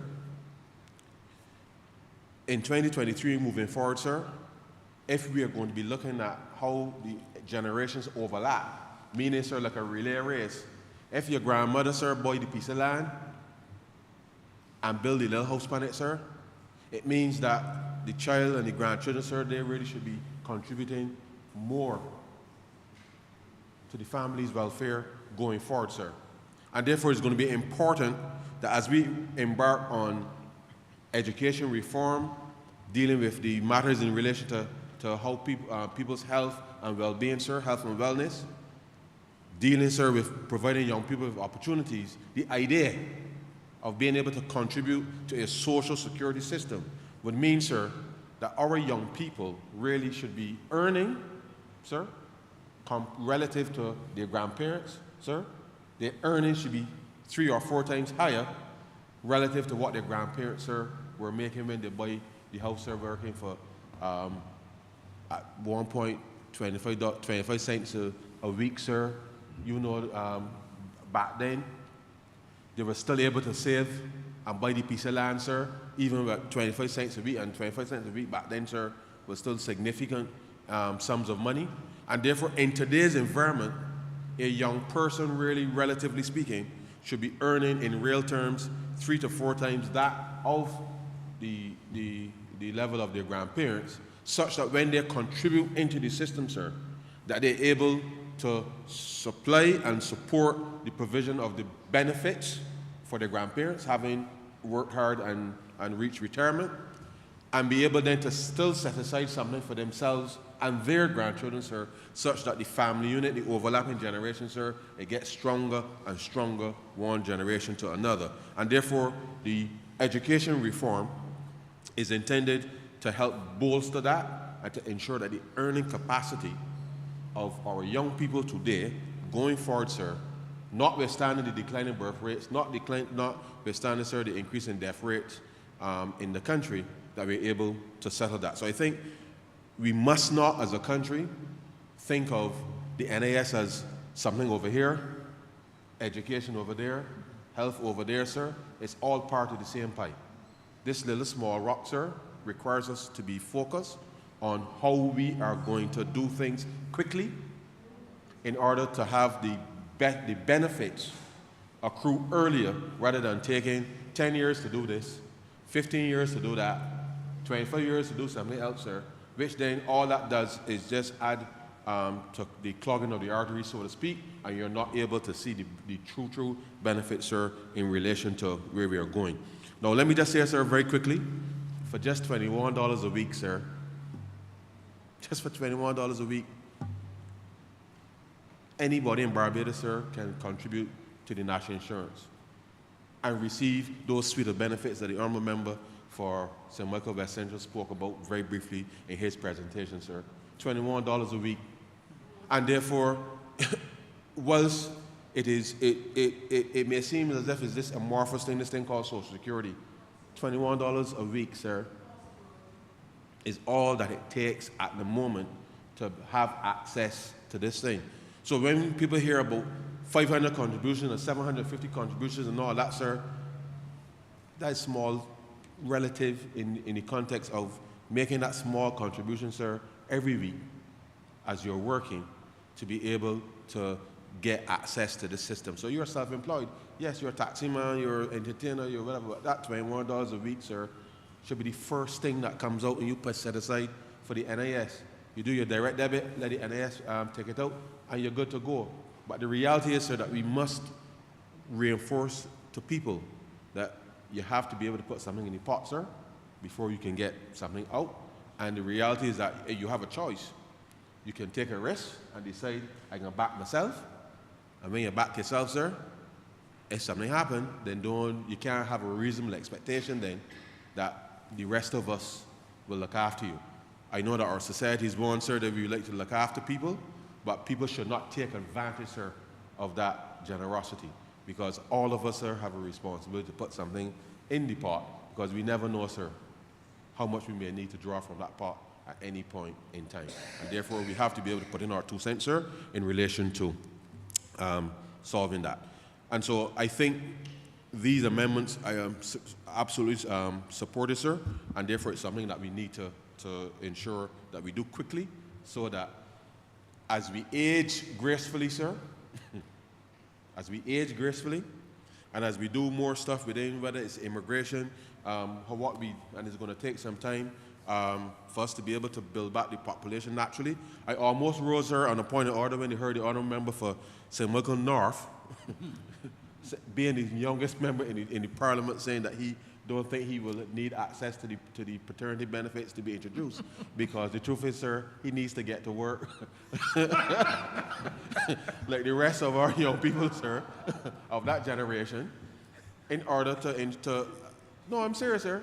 I mean, these are discussions that people need to have about how we are going to increase our population. So when he made that statement, sir, I know I understand what he was saying, but the reality is, sir, that these are conversations that as we invest in our young people, they must see building a family, sir, raising a family in this country as part of their responsibility as well. And therefore, as we continue to invest more in giving more opportunities, economic opportunities for young people, equally, sir, part of that has to be about how we can build a strong population. And therefore, that is something that we're going to have conversations with both men and with young men and women about how they're able to make that contribution into the context of building back Barbados community.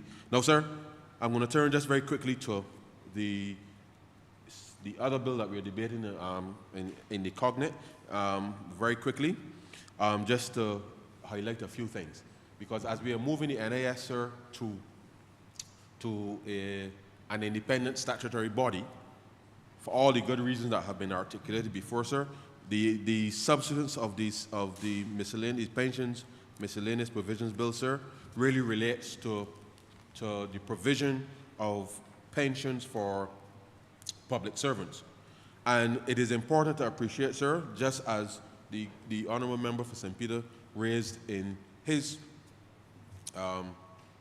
presentation this morning, that for existing public servants, sir, existing public servants, that there are no changes at all, sir, with respect to the rights of any public servant that's already employed in the government service, sir. All of the necessary amendments relate to, in this bill, sir, relates to public servants who will enter the service on January 1st, 2024. So let me repeat, sir. There's no change with respect to the rights, pension rights of any existing public servant. These measures will apply for all new public servants entering the service on January 1st, 2024. So in much the same way, sir, as we are making the national changes in relation to Social Security, we too must appreciate and understand the changes that have happened over the years. And I don't have all the time now, sir, to go through all of the things from when people were getting two pensions, sir, and all the long leave and all the different things that happen.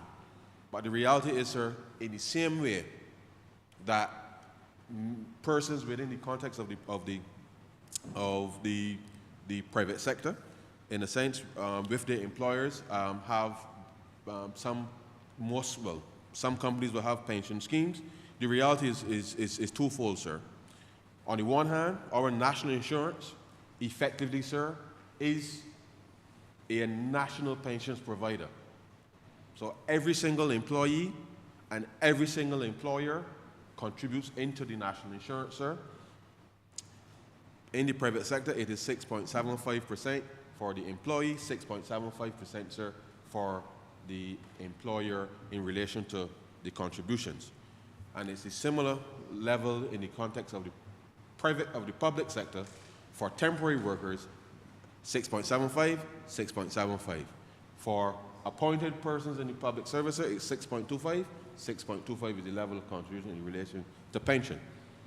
So I want to make it clear, sir, that there are those who should know better, saying that public servants, sir, who work for a period of time will only get $38 from the Treasury or $70 from the Treasury and the like, sir, as if to say that people working in this country, that there are already pension arrangements in place. And I want to make it clear, sir, to you and to the public through you, sir, that all responsible employers, sir, pay into the national insurance scheme. Those who can afford it, sir, sets up a scheme separate from the national insurance scheme to give additional pension opportunities for the employees, such that the whole idea, sir, of planning for retirement is an important element that we need to ensure that people understand. That the Social Security gives you pension up to a certain level, sir, up to a certain level and no more. And therefore, if you want to have additional income in your retirement, which is the earnings, the earning ceiling is the limit. If you want anything above the earning ceiling, sir, it means you got to plan for it, sir. You got to set aside something to make sure that if you want something over and above the earning ceiling, that you're able to do that. And therefore, we are proposing, sir, that in this bill, that for new public servants, sir, new public servants entering the service on January 1st, 2024, sir, that for those employees in the public service who enter the public service from the first day of January 2024 that for those employees that are under the maximum insurable earnings ceiling, that they shall contribute, sir, 2% of their emoluments in relation to contributions, and those who are above the insurable ceiling, sir, that they will contribute 5% of their income into the fund. There will be, sir, a separate fund created. I'm going to get the precise name, sir. Created in order to ensure that these funds are managed, which too will be managed, sir, by the National Insurance Scheme. And therefore, it is something that we want to make abundantly clear, sir. I'm trying to find this. Oh, yes. The establishment of the Public Service Fund, sir, on page 16 of the bill, is where these funds will be administered, sir, in relation to new public servants entering the service from January 1st, 2024. Now, as I spoke, sir, those would be the mandatory contributions into the fund, sir, which will be managed by the National Insurance, which we are now setting up independently, sir, to ensure that, as the Honourable Member for St. Michael West Central indicated, the National Insurance Investment Committee, sir, and the rates of return of that investment committee, sir, is perhaps, sir, the best set of returns for any investment entity in Barbados. And therefore, any person entering the public service should have confidence in the management of those funds by the said National Insurance Scheme, sir, given the track record that they've had in relation to the investment opportunities. And therefore, it is something that we want to encourage, sir, persons to ensure that they understand that planning for retirement starts from the day, sir, you enter the workforce. And in the same way that the Honourable Member for St. Michael North indicated that when he first started packing the shelves and the ladies studied to go down and get his NAS number, sir, that what he was in effect saying, sir, that he was started planning his retirement at 18 years old. And I thank those ladies for informing him of that, and many other persons in our workplaces who will mentor and speak with young people about what they need to do as young working people to be able to ensure that they get on the right path. But the national insurance is not the only, sir, opportunity for retirement planning, and therefore it is important that we get people to appreciate that if you put all your eggs in one basket, so to speak, and it's not the best term, but the reality is, sir, is that things change. And if you don't plan for having some additional type of income, then you may find yourself upon retirement recognizing that your obligations are clearly much higher than what you anticipated it would be. And if you don't take care of yourself, sir, in the way that you ought to, sometimes, ill health can also cause some issues in relation to your financial situation, and therefore you find yourself in this, faced with mounting expenses, but on a fixed income. And therefore it is important that we understand that living as healthy as you can, sir, looking out for yourself, getting insurance and the like, sir, is a very, very important part of not just for pension, but just for living, sir, and taking care of yourself. And therefore you have to plan for these elements, and it's important, sir, that we do this in a responsible way.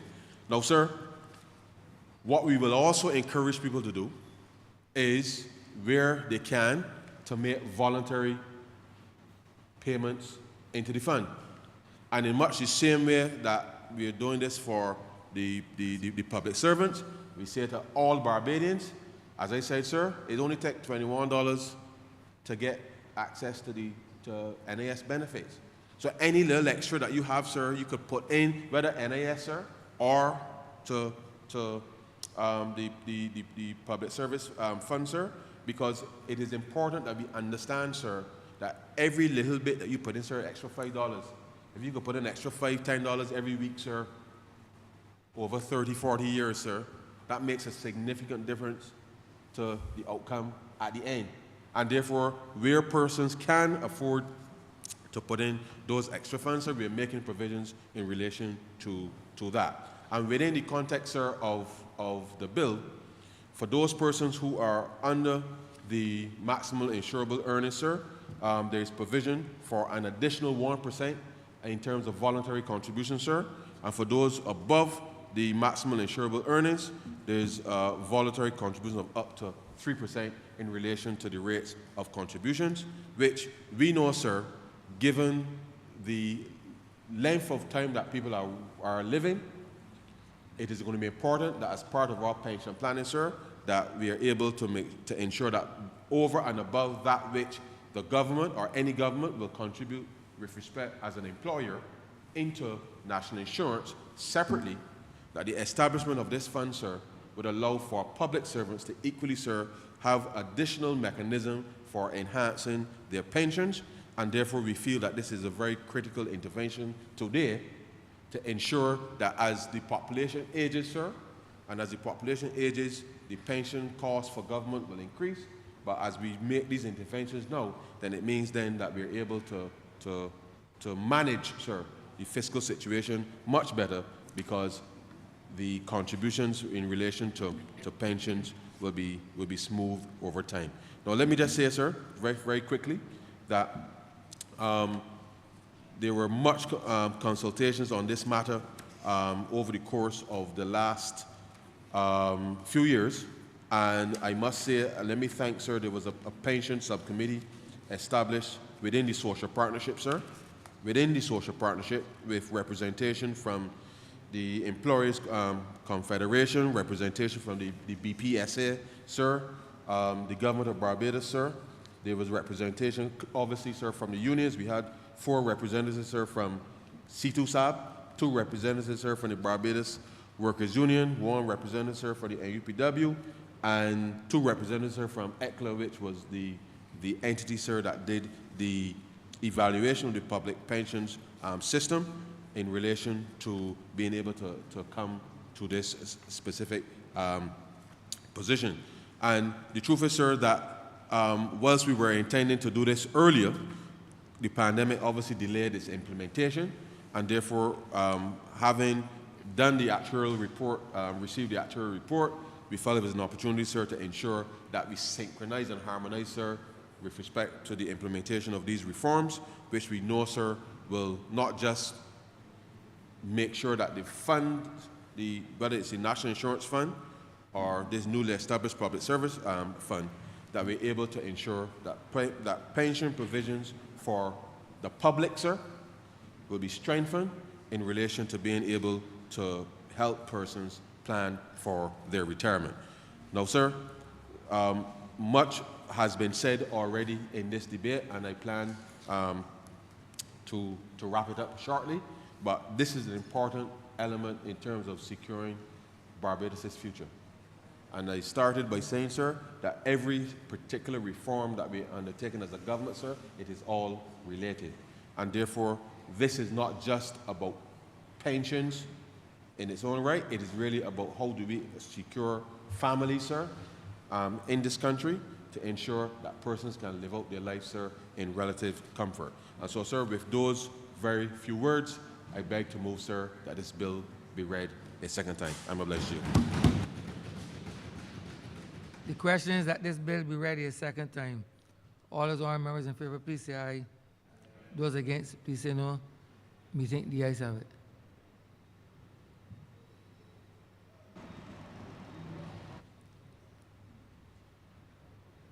Honourable member for St. Peter.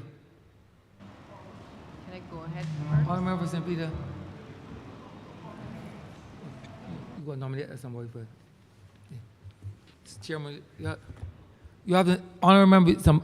Acting chairman has to be nominated in the absence of the substantive chairman of committees. Mr. Speaker, if I understand you correctly, I beg to move that we ask sorry, that you don't need it. No, we can't. No. No, we can't get to that yet, sir. You have, honourable member, you have to, a resolution, you have to move that. Mr. Speaker, I beg to move that the Honourable Member for St. George North be appointed temporary chair of committees. The question is that the honourable member for St. George North be appointed temporary chair of committees. All those honourable members in favour, please say aye. Those against, please say no. Me think the ayes have it. The honourable member for St. George North is so appointed. Honourable member for St. Peter. You do not leave the chair, and the House resolve itself into committee for further consideration of these bills. No, it has to be done one at a time. Sorry, this bill. This bill. The question is that the Speaker do not leave the chair, and the House resolve itself into committee for further consideration of this bill. All those honourable members in favour, please say aye. Those against, please say no. Me think the ayes have it.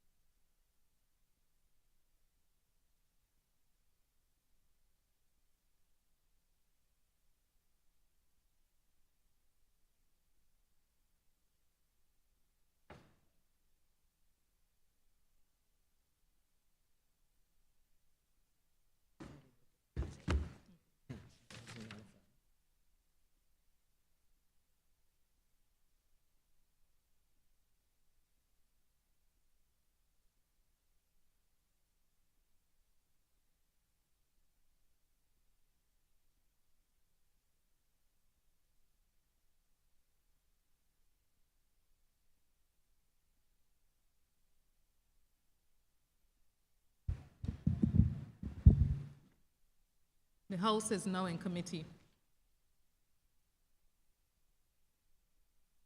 Clause 1. Madam Chair, I beg that clause 1 stand parked. Clause 1 stand part.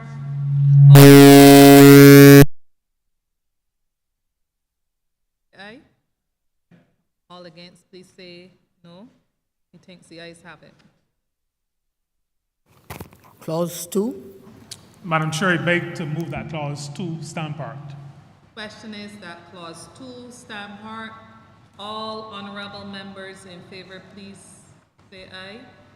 Aye. All those members against, please say no. Methinks the ayes have it. Clause 3. Madam Chair, I beg to move that clause 3 be amended to insert at 11T1 a new E, which will say the Chief Investment Officer, and that the current E becomes F, the current F becomes G, and the current G what is supposed to be G becomes H. The question is that clause 3 As amended, stand part. stand part.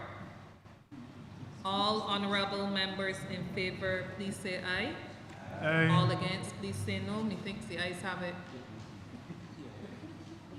Clause 4.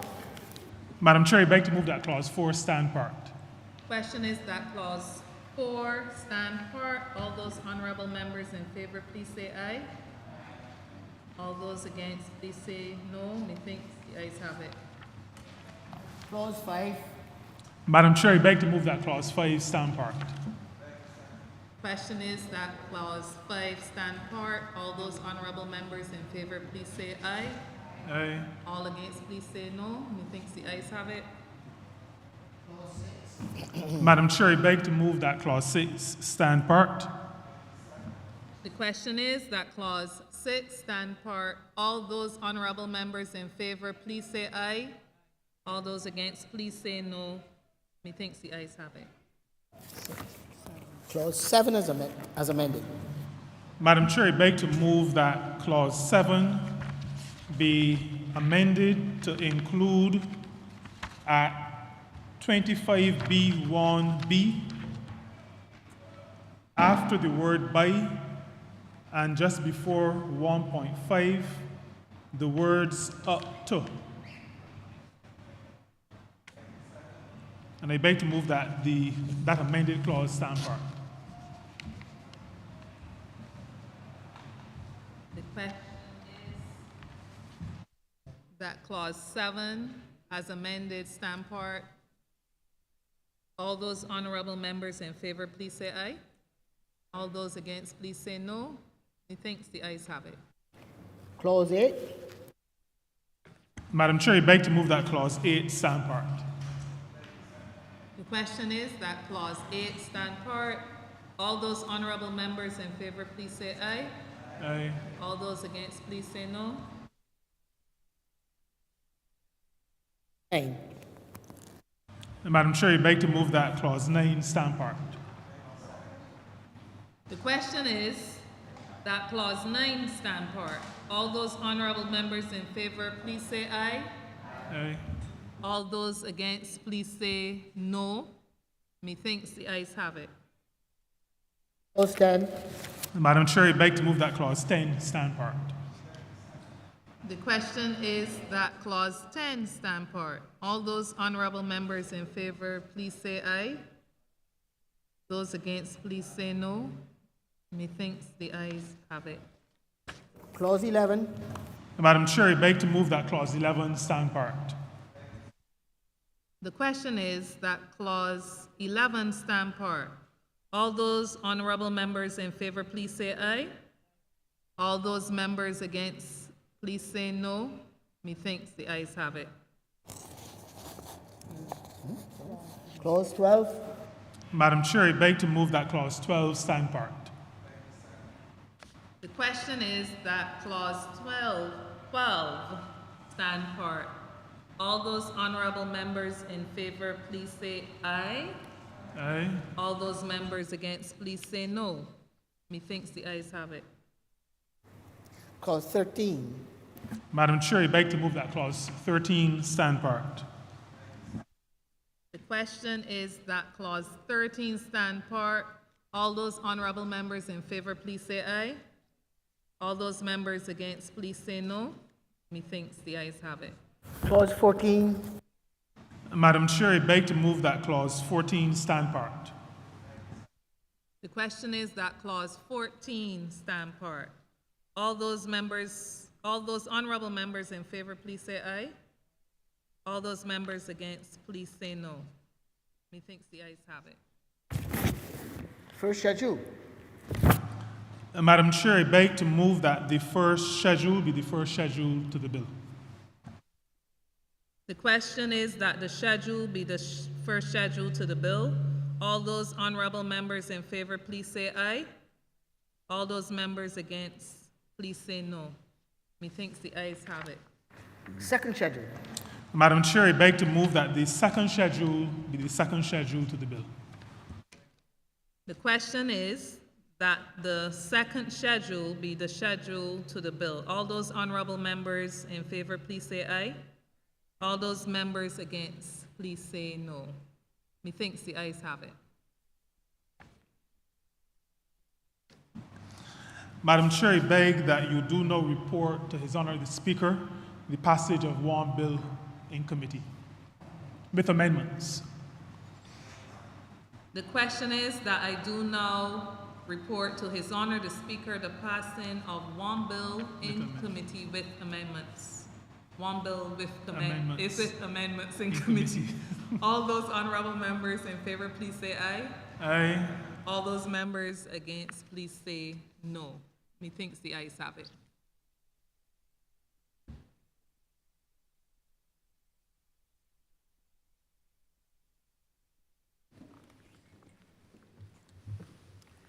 The chairman of committees is reporting the passing of one bill with amendments.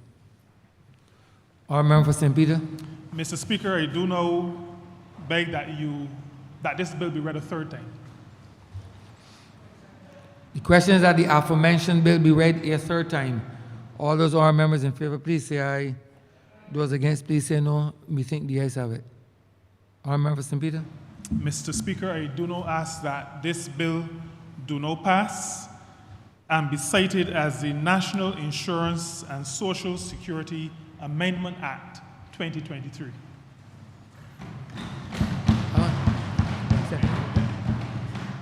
One second again. Then a second. One second the bill. You don't go vote. The question is that the aforementioned bill be passed and so cited. All those honourable members in favor, please say aye. Aye. Those against, please say no. Methinks the ayes have it. This bill is passed and so cited.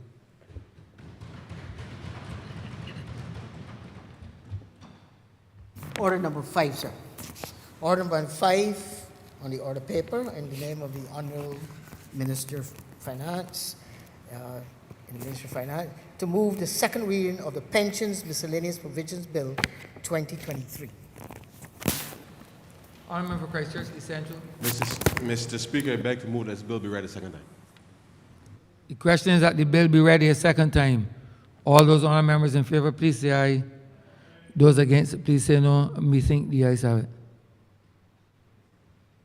Mr. Speaker, do now beg to move that you leave the chair and the House resolve itself in committee for further consideration of this bill. The question is that the Speaker do not leave the chair and the House resolve itself into committee for further consideration of this bill. All those honourable members in favor, please say aye. Those against, please say no. Methinks the ayes have it.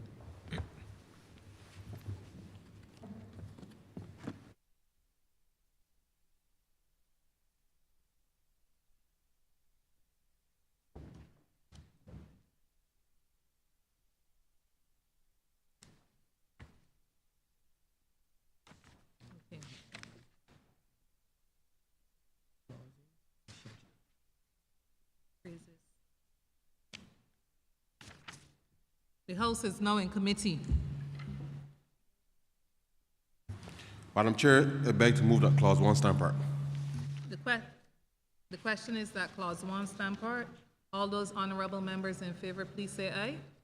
All those members against, please say no. Methinks the ayes have it. Clause 2. Madam Chair, I beg to move that clause 2 stand part. The question is that clause 2 stand part. All those honourable members in favor, please say aye. All those members against, please say no. Methinks the ayes have it.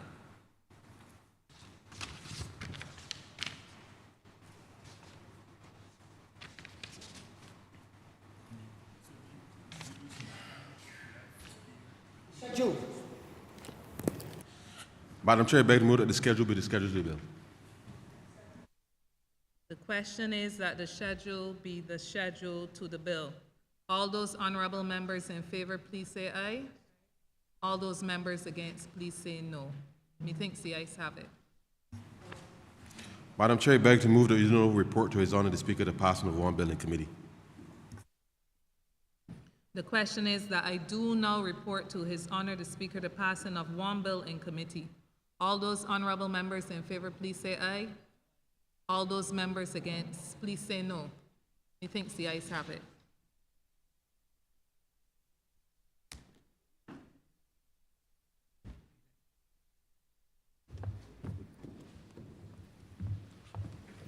Chairman of committees is reporting the passing of one bill in committee. Honourable Member for Christchurch East Central. Mr. Speaker, I beg to move that this bill be read a third time. The question is that this bill be read a third time. All those honourable members in favor, please say aye. Those against, please say no. Me think the ayes have it. Honourable Member for Christchurch East Central.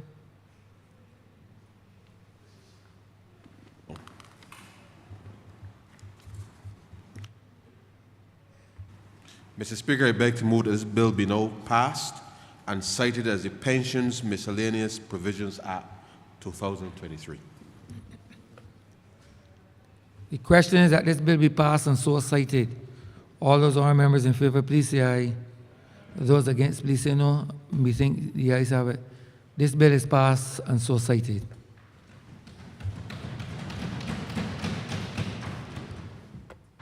Honourable Leader of Government Business.